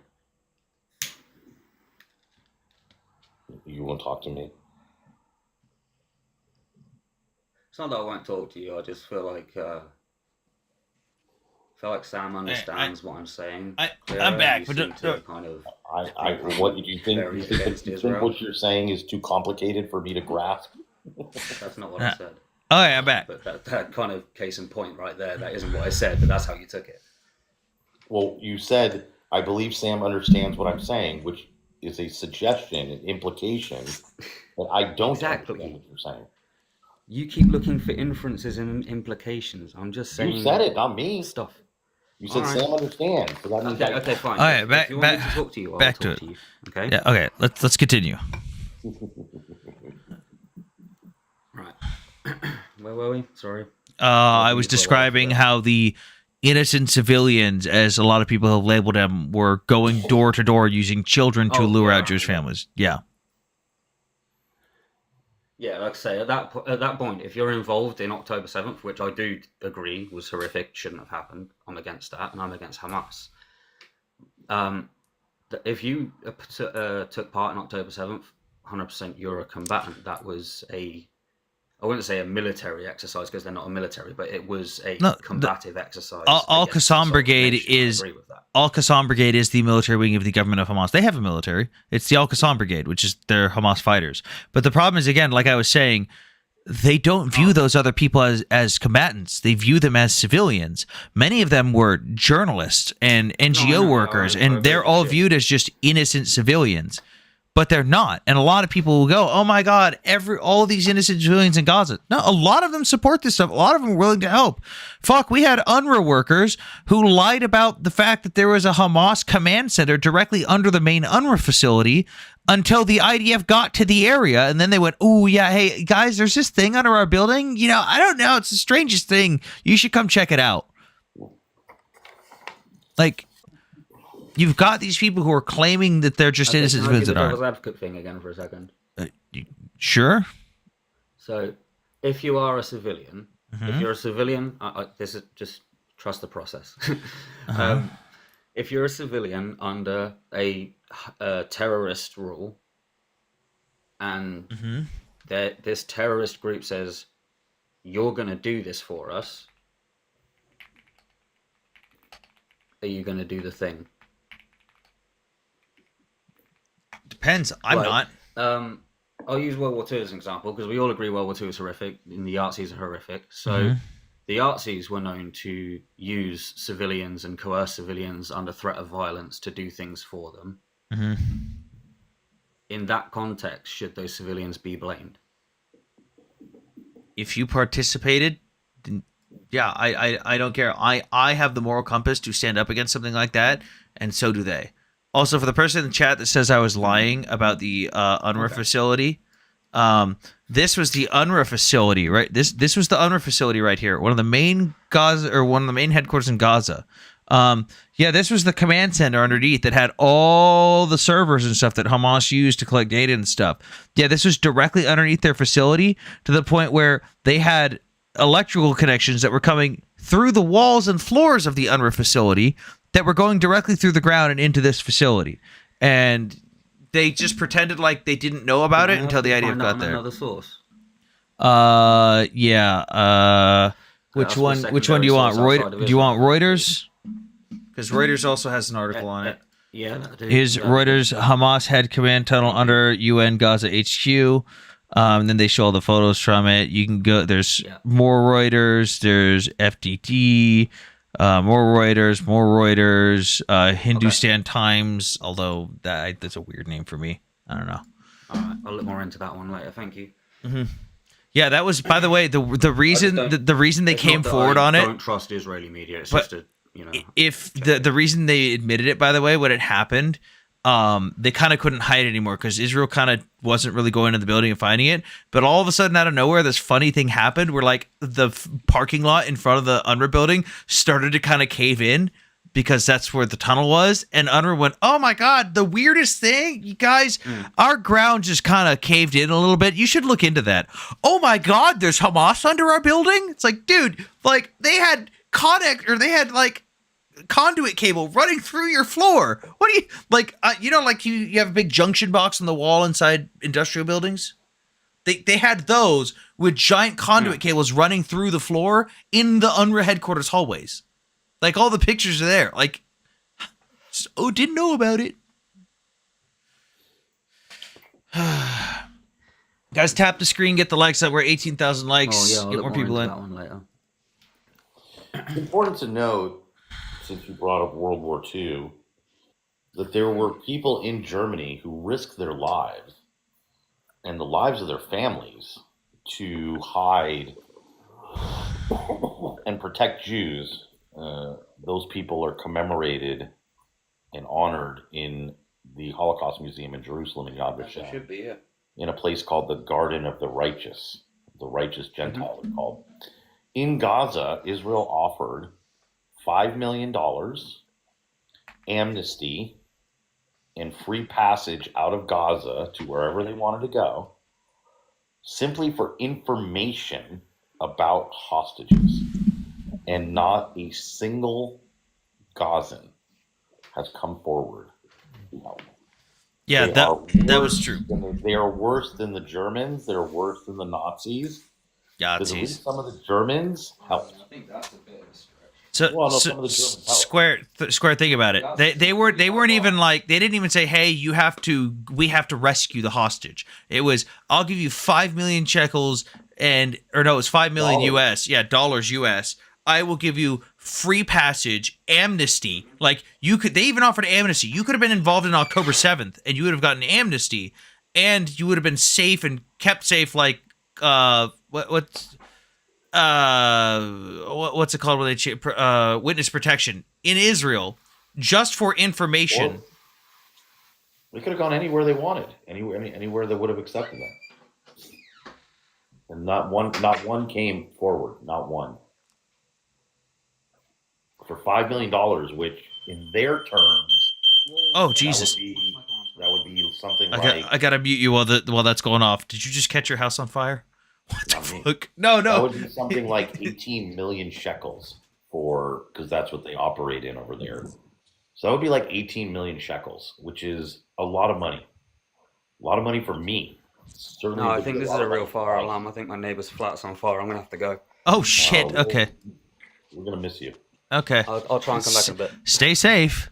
We're gonna miss you. Oh, look, another Yahtzee in the chat. For those who don't know, Bob, can we get a demonstration of the Yahtzee sticker in chat?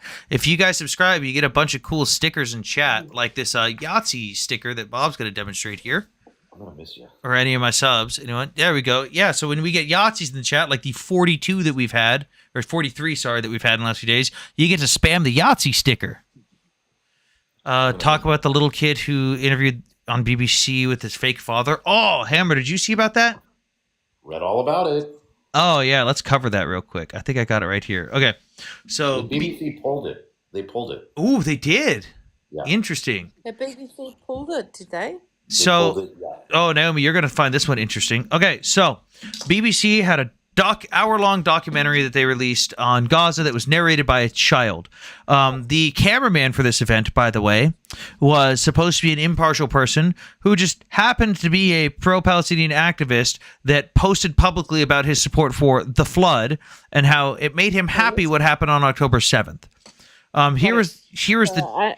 I understand completely, right from the beginning, the bias. So, So don't, Naomi, it gets worse.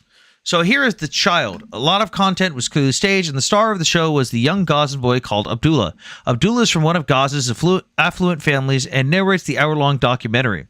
Now we need to go back to Channel 4 news piece from November of 2023, where we are introduced to a young lad called Abdullah, the same Abdullah as BBC used. Channel 4 gives his name as Abdullah Abu Shamala and introduces us to his father. This dude right here in the yellow. But here's where it gets interesting. This is not his name, and the man in the video is not his father. In fact, the name of the man playing his father in the video is Khalil Abu Shamala, spelled differently. He is the director of a PFLP, Palestinian Front Liberation. Oh, I can't remember what it stands for. Another terrorist organization in Gaza, anti-Israel propaganda NGO called Al Damir. He is a full-time activist. This is him right here. So we go on. Two people are related, though. You can find Shamala posting about his nephew because this is the uncle. He's not actually the father. This is his nephew. And they've got videos of him being used for propaganda pieces months in advance. they're already removed from the initial propaganda piece. Mm-hmm. So yeah, keep going. Okay. Yep. But now here's where we find his actual father, because this dude, the uncle, posting about his nephew, posts about his brother as well. His brother is the kid's father, Ayman Al-Zori, who is a literal Hamas member. He's an official member of the Hamas party and publicly speaks on behalf of Hamas. Here he is in terrorist garb. That's him. That's his real dad. So BBC used that, and all this, the entire family is full of open terrorist family members. So they lied to the BBC and had them put out this documentary. Like, I'm surprised BBC pulled it. They didn't have to lie to the So BBC. Sam, The what does BBC that just actually say accepted to it. you? What was that, Naomi? What does it actually say to you? Oh, that the BBC sucks. Okay, so in reality, what's actually going to happen as a consequence of what you're portraying right now? Mm-hmm. Oh, that people are going to stop listening to the BBC when it comes to stuff like that? They're losing credibility? I don't know what you're getting at. I'm sorry. No, that's what I'm asking. What do you think is the actual reality of what you're questioning? Are you saying, like, what are the consequences of this, or? Yeah, absolutely. Oh, I think the consequences. The consequences are people are. Oh, also thank you, not Butterly, for the subscription. I think the consequences are people are going to stop trusting stuff from the BBC. Granted, the BBC is already awful with stuff they report on England and stuff. They're losing more and more credibility. And it's kind of like when New York Times put out that article on Chosen Company that was completely fabricated. Like, you're losing all credibility. I am proud of the fact that they pulled it back. I didn't know they pulled that back within the last 24 hours. And that gives some credence. But the fact that they didn't do their due diligence and do any checks or balances on any of this, and that they fully put this out, and that people were, at least for there's people right now that I guarantee are pushing this as a propaganda piece, stating that it's real, that don't know BBC has pulled it. And here's the sad part. Hammer, what's the Israeli government going to come out and say about that? About what? The documentary that was faked. Probably fucking nothing. Yeah, no, it won't even they're not even gonna address it. BBC was lost a long time ago. But what I'm saying, I talked about this with History Revealed, was I have a problem with both the Israeli and the Ukrainian government where they're fucking awful at PR. They can't do PR to save their fucking lives. Sam, could I say something about that? Sure. Israeli that lives here. Yeah. Yeah. So the Israeli government, you're getting confused. They're only concerned about PR, but the PR in Israel. Around the world, they don't give a shit. You know, BBC, we've known for years that they're a bunch of liars. Most Western media outlets are lying about it. I mean, leftist media outlets. Let me clarify it's more. All biased. Let me clarify more. And again, this applies to both the Ukrainian and the Israeli government. The things they should be explaining and combating with misinformation, they don't. And it's because they think they shouldn't have to. Why do I need to dispel this misinformation? If the truth is there, it's common sense. You should just find it. They're right. They shouldn't have to, but they do. And that's the problem. Perfect example is if you talk to an Israeli and you say Hamas uses human shields, no brainer, no shit. I don't have to explain that. I don't have to give any evidence for that. But when you're talking to random audiences throughout the world, you do have to explain that. And that's the problem, is Israel and even the Ukrainian government don't understand that you have to explain things to the outside world to combat misinformation. And Israel fucking sucks at that. They're awful with that. I totally agree. We don't, because there's no money being diverted to that cause. There's all the... Oh, dude, they actively shun journalists who come out of their way and propose doing stuff for free. Exactly. Yeah. Look, because I'm telling you, there's a lot of controlled information in Israel as well. You know, you have the entire thing going on with Bibi right now, was this court case. And, you know, it's the same shit here in Israel with all the media outlets. You can't trust anyone. Everyone's lying out of their ass. You mean Haaretz is not the greatest, most truthful source ever? No, not Israel. No, not Channel 12, not Channel 13, not Channel 14. Nobody is to be trusted. You can't get any reliable information anywhere. The only reliable information you can get is on the ground. Alpha No Fear, your friend working in it doesn't change the fact that the Israeli government fucking sucks at it. They fucking suck. Horrible. They suck. Yeah, totally agree. Like, fuck the helicopter thing. Who was it that dispelled the misinformation on that? It wasn't the Israeli government. It was a fucking the lead people that took the charge on that was a French news organization. Why did it take a French news organization to come out and say, hey, this isn't true because X, Y, and Z? The Israeli government didn't even acknowledge it. Not once. Israeli Hasbara is awful, and it Yeah. has been for I- as long as I've been alive. I say the same thing for I Ukraine. The Just came only to say good- one thing. No, they just came to say one thing because if I understand correctly, I don't know who it was who said that we don't put like we don't invest maybe effort into it. One of my best friends, she actually worked at one of maybe a couple of years ago. She works for the foreign ministry of the Israeli government, and she was in a consulate, working in a consulate in one of the countries. You know, when you have Israeli consulates, and her job was actually to review the publications through different media outlets and to decide whether to react to that or not. She was actually doing that as a consulate. And that's my And, point. That's my they point, though. do The it. Israeli government doesn't react to enough. Like, again, with the perfect example was the helicopter incident, where the original video, remember, was released by the IDF 2 days after October 7th, and it was a nighttime footage of an Apache helicopter engaging Hamas militants 15 kilometers south of the Nova Music Festival. 30 days later, a girl on Twitter came out and said this was leaked footage of the IDF engaging civilians at Nova Music Festival. And then they backed it up with the fake Haaretz article where they talked about the fake police report. The problem is the Israeli government didn't say shit about it. It was multiple outside news organizations that had nothing to do with Israel that combated that story. The Israeli government didn't even respond.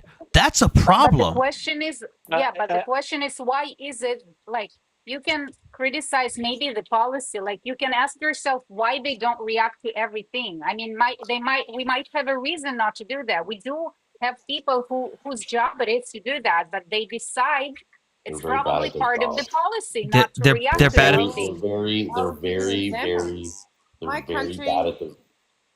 they're very Hammer that, bad at- Naomi. They're very bad at their jobs. They don't train the foreign ministry and the diplomats how to communicate with the West. A lot of the people, the diplomats in these individual countries, are put in because they're friends or part of the ruling coalition, not because they have any particular insight or skill level with the country that they're going to. The foreign ministry does a terrible job even communicating with the Jewish diaspora.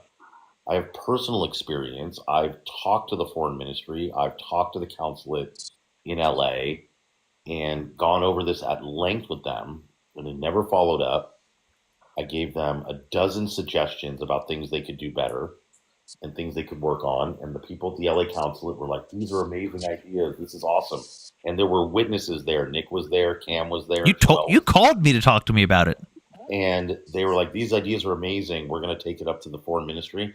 They never followed up with me. Israel's Hasbara is well known. And most Israelis, you are definitely the exception. Most Israelis freely admit that the Hasbara is terrible. Communicating with the world is terrible. I have not seen a single representative of the Israeli government on American cable news in the past 6 months, at least. I mean, I'm Israeli, and I'll admit that Hezbollah is Not terrible. on CNN, not on NBC, not on Fox. And again, it's stuff you shouldn't have to explain. I understand that to a random Israeli person or to someone on this panel, again, example of the helicopter thing, not even the human shields thing. To anyone on this panel, we can talk about the helicopter thing and go, no shit, that's stupid. Why should we have to explain that? The evidence is clearly in front of you. You can read it yourself. They're just lying. Like these pro-Hamas people are lying. But the problem is you do have to explain it. You have to explain it to the rest of the Western world, and Israel is fucking awful at that. It should not have been a French news organization to make a public investigation discrediting the lies about Israel on that scenario. That should have come directly from the Israeli government. Or here's how this could have been solved. Literally within minutes. The IDF's own Twitter page could have reposted the video that they originally posted and said, actually, this is our video that we publicly released on this date at this time. Here's where it happened. That could have been it right there.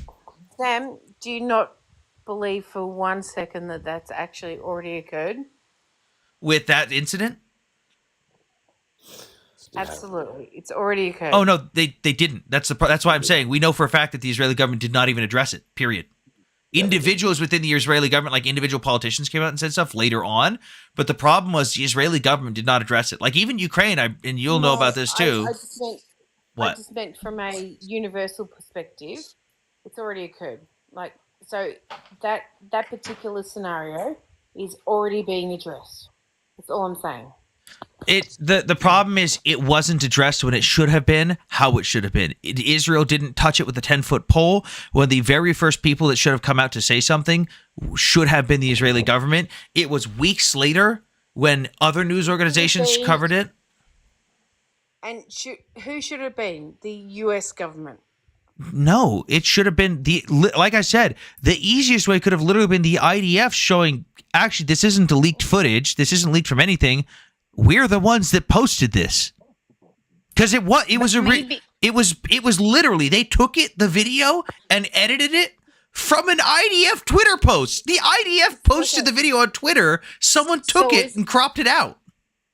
So is it possible that it is a matter of budget? Because, I mean, for example, if you have one person working on that and you have like in today's world, you probably have like 1,000 or tens of thousand posts or I don't know, whatever, in news every day. And if you have one person working on it, I mean, probably you're not just going to be able to. That still react plays to into what we were everything. saying, that the Israeli government is awful at it. You don't need Sam and I will never ever will be actually completely for the total end game, right? Okay. When we're not opposite at all. You don't need a high budget to be present. And Israel hasn't been present on news organizations. I can't speak for Europe because I don't watch European television, but my guess is it's similar to what's gone on in the United States, and they're not present. They're not available. Well, here's an example. Here's an example, Hammer. Wait, no, but here's an example. When the claim of 40 beheaded babies came out, that came from a French news reporter who took two reports from two different IDF groups and put them together as one. It was, hey, we found some beheaded babies over here. And then another group said, hey, we found 40 bodies in this room. She put them together. The IDF and the Israeli government officially within minutes came out and said, nope, nope, that's not true. Nope, that's not what we said. That's not what the reports are. This is unfounded. This is not true. And you could point to and go, look, here is the IDF. Here's the Israeli government saying this is not true. Now, you could choose to believe whatever propaganda you want, but at least they're combating it. And then other groups and news stories or news organizations piled on and went, yes, the Israeli government is correct. This didn't happen. That's not what the claim was. But the problem is they're not doing that with a majority of cases. They are awful at it. Terrible. Okay, well, this is really cool. Okay, I'm gonna drop. That's all I came to say. Thank you. Sam, I'm cooking. Okay. Sam, this is exactly what I'm talking about when you educate me on all of this. Like, think about it this way, Naomi. Do you remember the video of the video of the Russians coming out of the little hut in the backyard and the last guy comes out with the pew-pew? Yes. What did the and the very first thing that came out was not the video.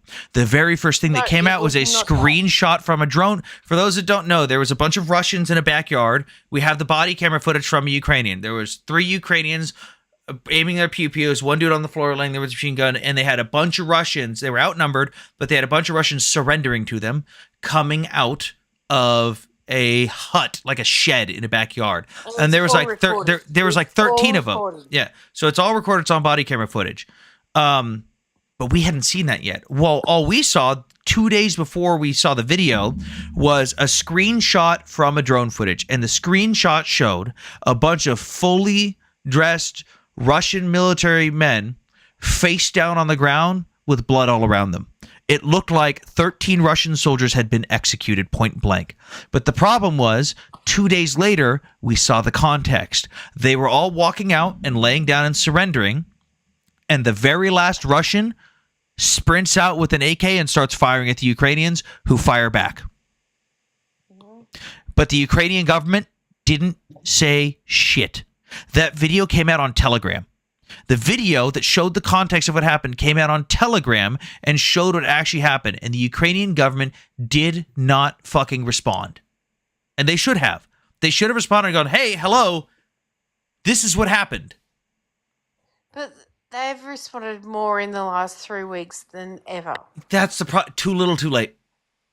I'm sorry, too little too late. Sorry, Sam, I'm the one person you never need to convince. I know, but you get what I'm saying. That's it. Israel is the exact same way. Too little too late. But I also want you to make sure that you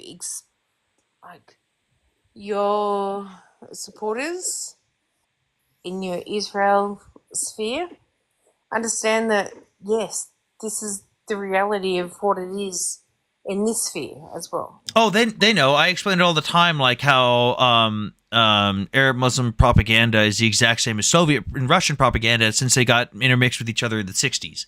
Like, Naomi, I don't know if you know this. This is probably another point of education. You know the Palestinian national identity, and the PLO, the founding political party of Palestine. Did you know it was literally founded by the KGB in Moscow? Oh, I did hear that. Yeah, didn't exist before that. I did hear that. The Arabs before that didn't like being called Palestinians. They viewed it as a Jewish Zionist identity and did not want to be called Palestinians. Yeah, this is something I did actually hear. So they have been established on that basis. Young man, excuse me, you're sharing false information. Name one thing that I said was false. I'm Palestinian. I don't care. Name one thing that I said was false. I'm just saying. Name one thing that I said. Hang on, Z. Name one thing that I said that was false. Three-generation Palestinian. Name one thing that I said was false. What's Russia has to do with the PLO? Was the PLO founded in Moscow? Tell me, any Russian PLO members do you see? The better way to Palestinian. Relax, my friend. Don't wipe the story. Don't wipe history. Z, quiet. The better way to phrase it would Don't try to wipe history, my friend. The better way to phrase it would be that the PLO. You can tell it for the new generation. Okay, you're gonna be quiet while Hammer's talking. Inbred, listen. The Palestinian Charter was written in Moscow with the help of the KGB, and Mahmoud Abbas was a KGB agent. He had a KGB nickname.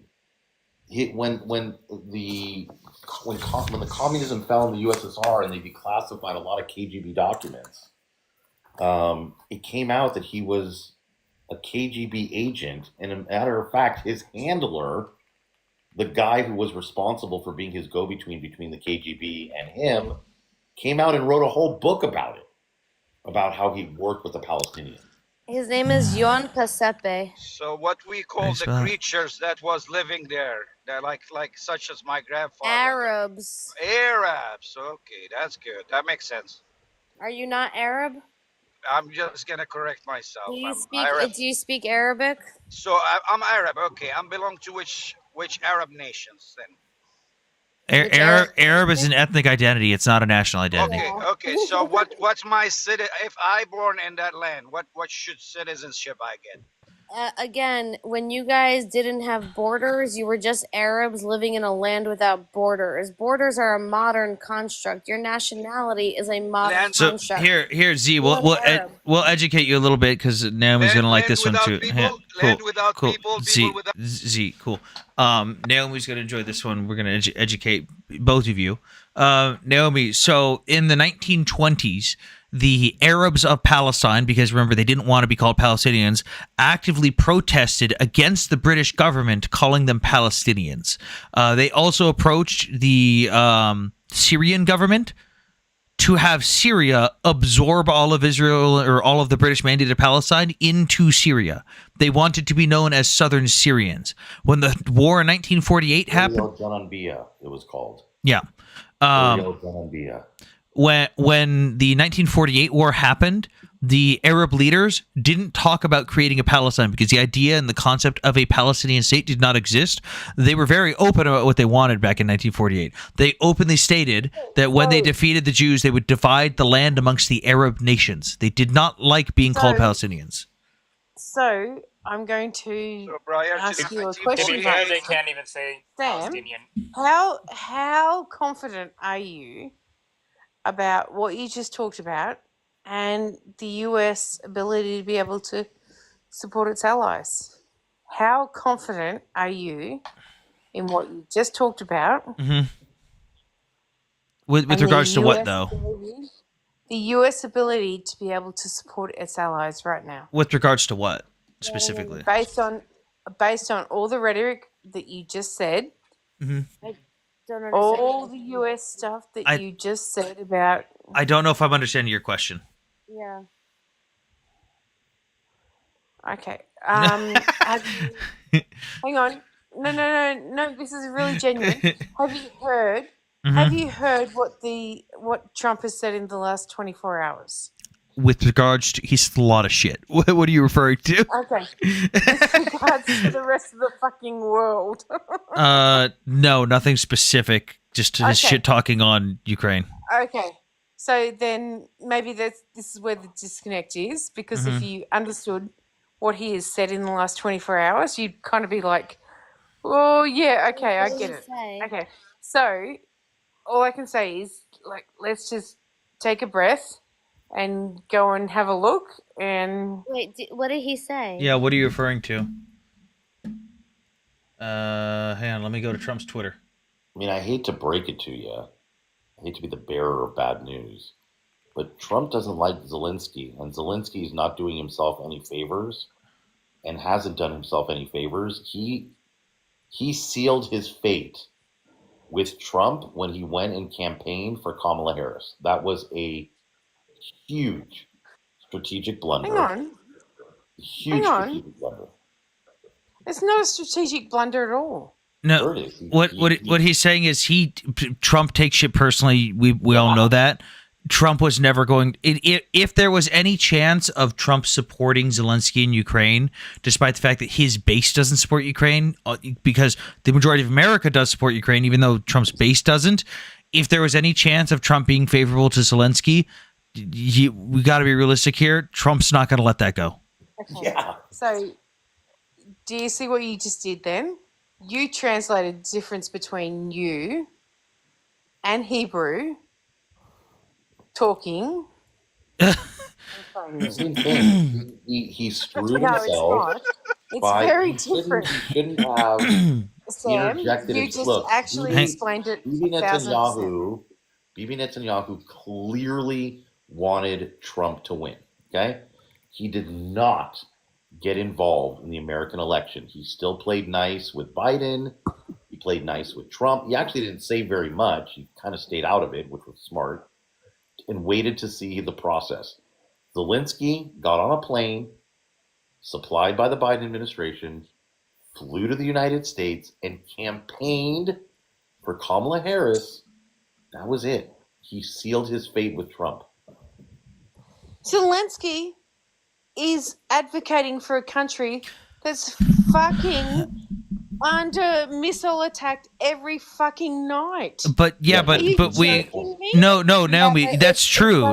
It That's doesn't make sense because Trump's a crazy man. yeah, that's true. But do you get what we're saying? Like, if Trump was never going to forgive that ever. He could have. My thing was, I wish Zelensky, as much as I love Zelensky, I wish he could have just come over and said, "Hey, I'm going to advocate for my country. I'm not going to take sides on this. I just want someone to support my country." The problem was he said Kamala.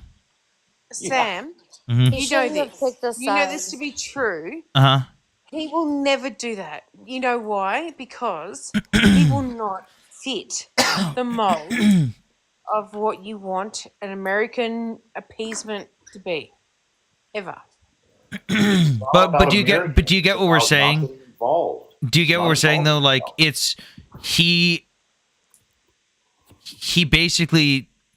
Do you get what we're saying though? Like, the second he did that, as much as I understand that he's advocating for his country, the second he did that, Trump was never going to forgive him. Yeah. Trump was already too pro Russia as it was, and that kind of was just like that's it. Yeah. And I was hoping that Trump might forgive it. I was hoping that Trump might forgive it, or was kind of just like would be understanding. Nope. It just wasn't So smart so the politics. greatest country in the world, United States, would run an emotion Okay, from the so president? that said, Z, nobody cares. We're talking. that said, Hmm. that said, then if that's your expectation, how do you expect Ukraine to defend itself? No, the expectation would be that he came over and said, "Screw you! I'm not going for a candidate. I just want my country to get help." That would be the expectation. Without a doubt, there is no way on this planet I will ever think that you don't support Ukraine ever. Yeah. So I want to be really clear. But he's not the president. Explain to me, as a layman Mhm. right now, how I can possibly understand exactly what you're talking about. Just I'm explain it to me. saying that by picking a side instead of just coming over and going, "Hey, thanks for the plane, but I'm going to advocate for my country." By picking a side, if Trump won, which he did, he screwed himself. At least with U.S. support or with Trump's favor. Now, if Congress, because there's still bipartisan support for Ukraine, if Congress wants to support Ukraine, I full-heartedly, hell yeah, let's go. But the problem is when it comes to Trump's a petty child. Indeed, he is. So then look at it from this perspective. Imagine for a second, Zelensky turns around and says, no, we're not accepting this.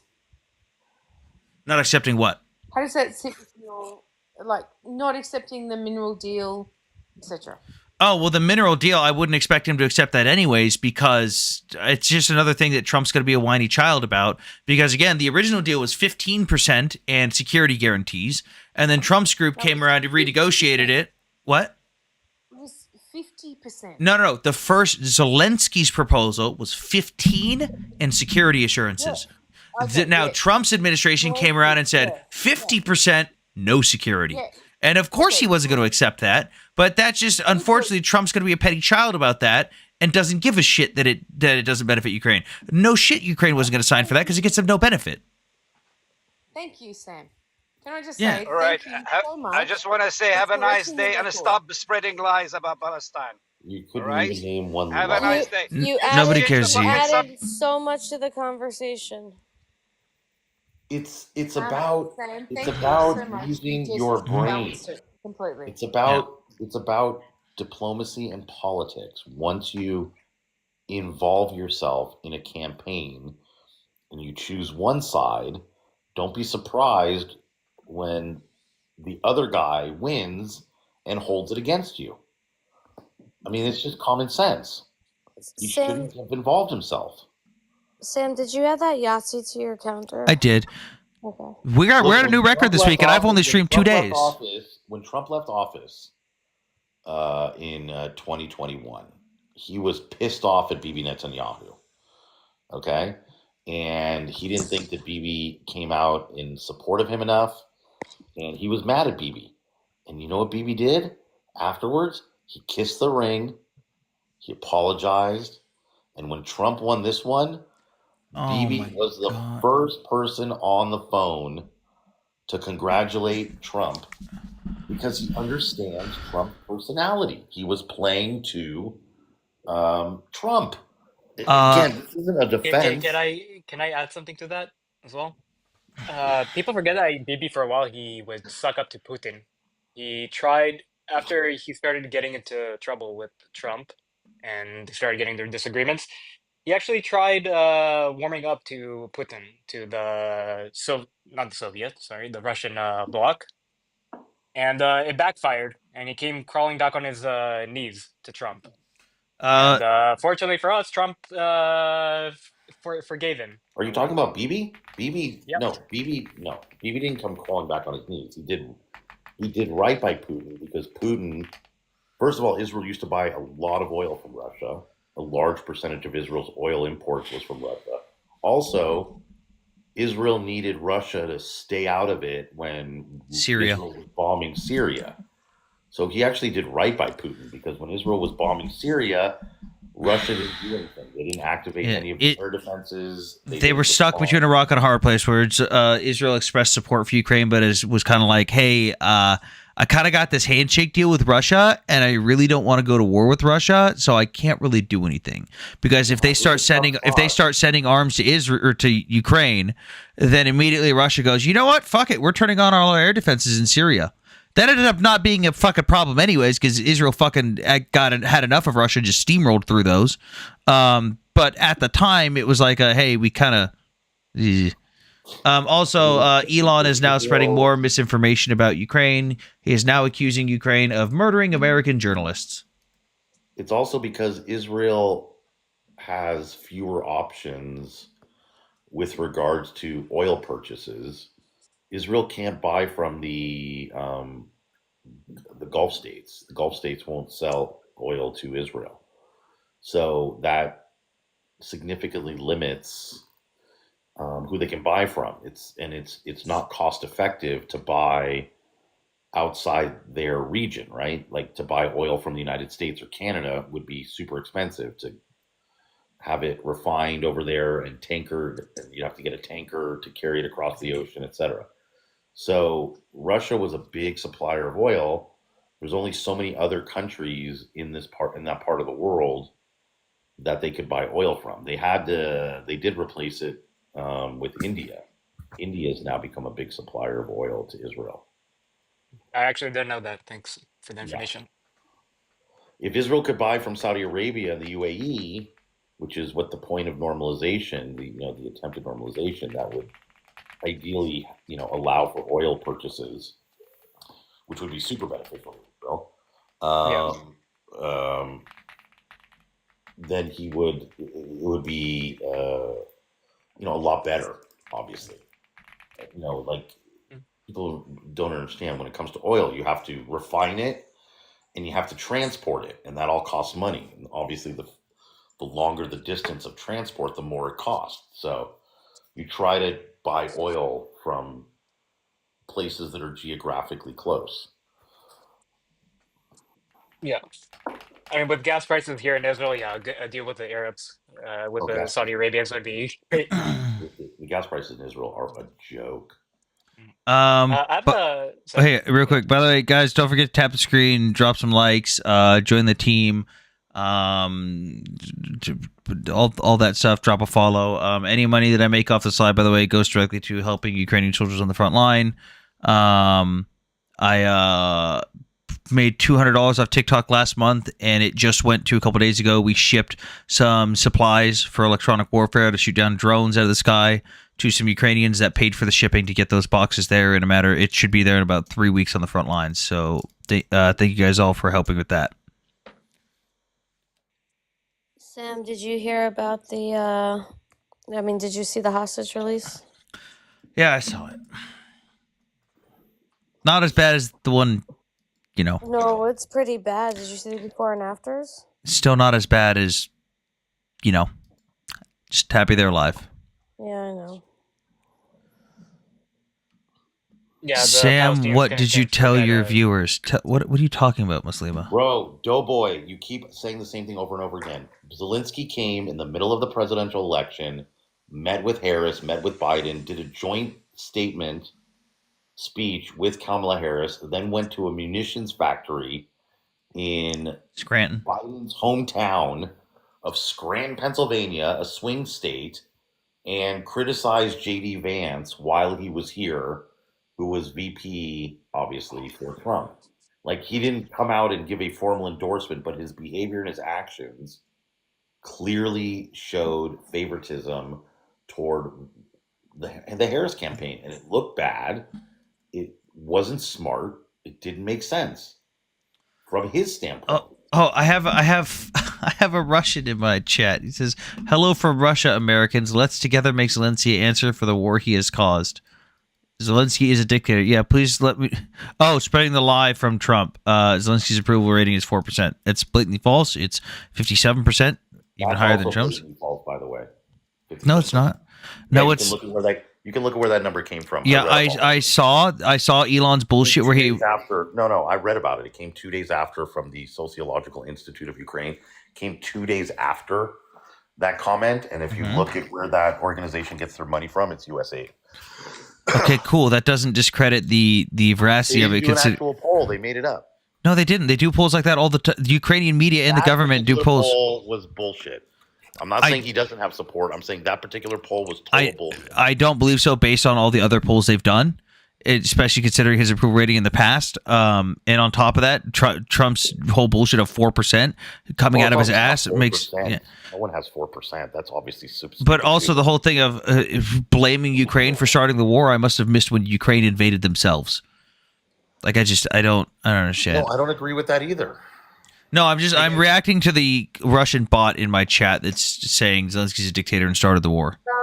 Sam, I make a somebody asked me suggestion? to tell you that they saw an X that Zelensky accepted the I deal. already addressed that. The source that he signed a deal literally comes from an account on Twitter named Clown World. The original post is from an account named Clown World that says he accepted the deal. Oh, yeah, that's not a source. You don't get it. Okay, General. Let me Guys, explain. can I the make a Code Wars. suggestion, let me make please? this clear to him, and then I got to jump off because it's late.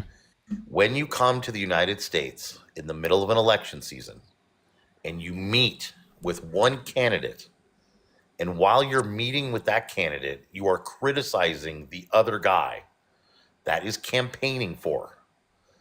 You don't do that. That is not smart. That's dumb. It's just. I mean, if she won, dumb. it would have been smart. Huh?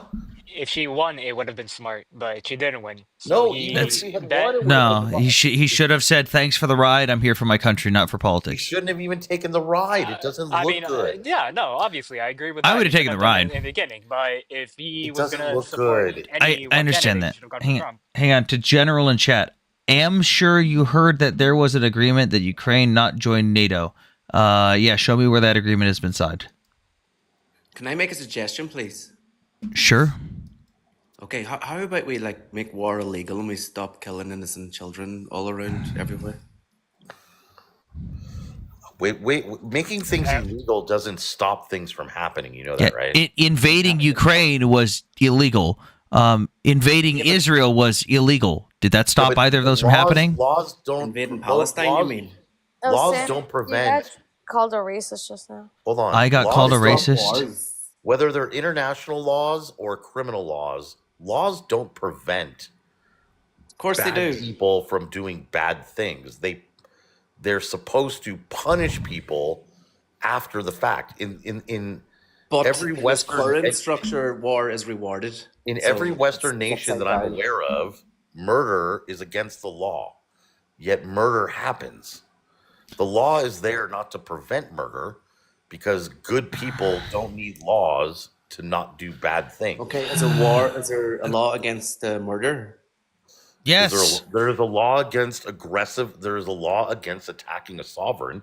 There you go. Hang on, to Punky in No one chat, follows it's it. not. Hang on, Punky in chat, it's not repossession. It's they're trying to take over a sovereign nation of Ukraine. Like that was.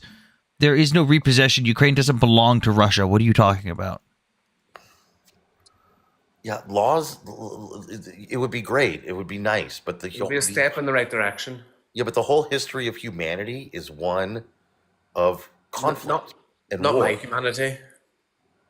The only way to get rid of war is to get rid of human beings. That's a false. What you said isn't right. When in there. human history has there not been war and conflict?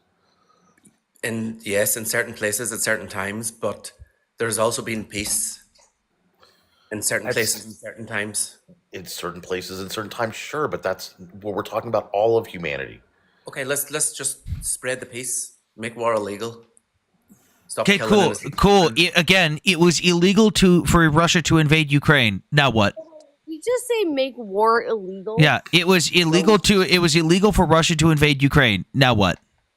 Okay, so who's gonna Russia arrest invaded them? Ukraine, and there was supposed to be sanctions, but nobody fucking lived by them. The rest of the world still. Oh wow! Sanctions is the consequence for breaking the law. That's it. Now what? I don't make the. I don't. Bob got rid of him. There were sanctions put on Russia. What is he talking about? Good on Bob. No, he said that Oh, sanctions he's a are put on, Yahtzee? but nobody follows them. Well, that's a different story altogether. All right. but- Well, I'll trust Bob. I'll add that to the counter. He was on my panel yesterday. Oh, okay, Bob.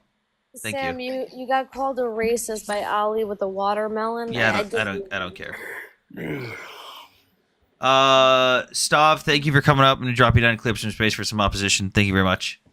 Thank you. Bye-bye. I shall be the opposition. Oh, The God. opposition today shall be played by Dave. Okay, time to silence the Jewish lawyer. Damn. Oh, Dave, unmute yourself. I was just fucking. Motherfucker. No, you don't understand. I'm not just a Jewish lawyer. I am a Jewish New York former communist lawyer. I am Former a nightmare of communist. so many people. Yes. You're like lawyer. Yes. stereotypical. I am the stereotype. I am the stereotype. I'm proud of it. Oh, Dave, Hammer doesn't like my Vishivanka. Because you look ridiculous. Yeah, Sam, you put out that video, and I went, "What the hell is Sam wearing?" Vishivanka. It's a Vishivanka. I got it. It was a hand stitched one that I got at the local Ukrainian store near my house. The worst part about all this shit, I'm talking about the war, is that the Russians and Ukrainians, their culture, their languages are close. Their cultures are close to identical. They both wear those. It's so sad that they're unaliving each other for fucking because one of them is being run by a fucking idiot.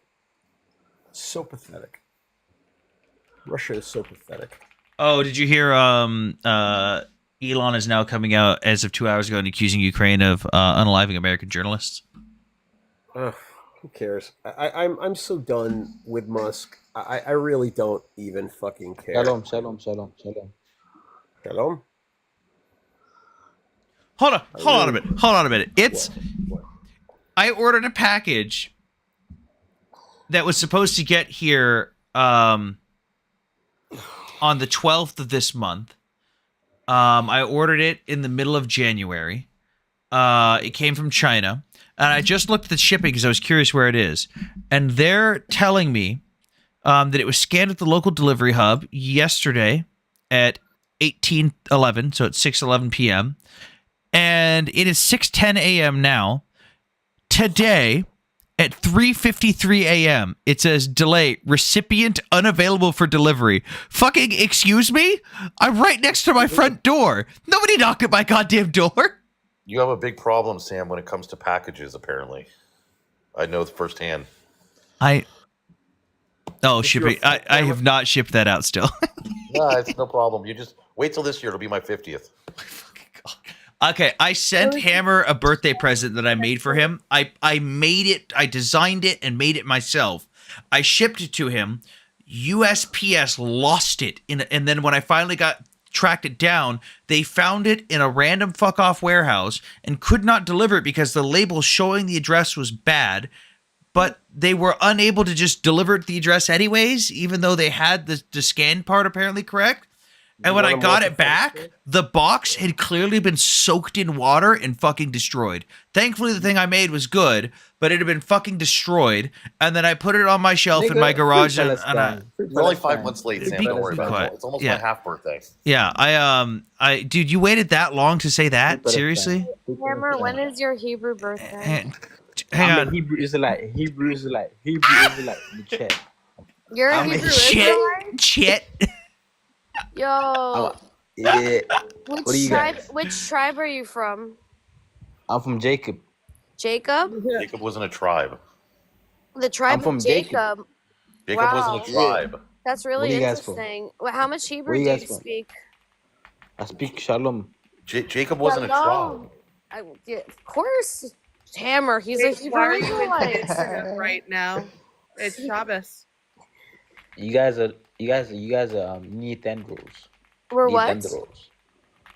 Neanderthals. Neanderthals? Is that the word you're Sorry, I don't speak lack of toilet. Sorry. I just woke up in a nightmare cold sweat having a dream that Dave said that he was once a communist. Yes. Wait, I hang on. Punky in chat says Ukraine asked for it when they defected in 1991. You mean when the Soviet Union collapsed and all the former Soviet satellite states left? I knew you were asleep. Oh, for like an hour. That's hilarious. All right, I'm out. It's I late. can't believe you Bye, kept me Hammer. up. Hi, Hammer. I didn't know you were asleep. Yeah, Dave You was. thought I was born in the quiet for former an hour? Soviet Union. You were so quiet. I thought you were calm because I told you to fucking calm yourself down and I yelled at you. Oh no, that made me madder. Eh, You kept just interrupting and yelling over people. She's in a mood. but I'm which in a whole people? mood. Hang on. I got one of my friends who I haven't talked to in a while is in my Twitch chat. Chefla, I have something to show you. This is my dead Russian plate carrier. The man who wore this no longer needs it. And also there's some dead Russian patches up there.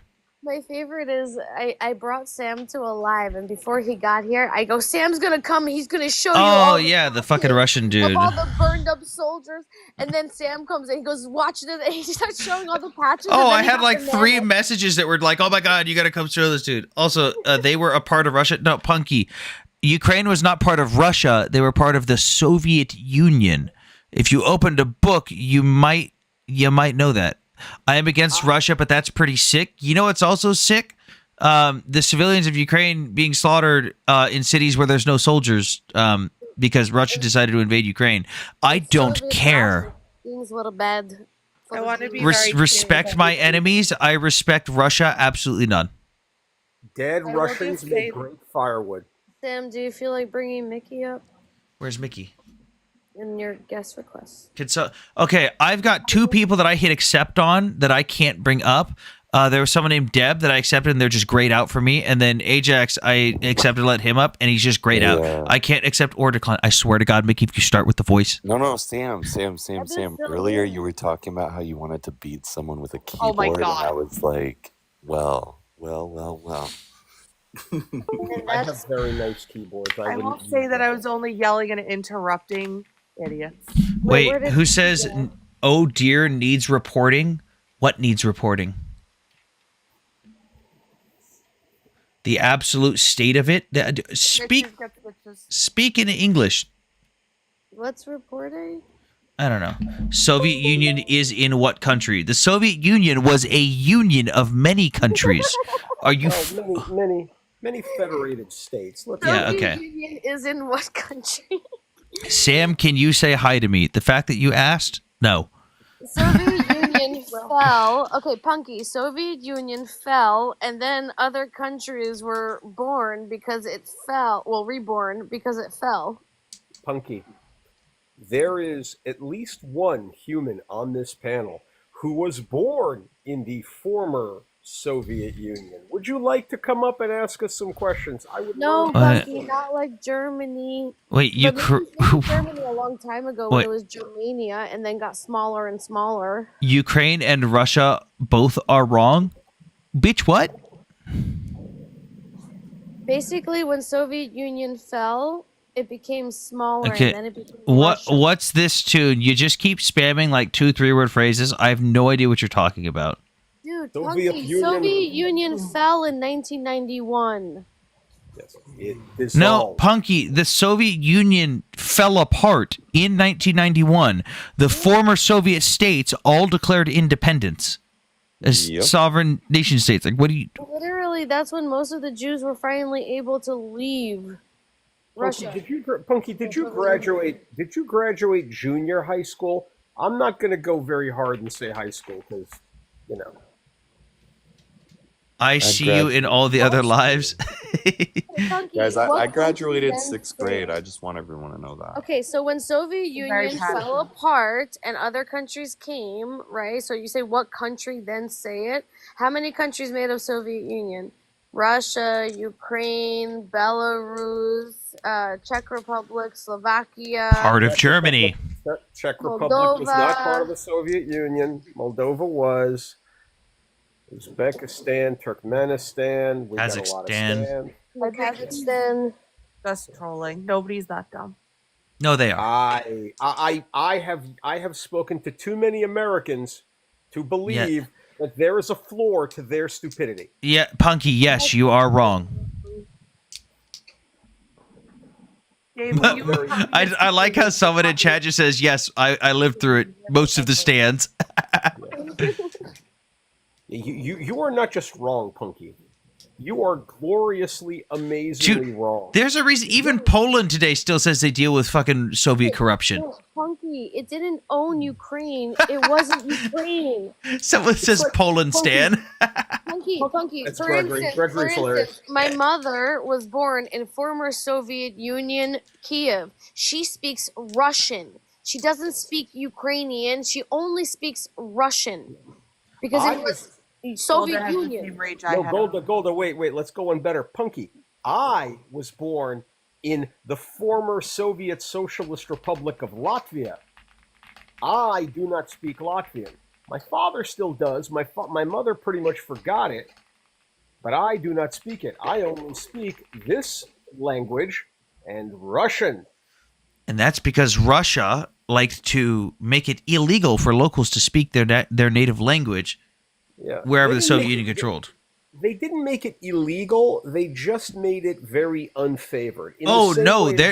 There's multiple laws that would ban it in specific instances. Then they would add those up, and like in Ukraine, there were multiple laws that literally made it illegal to speak Ukrainian in public in a lot of how everyone goes, oh, Ukraine banned Russian. No, they literally just made Ukrainian the official language of Ukraine. No brainer. But what the Soviet Union did was they literally outlawed the speaking of Ukrainian throughout almost all of Ukraine and in any official capacity. I mean, if they really banned Russian, then why is it that in videos, when journalists go to Ukraine and just talk to random people, half of those people will speak in Ukrainian and half of those people will speak in Russian? And that's usually in either Odessa or Kiev. It's usually in the two largest and most populated cities. Fuck, even in Kharkiv, which is a mostly Russian-speaking city, people have started speaking Ukrainian again out of pride. I speak Russian to my mom, like her.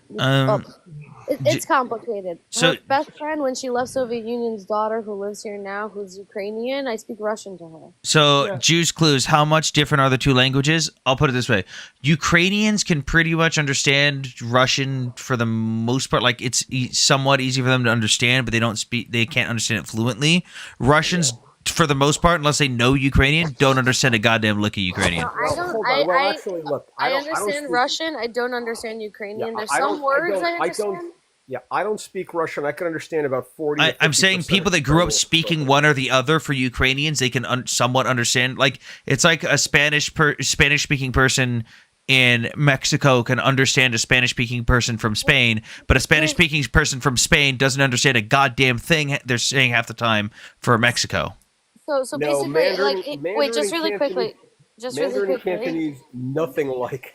My father's from Poland. My mother is from Russia, from former Soviet Union, Kiev. Actually, I have to stop saying Russia. From former Soviet Union, Kiev, right? And she speaks Russian. So to me, when I hear Ukrainian, it sounds like Russian and Polish made a baby language together. Yeah. So I can understand it a little bit better because I understand the Polish. Oh, the amount of stupid that I've gotten. I did a video, I don't remember if it was you, Sam. No, it was a random video of Litvinenko, the president of Belarus, speaking to foreign journalists. He was speaking to BBC, and he was speaking to them in Russian, not Belarusian. Now, those two languages are more similar, but still not the same. And I'm listening to this, like, he's speaking Russian. So I made a video about it, and I had people coming in, but they're the same language. No, they're not, you goddamn nincompoop. My best example, right? So in Russian, when you say understand, it's понимаешь, and in Polish, it's rozumiesz, and in Ukrainian, it's razumеешь. It's like понимаешь and rozumiesz had a baby and became razumеешь. It's all very. They're all Slavic languages. They all have the same base. Will, you got some red bars. Are you there? Oh yeah, I'm here, big bro. I just been listening, my man. Just been listening. What's How up? you doing this morning? Doing okay. What's up? I said, how are you doing this morning? Oh, I said doing okay. Awesome. Yeah, I'm just sitting by listening, man, waiting for my moment. All right. Do you have anything you want to add or contribute? Because the panel's full right now. I want to clear up some space for some opposition if we can. So I was gonna let you go, and then Deb. Deb's still grayed out for me. I can see she's on the panel, but she's grayed out for me. This is weird. Will, did you have anything you want to add, or? Well, I think, well, you put on there no U.S. allies should trust Trump, but man, I think I definitely disagree with that 100%. So my reasoning behind that is Trump seems to only want to support, yes, he's America first, I get that, but Trump is in a position where he's seemingly got a track record now of only supporting what his base supports rather than what American population supports. My perfect example for that is Ukraine. A majority of Americans, about 67% or 68%, support Ukraine. That does cross over into Trump's people. There's a lot of Trump supporters that support Ukraine. A majority of Trump supporters do not, though, but even though a majority of the country does, he is willing to double cross Ukraine and essentially go back on our word as an ally of Ukraine because his base doesn't like them. And I think he'd do the same thing with any other country. It's also circular because his base doesn't like them because he told them not to like them. Well, I don't understand the don't like them thing. I don't think Trump wants us to continue to fund a war. I think he wants Russia and Ukraine to find a peace and to find a stopping point, and let's get this done. It'd be different if it weren't for the fact that it'd be different if he weren't openly lying about Ukraine nonstop every time he opens his mouth about Ukraine. He's lied about Zelensky's approval rating. He's called Zelensky a dictator, even though Zelensky was democratically elected. He says Zelensky's violating the law by not having elections, but by hosting elections during martial law during a time of war, Zelensky would literally be violating Ukraine's constitution. It's not even up to Zelensky; it's up to the parliament. He stated that we've given he said we've given 350. No, he said we've given, the United States has given $200 billion more dollars to Ukraine than any other nation. It's time to stop. We haven't even given $200 billion, let alone $200 billion more than any other nation. He blames Ukraine and said, yes, but the point is he's lying about the number, which is again just adding on to the pile of lies. He also said that it was Ukraine's fault and that Ukraine started the war, even though Russia invaded the sovereign nation of Ukraine twice. He's just lying. Why did Russia invade it though? Because they want to build Hold on, wait a minute. Hang on, I got it, guys. I got it, guys. I got it. Politicians. Wait. Hang on. Will. Hold on. Will, one at a time. I will get to that. So let me. Yeah, it's just we do 1 point at a time because when you pile on points, you, like having to deal with multiple points at a time is a headache. But here. So let me show you something that is publicly available for you to go look at right now. Ukraine Oversight Committee website. This is a publicly available website. Oh God, seizures. It's a publicly available website that has everything. You can look at stuff like oversight dashboard, reports from Congress, funding, investigations. You can even look at investigations on corruption because, yes, people do get investigated and stuff gets reported. You can look at them. They're publicly available. You can see where all the funding goes. The implications of Ukraine stealing money or politicians stealing money from Ukraine is a blatant lie. There has been no proof of that so far. But to your original question of why did Russia invade Ukraine, here's the simple answer. When the Soviet Union fell, Russia lost control of Ukraine, meaning they lost control of oil. They lost control of their grain trade, which was a big boost to the Russian economy or the Soviet economy. And they lost control of most of their manufacturing capabilities. A lot of their arms manufacturing was in Ukraine. Their artillery plants, their tank manufacturing plants, their military design industry was all in Ukraine. Now add that on to the fact that Putin has openly stated he does not believe in the sovereignty of Ukraine. He does not believe in the ethnic identity of Ukrainians. He does not believe that Ukraine deserves to be a free and sovereign nation, and he openly states that he wants to rebuild the former glory of the Soviet Union. All of those factors round up to why he invaded Ukraine. By the way, if Russia was to take over Ukraine, they would have control over the breadbasket of Europe when it comes to things like and Africa. Yeah. Yep. Europe would be fine. Africa would be absolutely fucked. And all of these people, they're all for Okay. you Hey, know, and to the not a disgusting fuck in the chat that's saying Zelensky is a bocce bazi boy, I hope you enjoy the fact that you're making fun of the fact that Afghan nationals think it's okay to essay little boys. Good job, you fucking disgusting cretin. Get out of my live. That's crazy.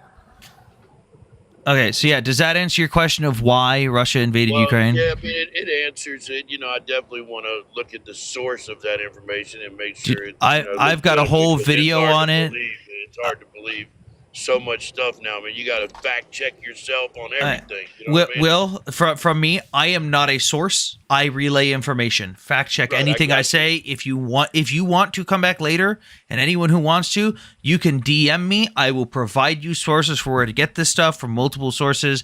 I've even got videos where I talk about this stuff. I've got a video pinned on my profile. It's 7 minutes long, so it's a little bit long, but it gives you the basics. What are the important documents? What are the important rhetoric? And it gives you the talking points of the war in Ukraine, the basics. Like a lot of people say, oh, it was over. Well, I'm sure you've heard the argument of NATO promised not to expand east, right? Yeah, Okay. So did you know that there was never any signed agreement or even a verbal agreement on that ever? There was one person that promised it, Secretary of State James Baker, who brought it up in a conversation specifically with regards to East and West Germany, and it never went through. Like he tried to speak on behalf of NATO, and everyone, nah, it's whatever. But to counter that, in 1997, Russia signed a document called the Russian NATO Founding Act for Peace and Cooperation. They signed it in Paris in April of 1997, in which they openly welcomed NATO expansion and even offered assistance. Because at that point, Russia was like, we're the new Russian Federation. We've turned a leaf. We're not the Soviet Union anymore. We're better than that. It's okay. It's like the whole NATO, like I get if Putin wanted to say, hey, I don't like this agreement. I don't like NATO anymore. Let's talk about this. That's one thing. But to just like, he just lied about it. Well, look, man, I got to get to work. I appreciate y'all letting me join in. Maybe next time I'll be able to talk a little bit more, but y'all all have a good day. You too, Will. All right. Have a good day, Will. Chefla, this is happening on TikTok right now. I know you're viewing it on Twitch. If you look up the at Sam41_live on TikTok, that's where I do these things. So like the panel you see everyone on the screen right now, these are the guests on the panel on TikTok. The chat you see on the left is the TikTok chat, and the chat on the right you see is Twitch, Twitter, and YouTube. Ooh. Yeah, Mickey, have you not seen my my format on YouTube? No, I don't watch all that nonsense. Okay, just go look at the format real quick. Click the link tree in my bio, go to my YouTube link, and you can see in the live tab, you can see what the stream looks like. Yeah, when Sam streams, Sam streams. Yeah, we're live on 4 platforms all at once. That's crazy. Grifting? Yeah, I'm such a grifter, Ben, that I went to Ukraine voluntarily. Come Without on up, pay. let's have a conversation. Not to mention, didn't you just send something for like $200 to Ukraine? Yeah, I just shipped off a package of electronic warfare items that are going to save lives to Ukraine. Oh, by the way, I sent your designs and your videos of those designs and stuff to more people that also are in the training space. We're on the 3rd shipment right now. Those Pelican cases are expensive. Yeah, that I think is the most expensive part. What is your YouTube channel called? It's just _Sam40. Here, I'll just send you the link. Punky, let's talk about opinions for a second. Punky in the chat. Punky, is the Earth round? What? Punky says they just attack people with opinions of their own. Don't bother. I just want to know. I want to know if he understands what an opinion is. Is the Earth round? No, Doughboy, he did make comments supporting Kamala. That was he did. Here, Mickey, I'll just send you this so you can at least view the format. Oh, okay. Oh, I'm sorry. I think I'm subscribed to you on my other account. Sorry. Rude. Hey, Paradise Views, what's up? He did make. Oh my God, Mickey! I gotta mute you.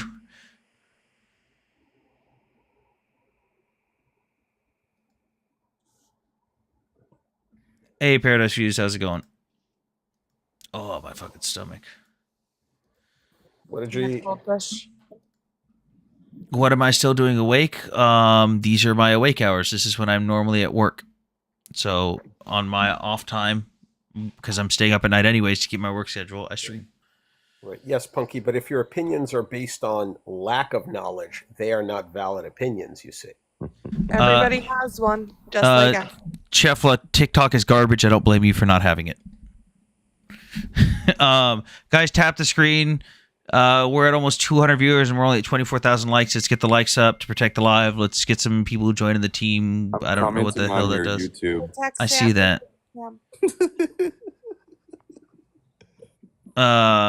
But yeah, let's protect the live, get it up. If you guys do any donations, you guys don't have to, but it's always appreciated. You guys can go to link to my bio again. Any money I make from this stuff, I haven't kept a single penny in the entire time I've been doing this. It all goes to Ukraine and supporting the guys on the front lines and my friends directly on the front lines. It is official. Punky is officially an absolute fucking idiot. Soviet Union was all Russia. Do you walk on your hands? Are you that backwards? Do you feel in your mouth? Someone says, Really? "Are you using OBS to stream from 4 platforms?" I am using TikTok's Live Studio to stream on TikTok, and then I am using Streamlabs OBS for multi-streaming on Twitch, Twitter, and YouTube. Nice seeing you too, Chefla. Have a good day, man. Shoot me a message on fucking Steam or something. Or so, I don't remember. I think I have you on Facebook. I don't fucking know. Or message me on Discord. Hey, Sam, do me a favor. Mute Punky. If he wants to speak, let him come up or shut up. No, don't let him up. He's already ignorant. Wait, let's get to 46. You realize we can have like podcast level discussions with Sam without all these idiots. We might not. I don't know. But he is so aggressively stupid. It would be fun. Did Ukraine used to be part of the Soviet Union? Was all Russia. That's yes, Ali. Ukraine was part of the Soviet Union. So why can't Soviet Union have their land back? Because the Soviet Union does not exist. Was Eritrea part of Ethiopia? Wait, hang on. Hold on, Dave. Hold on. It wasn't always the Oh my God. Oh, guys, relax. Everyone's jumping all at once. Ollie, the Soviet Union no longer exists. But Ali, the people in the Soviet Union, they still exist. Before it was the Russians. Soviet Union, it was a bunch of different countries. The Soviet Union was created when it took over all of these countries. So when it broke down, it was just deconstructed again. Let me ask you. Let me ask Ali a question just to test his knowledge because he seems to be not knowledgeable. Ali, when the Soviet Union was born, was Latvia, Lithuania, and Estonia part of it? Was what? Have you ever heard of the countries of Latvia, Lithuania, and Estonia? Estonia. No, what's that? Okay. Get Drop out. 'em. Get out.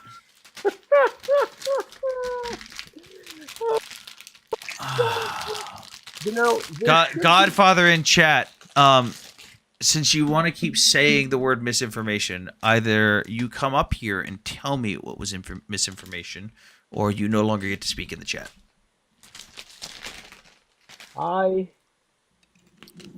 There needs to be.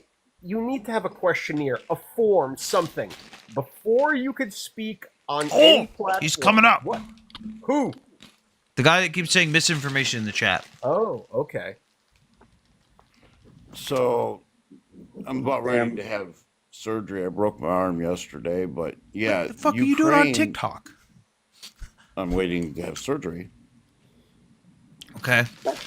Well, hopefully your surgery goes well. But okay. What were you saying? Here's the thing. It goes back to the 1980s with the whole when Richard Schultz went over to Russia, and Russia explained why they don't want anybody on the Eastern Front of Russia, which I would totally agree that I wouldn't want my enemies there either because of the massive amount of stuff that they took through World War I and World War II. So that doesn't say what I said was misinformation though. Correct, it was because you didn't give the full tell of why. Now everybody talks about that doesn't matter. What you brought up doesn't matter anymore because of what I brought up after that. The 1997 Russian NATO Founding Act for Peace and Cooperation, in which 6 separate times Russia agrees to NATO expansion. No, they didn't agree to it. They also they offered assistance. No, they agreed to it as they were to join NATO, which never happened. No, they did Then not. what would be the Nothing. purpose of There was NATO? nothing about that. There was nothing about that document that said Russia was going to join What would NATO. be the purpose of Yes, Russia it was. joining NATO if NATO Okay, is wait, literally Mickey, built hang on. around Godfather, countering can you Russia? tell me? Can you tell me what line of the Russian NATO Founding Act for Peace and Cooperation of 1997, in what line or paragraph does it say that Russia is going to be joining NATO? It was not part of that. It was a gentleman's agreement that they would do it, and then NATO shut it down. So because who made that who made that gentleman's agreement?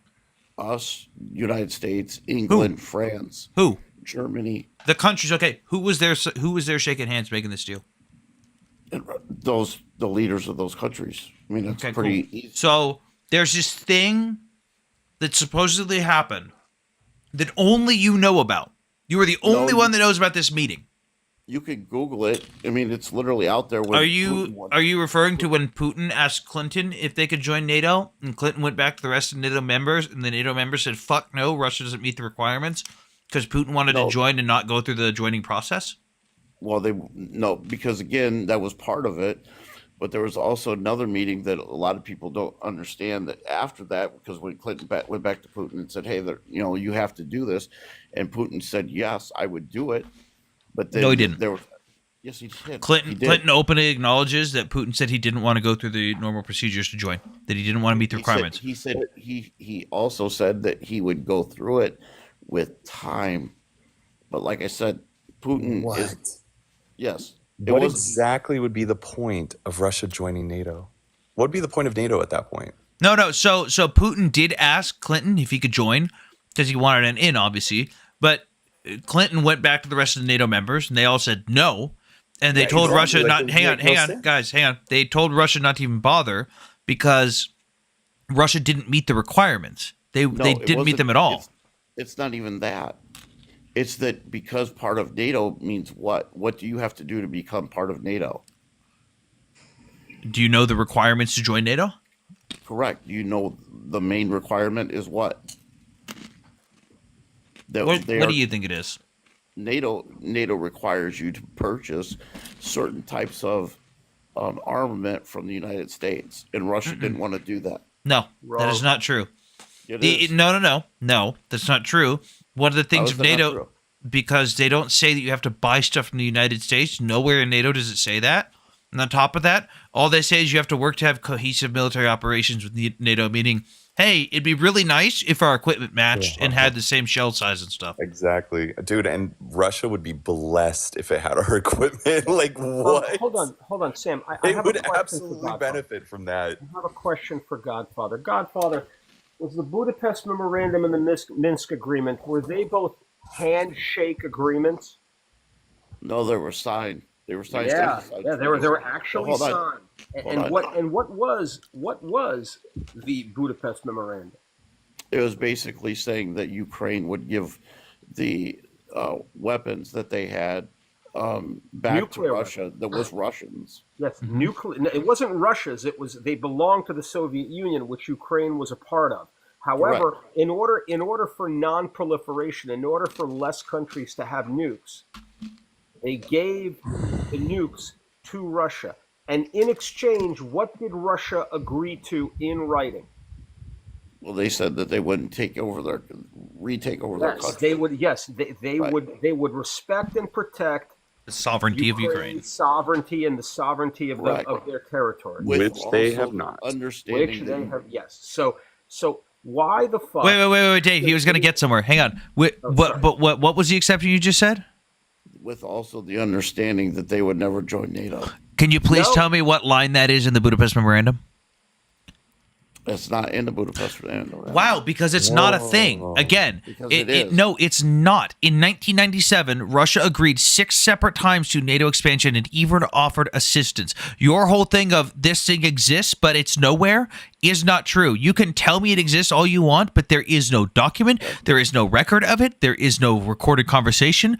There is literally nothing. You have at random points in history, you have different leaders making their own individual suggestions. You have no one making a promise that it wouldn't happen. Again, the closest thing you will find is James Baker, the Secretary of State, talking to the president of the Soviet Union and saying, hey, we promise not to put NATO troops in Eastern Germany. That's it. That's the only thing. And even then, even that was waved off. But Gorbachev himself personally stated that the discussion of NATO not expanding east was never discussed or agreed upon. Right. But again, what I'm explaining to you guys is the part of Ukraine that speaks Russian, that wants to be part of Russia. They don't. They do. How does that benefit them to be part of Russia, other than the handful of old people that have pensions? Godfather, we know that that's not true because do you know who Yevgeny Prigozhin is? Yes. Okay, you know who Igor Girkin is as well, right? Yes.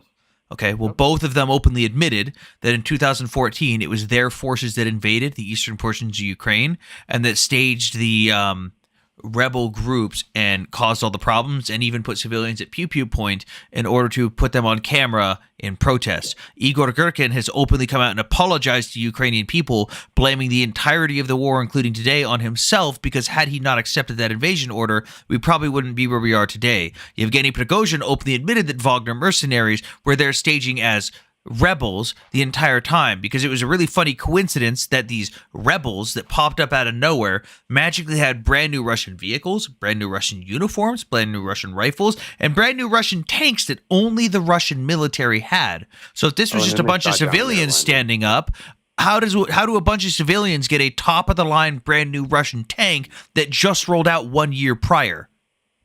And they probably should have been trained so they wouldn't shoot down, a civilian airliner. Do you remember that one? Everybody seems to have forgotten about that too. Huh? You mean in the 80s when they... No, this was literally after 2014. Yep. And they tried blaming Ukraine on it. Lost on history here. They tried to blame Ukraine on it. They shot down a civilian airliner and tried to blame Ukraine on it, just like they shot down another civilian airliner recently. And then Putin said it didn't happen.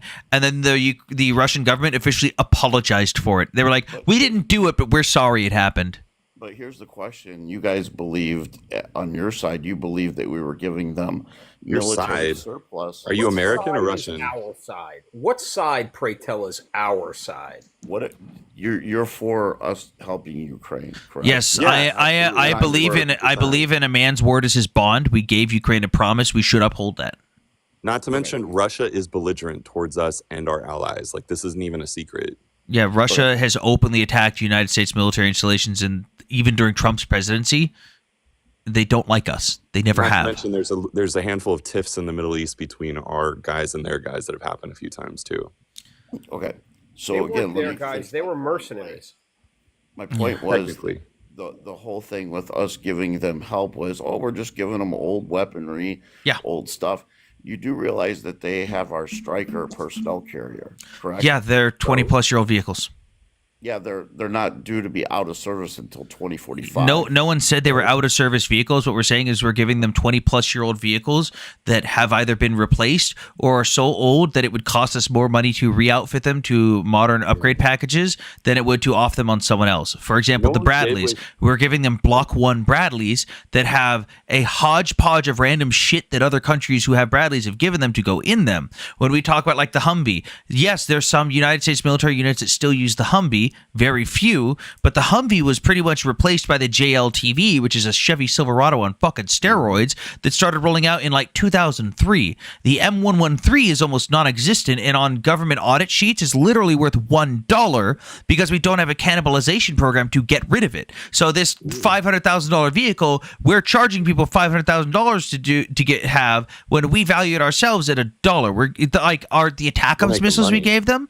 The ATACMS missiles, you could actually see the photos of them and see that the production date on those is May of 1991. Those were literally the first ever ATACMS missiles produced that are no longer operable per U.S. shelf life, that are so old they don't even have GPS guidance. They're inertia guided. Like, these are 20-plus-year-old pieces of equipment. We don't use this shit anymore. Actually, hey, Sam, wait, Godfather, I have a good example of that too. I don't even remember the exact number, but we left hundreds of Humvees and or up-armored Suburbans in Iraq, and we either gave them away, right, because it wasn't worth it to maintain them and or ship them home or even chop them down. It even got like too expensive to chop them up rather than just to go ahead and hand them over at like, however that deal worked. It's similar to that, Godfather, where it's like where I mean, what's I'm glad like you fell for that idea, but that is not where how. I fell for that idea, dude. Dude. Okay, so I'm not just from the military. Okay, I consult on international business. So when it comes to things like operations and overhead and costs and some other things and some other fancy words, when it comes to business, this is actually a business transaction. It actually doesn't make sense to hold on to depreciating assets that then cost you more to get rid of that cost you as much to get rid of as it is to maintain. Ham, before I forget, remember, inventory takes up space, precious space. To be Jam and X in YouTube chat, hey Sam, I want to join the Air Force and then become a commercial pilot. Any advice for the Air Force? Not much. The Air Force is pretty much going to be a cakewalk for you. If you have prescription glasses or fucked up eyes, though, good luck becoming a pilot in the Air Force. I've served in the Marine Corps. I could talk about Marine Corps stuff and some Army stuff and even some Navy stuff. I ain't got much for you on the Air Force. I'm sorry. But I don't get. Oh, what just happened? Thank you for the follow on YouTube, Jeffla. I don't get what the whole point of this thing you're saying, though, is, Godfather, because everything you've said so far has just been factually incorrect. You've made a lot of inferences and a lot of trust me, bro, or it's there, but it's not actually there, but it happened, but it's not actually there. Like, I don't understand. I have the viewpoint that we should never help them. Like, you got in your own fight. We got to stop doing that. Like, I get it. Like, everybody wants to be world police for some reason. All of a sudden, we're not ever been that. We're not supposed to be. Oh, that. dude, we've been that for a while. Wait, hey, I'll go first, David. Quick hand.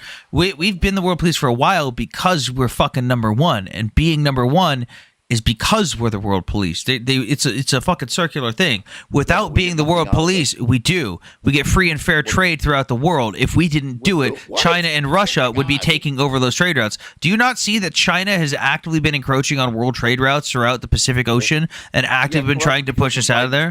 No, it's not because of Biden. No. Hold on, stop. They've been doing this long before Trump was in office, long before Biden was in office. This is a thing they've been doing for decades. By maintaining our power, we are maintaining our free and fair trade throughout the world and making sure that America can stay number one. And you can say you don't want the U.S. to be involved in wars and that this isn't our war. The fact of the matter is, because of the Budapest Memorandum, it is our war. We put Ukraine in this position. We promised to help them. America is abiding by our agreement that we get and the promise that we gave to Ukraine that we would help them in this exact scenario. So let England help them because they also signed. And by the way, England's been training Ukraine because they can't, because they're physically incapable of doing it at the same amount as us. They've been training. Even if we wanted to let Russia and or China and or any other country take over global trade security with their navies, it would take them decades to build up to the capacity that we have. So they wouldn't even be able to properly secure the oceans, global trade by definition. Or even the skies. They don't have the capacity. Even if we wanted to let them do it. Here's how much like some of the other countries don't have our capabilities. Australia is ramping up. Japan is ramping up. Taiwan is trying to ramp up. The Philippines are ramping up. All of them have agreed that they can't count on the U.S. anymore because of Trump's rhetoric, to the point where if they want to combat China to help Taiwan, they all have to band together to do so. They are actively ramping up to try to do it, but they are nowhere near the size or capacity or power that we are, because we have set ourselves as the world police as number one because of that. But luckily, they mostly use our stuff in our doctrine, so that's an easy transition. But also, hey, Sam, I need to research this more, but I'm trying to figure out what our deal is with Japan, because technically, I think that Japan's navy is technically our navy. No, it's not. We pay the fuck out of them for their land. Fun fact, by the way, we've been trying to sell back the land for the bases, but the problem is you have to sell the whole thing. And it's different Japanese families that own different plots of land that these bases are on. And in order to sell the base back, every family that owns a plot has to agree to it. But there's a lot of, and this is untaxed United States government money that the Japanese government can't tax. So the Japanese government has said, though, if you sell your land, we will tax you on the profit you make. So we'll go do audits where we'll go over the land with the families, and a bunch of Japanese families will go, oil. There's oil stains. I'm not selling. Dude, there is Japanese families that will never have to work a goddamn day in their lives ever again because of us. No, But no, the real estate part. we don't own their navy though. They've kind of been in the agreement where they've kind of self-moderated to the point where Right, but I don't think the agreement. I'm gonna look it up more, and because I'm not talking about the real estate. Yeah, like we rent the real estate in Korea, Japan, whatever, right? But as far as what the Japanese are technically able to do under that was under whatever that was we per their have, own. it No, makes that their expired. Navy almost an extension of No, ours. that was under their own law, where they limited the size of their navy, and they reneged on that a couple years ago because of what was going on with Ukraine and with China's aggression near them and with Taiwan. And for the first time ever, they basically said, "Hey, it's time to have offensive capabilities. We cannot do this anymore. We need to be able to reach out and touch the enemy if they're going to be able to touch us." And the Japanese public had a near goddamn conniption because it was the first time since World War II that they've ever had the construct of let's be offensive. I mean, empire, baby. Like The rising sun. Oh, hello, Black Widow. Can I just address Godfather about what you were talking about? Fantastic live, by the way. You were Thank you. totally right about what you were saying about what we're giving to Ukraine. You do realise that what we're giving them is, like the host said, is literally worth nothing to us. But what they are paying for it is more than what we would ever get, even if it was sent to scrap. The ammunition and everything that England has given to them we don't use it anymore. It's been sat in warehouses, in lockups, rusting, half of it, but we're making out of it. by the way, in business, any And that's space how that it you have to take up works. for inventory, that just keeping inventory is considered a cost. Oh, It's a very the U.S. government pays an abhorrent amount of money just on storage of U.S. equipment in Europe alone. Like, we're freeing So up do we space in for that. England. Yeah, so do we. What I'm And going to say to also, that is, the training that the Ukraine soldiers and officers has been getting here, don't think for 1 minute that's all come free, because it's not. So while everyone's saying, oh, we're giving Ukraine such and such, believe you me, what they're paying us back is way more than Oh. what it's actually worth. Like right now, Ukraine is the foremost world experts now on trench warfare and ground combat and drone warfare. Even though we have capabilities that far supersede those, they are the foremost experts on dealing with it firsthand. And even with air-to-air combat, prior to this war, a lot of Ukraine's Air Force tactics were taught by the United States Air Force, the United States Naval Air Forces. Now we get to talk to Ukrainian pilots and go, we get to pull out a notepad and go, what worked? What didn't work? What do you recommend? Cool. Hey, what did you notice about the enemy's planes, by the way? Cool. And that is money. Normally, that's shit we pay for. We would pay Not someone to mention teach us we stuff have like that. access to we all did the pay data them. from We those paid them aircraft 50 because there are aircraft. No, I'm We saying paid that comes off the tab, essentially, Godfather, is what I'm saying. We no longer have to pay them for that No. information. It doesn't. Why did Biden, when he said, "Oh, we're giving them this money, they're going to repay us," he forgave $54 billion before he left office.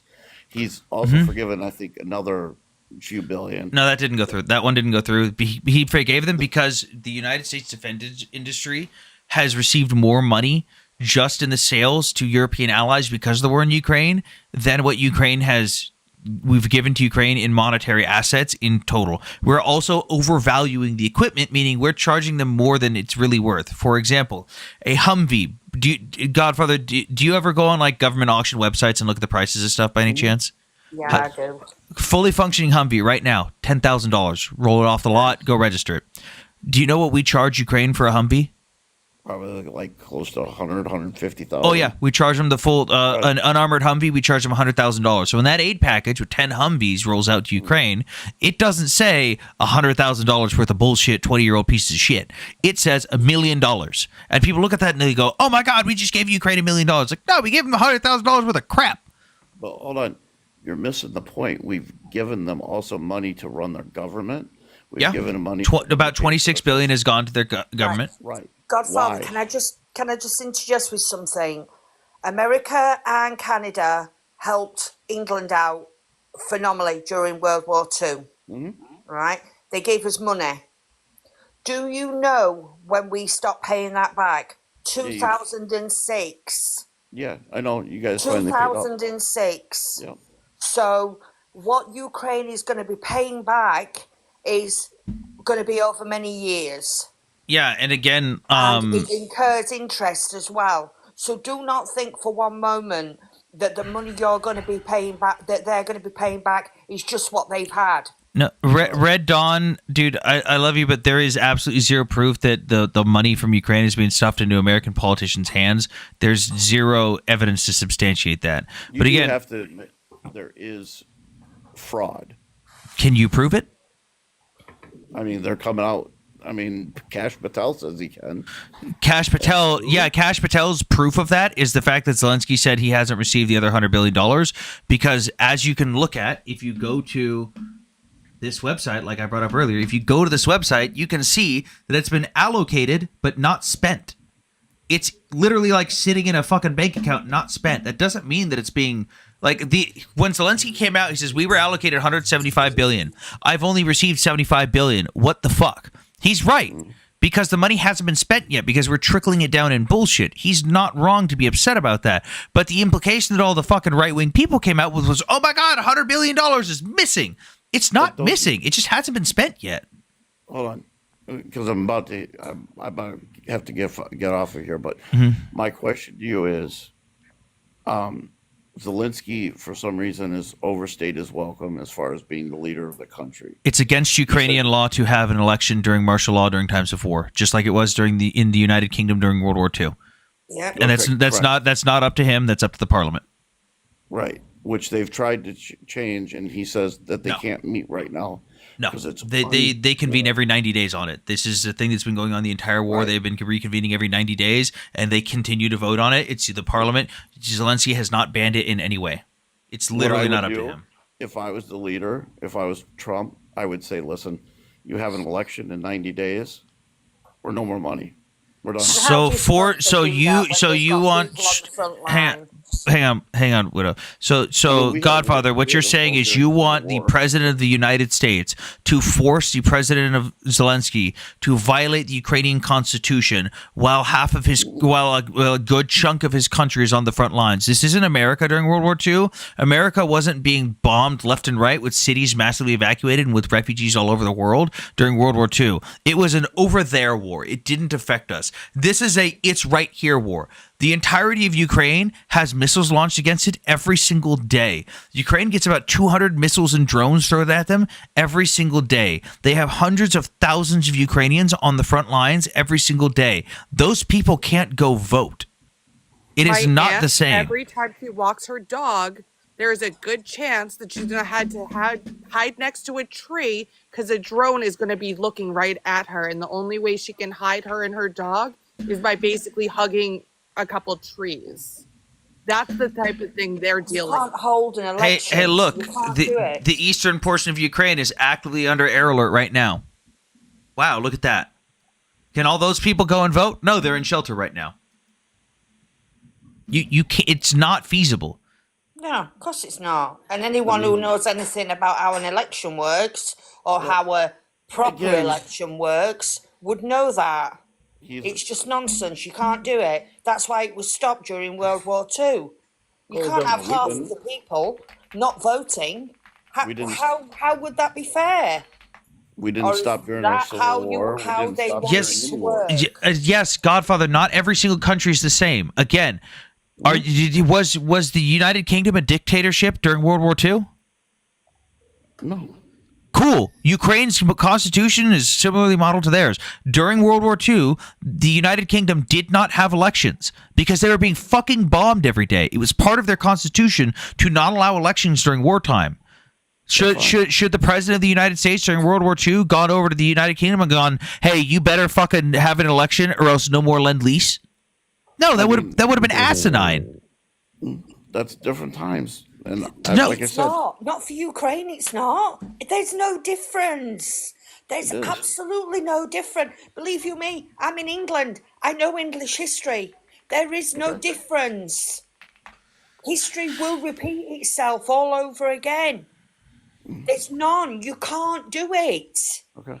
Yeah, it's not feasible. Like the amount of people that can't vote right now that are physically incapable of voting, especially all the refugees that the Ukrainian government got out of harm's way.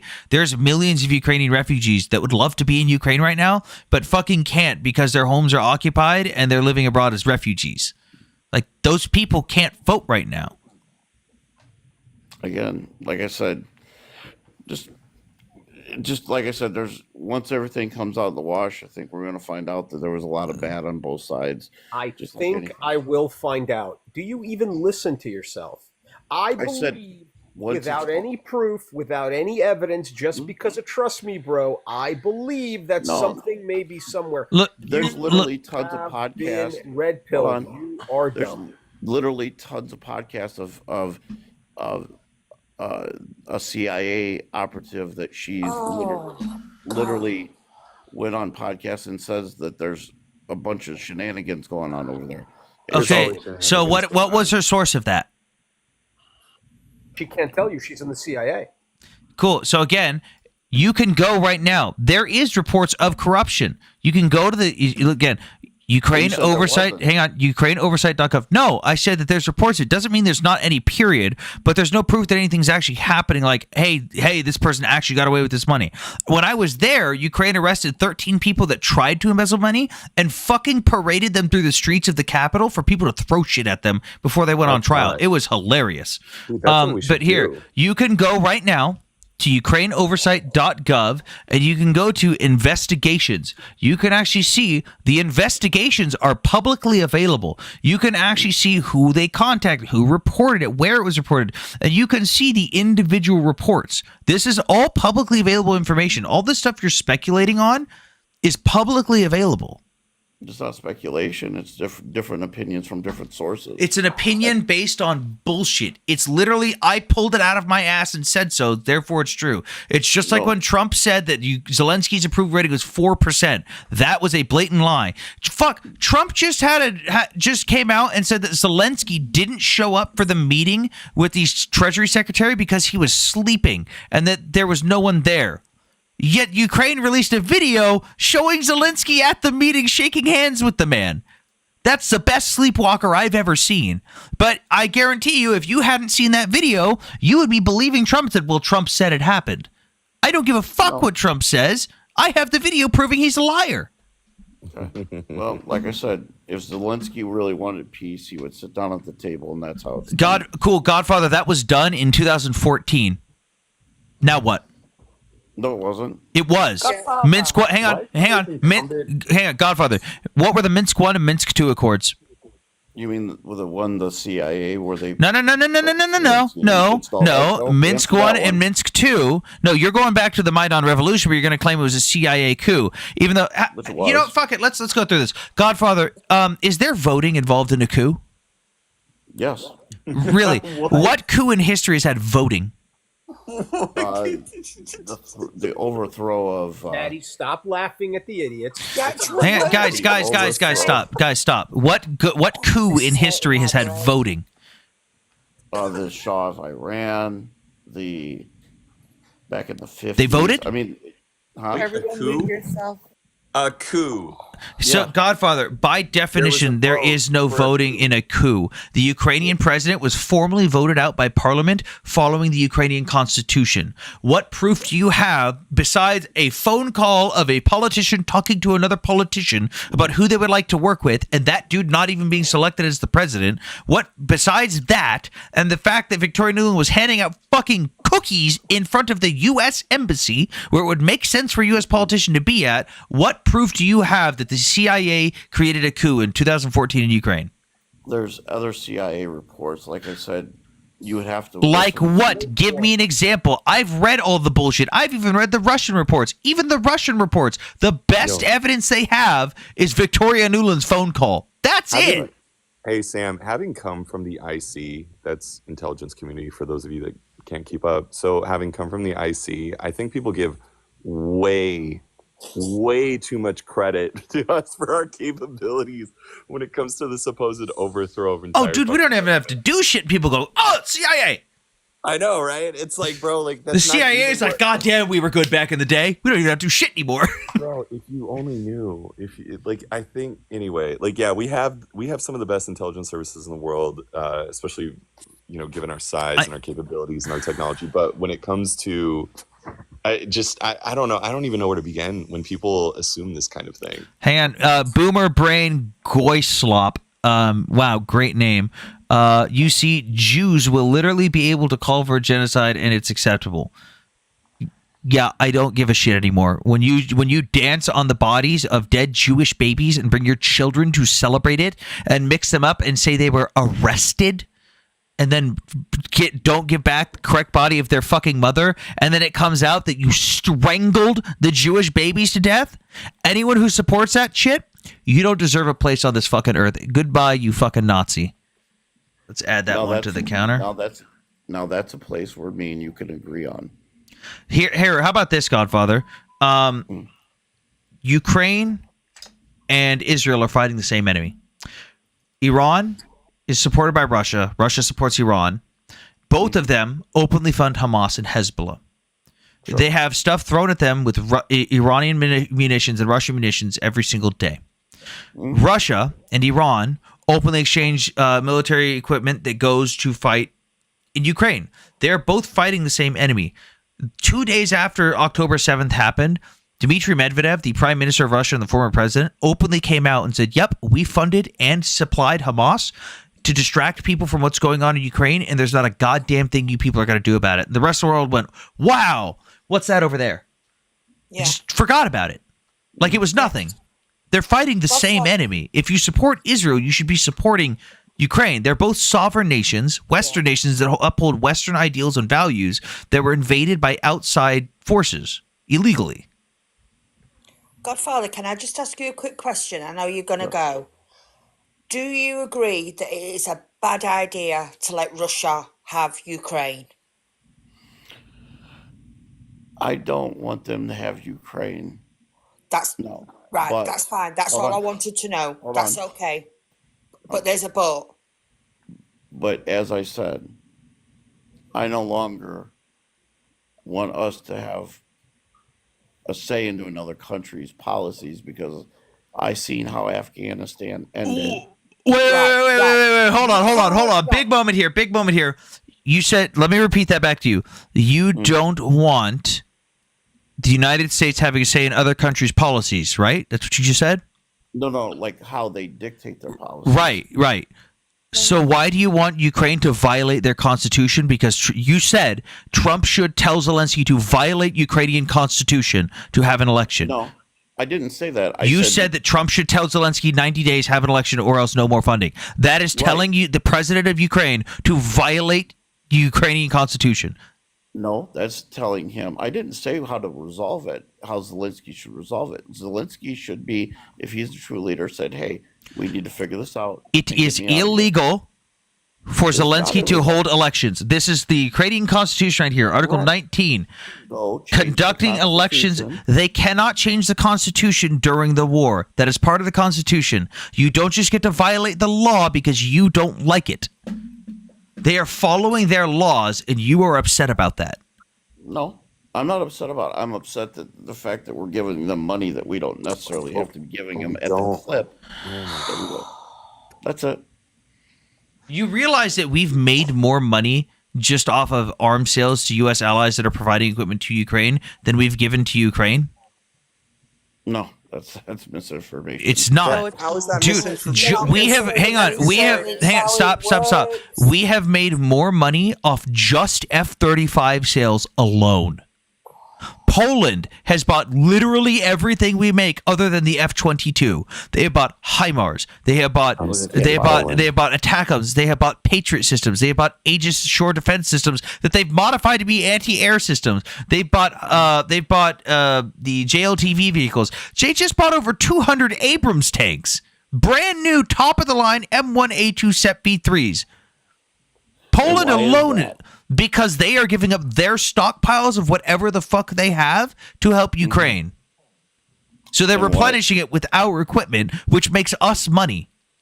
Because do they this to have to, protect because they're part themselves. of the NATO. No, NATO has nothing to do with this because They Ukraine's could not have- part they of could NATO. have- These hold on, countries hold on. have gone Not on their Ukraine. own. No, these countries have gone on their own outside of NATO to go, we are going to help Ukraine. Germany has zero obligation to help Ukraine. Poland has zero obligation to help Ukraine. The United Kingdom has zero obligation to help Ukraine. Canada has zero obligation to help Ukraine. Well, sorry, Budapest Memorandum. Sorry. But these nations have gone out of their way to provide arms and munitions to Ukraine and even financial support because it is the morally right thing to do and for the safety of Europe. Hold on. I want to point something up to Godfather. Godfather. Poland could have purchased, I don't know, Gripens from fucking Sweden. They could have purchased German tanks. They could have purchased English tanks, both of whom make their own main battle tanks. All that equipment could have been purchased from other countries outside of probably ATACMS. They couldn't have purchased ATACMS and HIMARS. Germany makes some nice tanks. Yeah, they do. Germany makes some very good tanks. Also the English version. I forgot what the Challenger. The English current version. Challenger of 2. Challenger is near peer to the Abrams. They had options. They chose to purchase American equipment because Well, the United States said, "Give Ukrainians the equipment. We'll guarantee that we'll have the weapons for you to purchase." Oh, dude, and we're giving a discount on shit too. We're still making money. Like the F-35, we've been discounting I think it was like 10% off or some shit. We've still made money off that shit. Just different ideas, different opinions. Like I said, it's not the way that we should be You're a doing. Okay, subject matter expert. how about this again, Godfather? How do you think this is going to play out if Zelensky? Do you know what Russia's demands are of Ukraine? By the way, do you know them? I haven't heard. I haven't heard them. So they want Ukraine to surrender all territory that Russia currently controls. That makes sense, I guess. They also want to finish out those regions. For example, if I took over, let's say I took over the city of Los Angeles. Well, I want the rest of LA County too, because, round it out. That's what they want. Sure. They want a buffer zone that only Russia maintains on top of the land that they want control of, meaning more land from Ukraine that Ukraine can't control or moderate on their own that should belong to them. They want Ukraine to demilitarize down to 50,000 personnel. Well, that sounds like we're setting up for another invasion again for a country who can't defend themselves. They want Ukraine to pay for all the damages in cities that Russia invaded and destroyed. Well, that's pretty fucking shitty. They want Ukraine to agree to never join a defensive alliance of any form, including the European Union, for the next 20 years. And they want Ukraine to make Russian the national language of Ukraine. That sounds like a fucking surrender to me. Yeah. They Like I want said. Ukraine. What do you think happens once they take Ukraine? You think they stop? They're not going to stop. No, They I mean, want Putin- the borders of the Soviet Union. Also, That if means they more people are going to be unalived. Godfather, why do you want so many people to be unalived? I would also worry about Poland deciding to do something preemptively because Russia is able to take yeah. over Ukraine. Poland If already I'm stated Poland, that if Russia gets to Kyiv, they're going in full force without any help, and they don't care. And then France said, you know what, fuck it. If you go in Poland, we're going in. You know why? And do you know why, Godfather? Do you? Do you know why? Do I know why what? Do you know why? Do you know why Poland is so hot to trot regarding Russia? No. No, I don't. I'll tell you. Because during his interview with Tucker Carlson, Putin said in Russian, language which I speak, by the way, so I got to listen to him Okay, say hold on. it, I his gotta original go. language. Oh, yeah. Hold on. I gotta go. But nice talking to you guys. Bye. But I'll tell the rest of the class because Putin said to Tucker Carlson on not national TV on Twitter that Poland was the reason why World War II started. Oh yeah, he blamed the people. He victim blamed again. And it's the same logic that Trump's using right now with Ukraine. It's basically why was she wearing that skirt at that time of day in that neighborhood? Bitch, they were just sitting there. Hey, Willie, last guess. What's up, Willie? Why were they there? I have a few questions. Okay, let's speed run through these. Let's go. Firstly, do you remember the video made on Rathbone where he mentioned talking about 45,000 Russian troops? Yeah, when he was saying that Russia invaded with 45,000 troops. Yeah. Was he talking about the Donbass war conflict? No, he was talking about the 2022 invasion because his claim was that, well, if they really wanted to take over all of Ukraine, why don't they do the things that normally would happen, like when the U.S. invades a place? An example is in Iraq and Afghanistan. And he said that 45,000 troops was all they invaded with because that wouldn't have been possible to take over the capital of Ukraine with only 45,000 troops. Meanwhile, what was involved was about 50,000 troops just to take the capital of Kyiv. There was about 50,000 troops that surrounded the capital of Kyiv. Okay. He's a moron. He knows nothing. I agree. I think he's very. But my next question is, what's your Mm-hmm. opinion on all like the common talking point for in favor of Gaza, where it's like 44,000 unalived and their sources from age group itself? I go to this.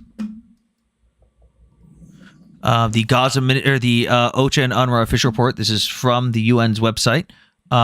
It openly states right here. Source: Ministry of Health Gaza,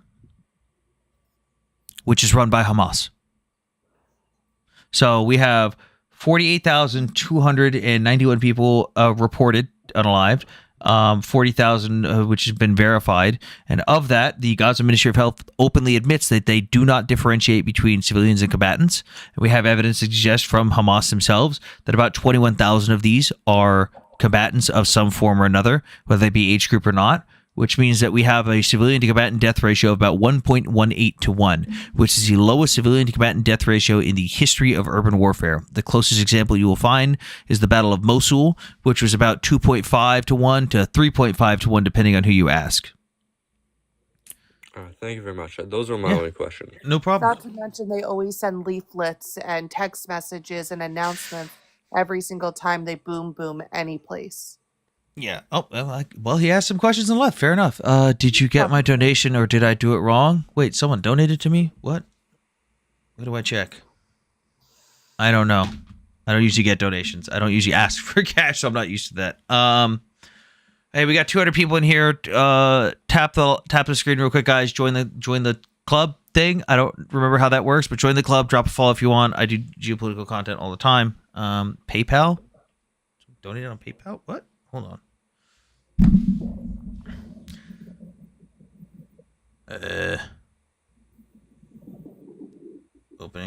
Opening. Hello? PayPal?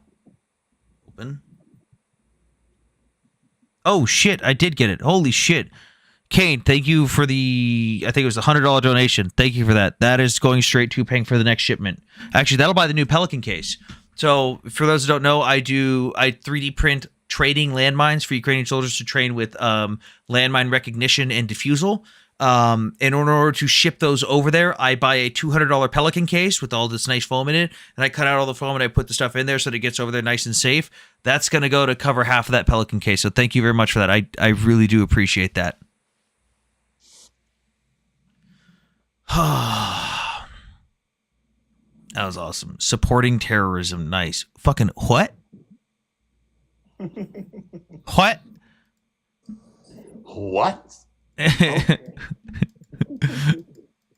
Sounds like a scam to me. Hey, Ghostface, you can call me a scammer all you want. Whenever I do this stuff, I make videos on it and publicly display it and show what I'm doing. I'm very transparent about it. And for those that don't like donating cash, because I also don't like doing cash donations to stuff, because you can get around with people that aren't being transparent about stuff. I also have an Amazon wishlist link in my bio, which you can send me a roll of 3D printer filament. Basically, if you don't want to provide cash, you can provide a monetary asset that goes directly from Amazon to my front door and goes directly onto a 3D printer to 3D print training materials for guys on the front lines in Ukraine. Hey, Sam. Tito Sammy in the chat has asked 2 times, what are Trump's motivations for backing Russia? Now, I know, but you could tell him your opinion. Oh, hang on. This right here. This article from The Guardian. Donald Trump, a de facto Russian asset. Oh, wait, no. Is it this one? Oh, yeah, there we go. The perfect target.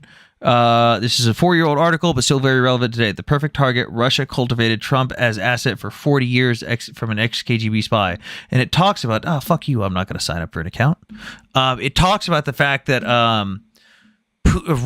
Trump, from the very first time he ever visited Russia, was groomed into being a Russian asset. And their example of that is when Trump visited Russia for the very first time, he went for all of what, like 2 weeks, was it, Dave, or was it 1 week? It was 2 weeks. Yeah, 2 weeks. Within 2 days of coming back, he spent $200,000 on full-page articles telling the United States that we should leave NATO. He had zero political experience prior. He had never talked about NATO prior. And since then, he has actively used pro-Russian talking points. In 2018, when he was president, we had the Battle of Kasham, in which a 500-man strong front openly attacked a United States military installation directly under the order of the Russian Ministry of Defense. The Russian Ministry of Defense openly ordered an attack on a U.S. military installation. Do you want to know what Trump did? Nothing. Russia actively put hits out on United States service members in Afghanistan. You want to know what Trump did? Nothing. Did you go and fight in Ukraine? No, I was an instructor in Ukraine. I was on and near the front lines. I was not fucking somewhere safe in Kyiv. I was on and near the front lines training Ukrainian soldiers every day voluntarily. I did not get paid. I brought my own equipment. There's my plate carrier when I was there and my helmet. And I trained Ukrainian soldiers. This guy is worse than CNN. You want a connection that's even more that's even farther back, Sam? What? Between Trump and the KGB. You want a connection that's even farther back? What? So this is when this is in the early 80s. Now, mind you, I started living in Brooklyn in '79. In the early 80s, there was a large. They supplied electronics to various people. This was actually a KGB front. We found out about this when we got to take a look at the KGB archives in 91 and 92 when the Soviet Union came down. So guess where Trump started buying a lot of his, a lot of the TVs and shit that he put into places like Trump Tower. Wait, say that. Sorry, I zoned out. So the Russians were using an electronic supply shop in and around South Brooklyn and Brighton Beach as a KGB front. That is where Trump started sourcing the televisions and other crap that he would eventually put into Trump Tower. His connections go back to the early 80s. By the way, here is a Ukrainian Ministry of Defense article with my fat ass on the cover right there. That's me right there. In this article is Ukrainian military is being trained by former military personnel from NATO countries. This is directly from the Ukrainian Ministry of Defense website. So that's the kind of stuff I did while I was over there. Again, went over there unpaid on my own dime, worked for an NGO, brought my own equipment, brought my own medical supplies, paid for everything while I was there. Can I speak Ukrainian at all? I can say combat phrases, and I can yell at Russians to drop their weapon, and that's about it. Oh, I can ask where Lviv croissant is, because I'm a fat American. Do you believe in the Ukrainian cause? Would I be supporting Ukraine if I didn't believe in the Ukrainian cause? Like, would I have gone over there on my own? Dude, I paid $2,000 and used... For those that don't know, I took my fucking vacation time from work to go over there. I literally put in vacation time from an actively paying job to go to Ukraine. Like... Okay, last guest. I know I said this before, but last guest. Hold on, before you get to the guest, somebody asked a question that's actually that's a legitimate question. If Trump is an obvious Russian asset, why can't Congress take over negotiations? Because that's not the job of the legislative branch. That is the job of the executive branch to do things like foreign policy. That's why. The Department of State is an executive branch agency. How did I get to Ukraine? I flew to England, and then I flew to Poland, into Warsaw, and then I took a local plane to Rezny, I don't fucking remember where, and then I spent the night at a friend's house in Poland, and then the next morning he took me to the train station. I had a 3-hour train ride to Lviv. I met with some friends there. We started driving medical supplies back and forth between Lviv and Ternopil for a couple days. I then took a train from Ternopil to Kyiv. I spent 12 hours there waiting for my next train ride. And then I went straight to Kharkiv, and I was in Kharkiv the entire time I was there and east of Kharkiv. Oh my God. Jacob, are you going to speak in I Don't Have a Toilet again? Palestine, nigga. Free Hey, Palestine. Jacob, Jacob, I don't understand. I don't have toilets in my country. Sorry. We shit in each other's mouths over there. Rear with the gear, we love that shit. Yeah, that's why I had missiles landing around me, because I was totally in the rear. What was that? In the rear with the gear, he said. Hang on. It's a fob in the chat. His name's Punky. He's a moron. Hang on. I'm gonna show you something here. I love how a lot of my photos, by the way, are geolocated in Moscow because the GPS spoofing when I was there. Hey, so this is my map of some of the photos of where I was. That red line right there, that's Russia. How did I get pictures right there on the border if I wasn't there at the front? Ex-Marine, you love to talk shit. Hell yeah, I do. Okay, this person's requesting again. Maybe it'll work this time. Hey Sam, why are Marines so cowardly? I mean, this guy is an ex-Marine. We've invited him up so many times. I don't know. Wow, I didn't know Marines were such cowards. Oxum, what's up? Hey, how are you, Sam? Tired. What's on your mind? You said no U.S. ally should trust Trump. Yeah. Why is that? Because I don't think that Trump will support an ally if his base does not support them. I think that even if a majority of America supports an ally, if Trump's personal supporters don't support them, he won't support them because he's shown a willingness to do that with our European allies. And the perfect example again is Ukraine. A majority of Americans support Ukraine, but a majority of Trump supporters don't. So he's willing to abandon a U.S. ally and willingly lie on behalf of Russia against an American ally because his personal supporters feel that way.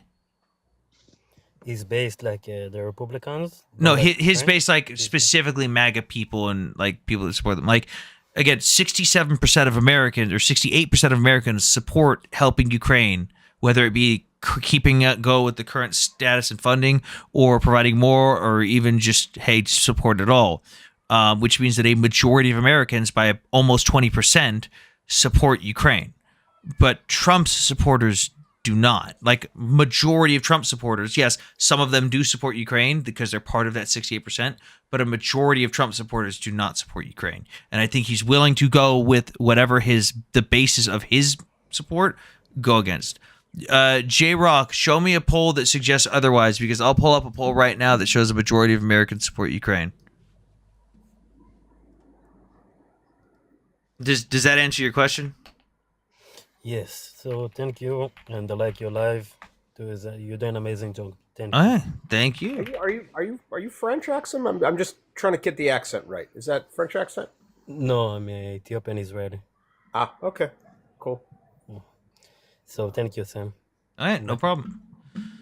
No, this one's too old. This one shows more support, but this one's too old. Don't want to use Okay, that one. all right. J-Rock, the minute you say Mossad and Rothschild, you automatically lose all credibility. Not like you had any, but you know. My solution for the war in Ukraine is stop trickling in bullshit with the equipment, because we've been drip feeding Ukraine stuff. Ukraine has shown when they have the equipment, they are more than willing and capable to take back land or hold the line. But when we drip feed them bullshit, they lose ground or barely hold the line. In the first few offensives of the war in Ukraine, when Ukraine didn't have all of our equipment yet, they were so for context, Russia started out the war with 8.7% control of Ukrainian land. That included Crimea and the Donbass. So they started out with 8.7. At maximum, Russia gained up to 44.8% control of Ukrainian territory. That's when they surrounded Kyiv and everything and got to the cities beyond Kyiv.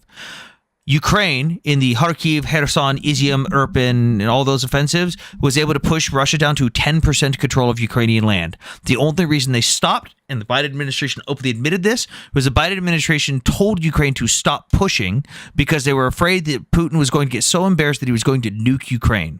They admitted to this. So Ukraine now has held off Russia for 3 years, to where Russia currently only holds 19.8% control of Ukrainian land.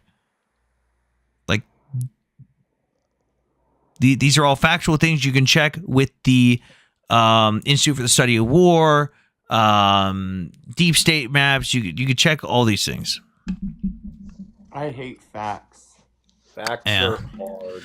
Okay, guys, drop a follow if you haven't already. Join the team last second if you can. How many dead in my estimation? Not a goddamn clue. Let's talk facts. Do you know why Ukraine war started? Because Russia fucking invaded them. I've gone over why. 3 times. Sam, support for what? A war that will lead to World War III. No. Okay, this is my last thing. If you don't want World War III, this is the time to stop Russia. This is the time. Because right now we are in mid-1930s appeasement. We are actively appeasing the H-man. He has already gotten his Rhinelands. He has said, if you give me a little bit more land, I will stop, I promise. That happened in 2014. Putin was given Crimea and portions of the Donbass region and said, I won't go any further. I agree, I will not invade anymore. He has not stopped. He has already invaded Ukraine a second time, even though fighting continued from 2014 until now. And J-Rock, you can yell propaganda all the time or all you want in the chat. The facts disagree with you.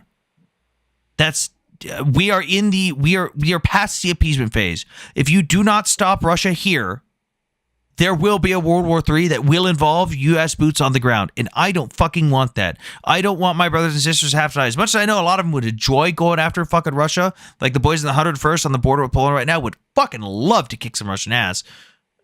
I don't want American troops on the ground having to die because America and the rest of the world decided to be a bunch of fucking pussies. Hey, Sam, before you go, do you know Angertab? You know, he's on this app. Yeah. Do you know him personally? Everyone keeps messaging me about it. I have no idea what happened. Okay, then you don't. No, I just wondered if you knew him personally. I just wanted to see if you could check on him. I've got his number. Okay, just check on him if he's okay. All right, I've had a bunch of people message me that, and I have no idea what's going on. God damn it, Steve!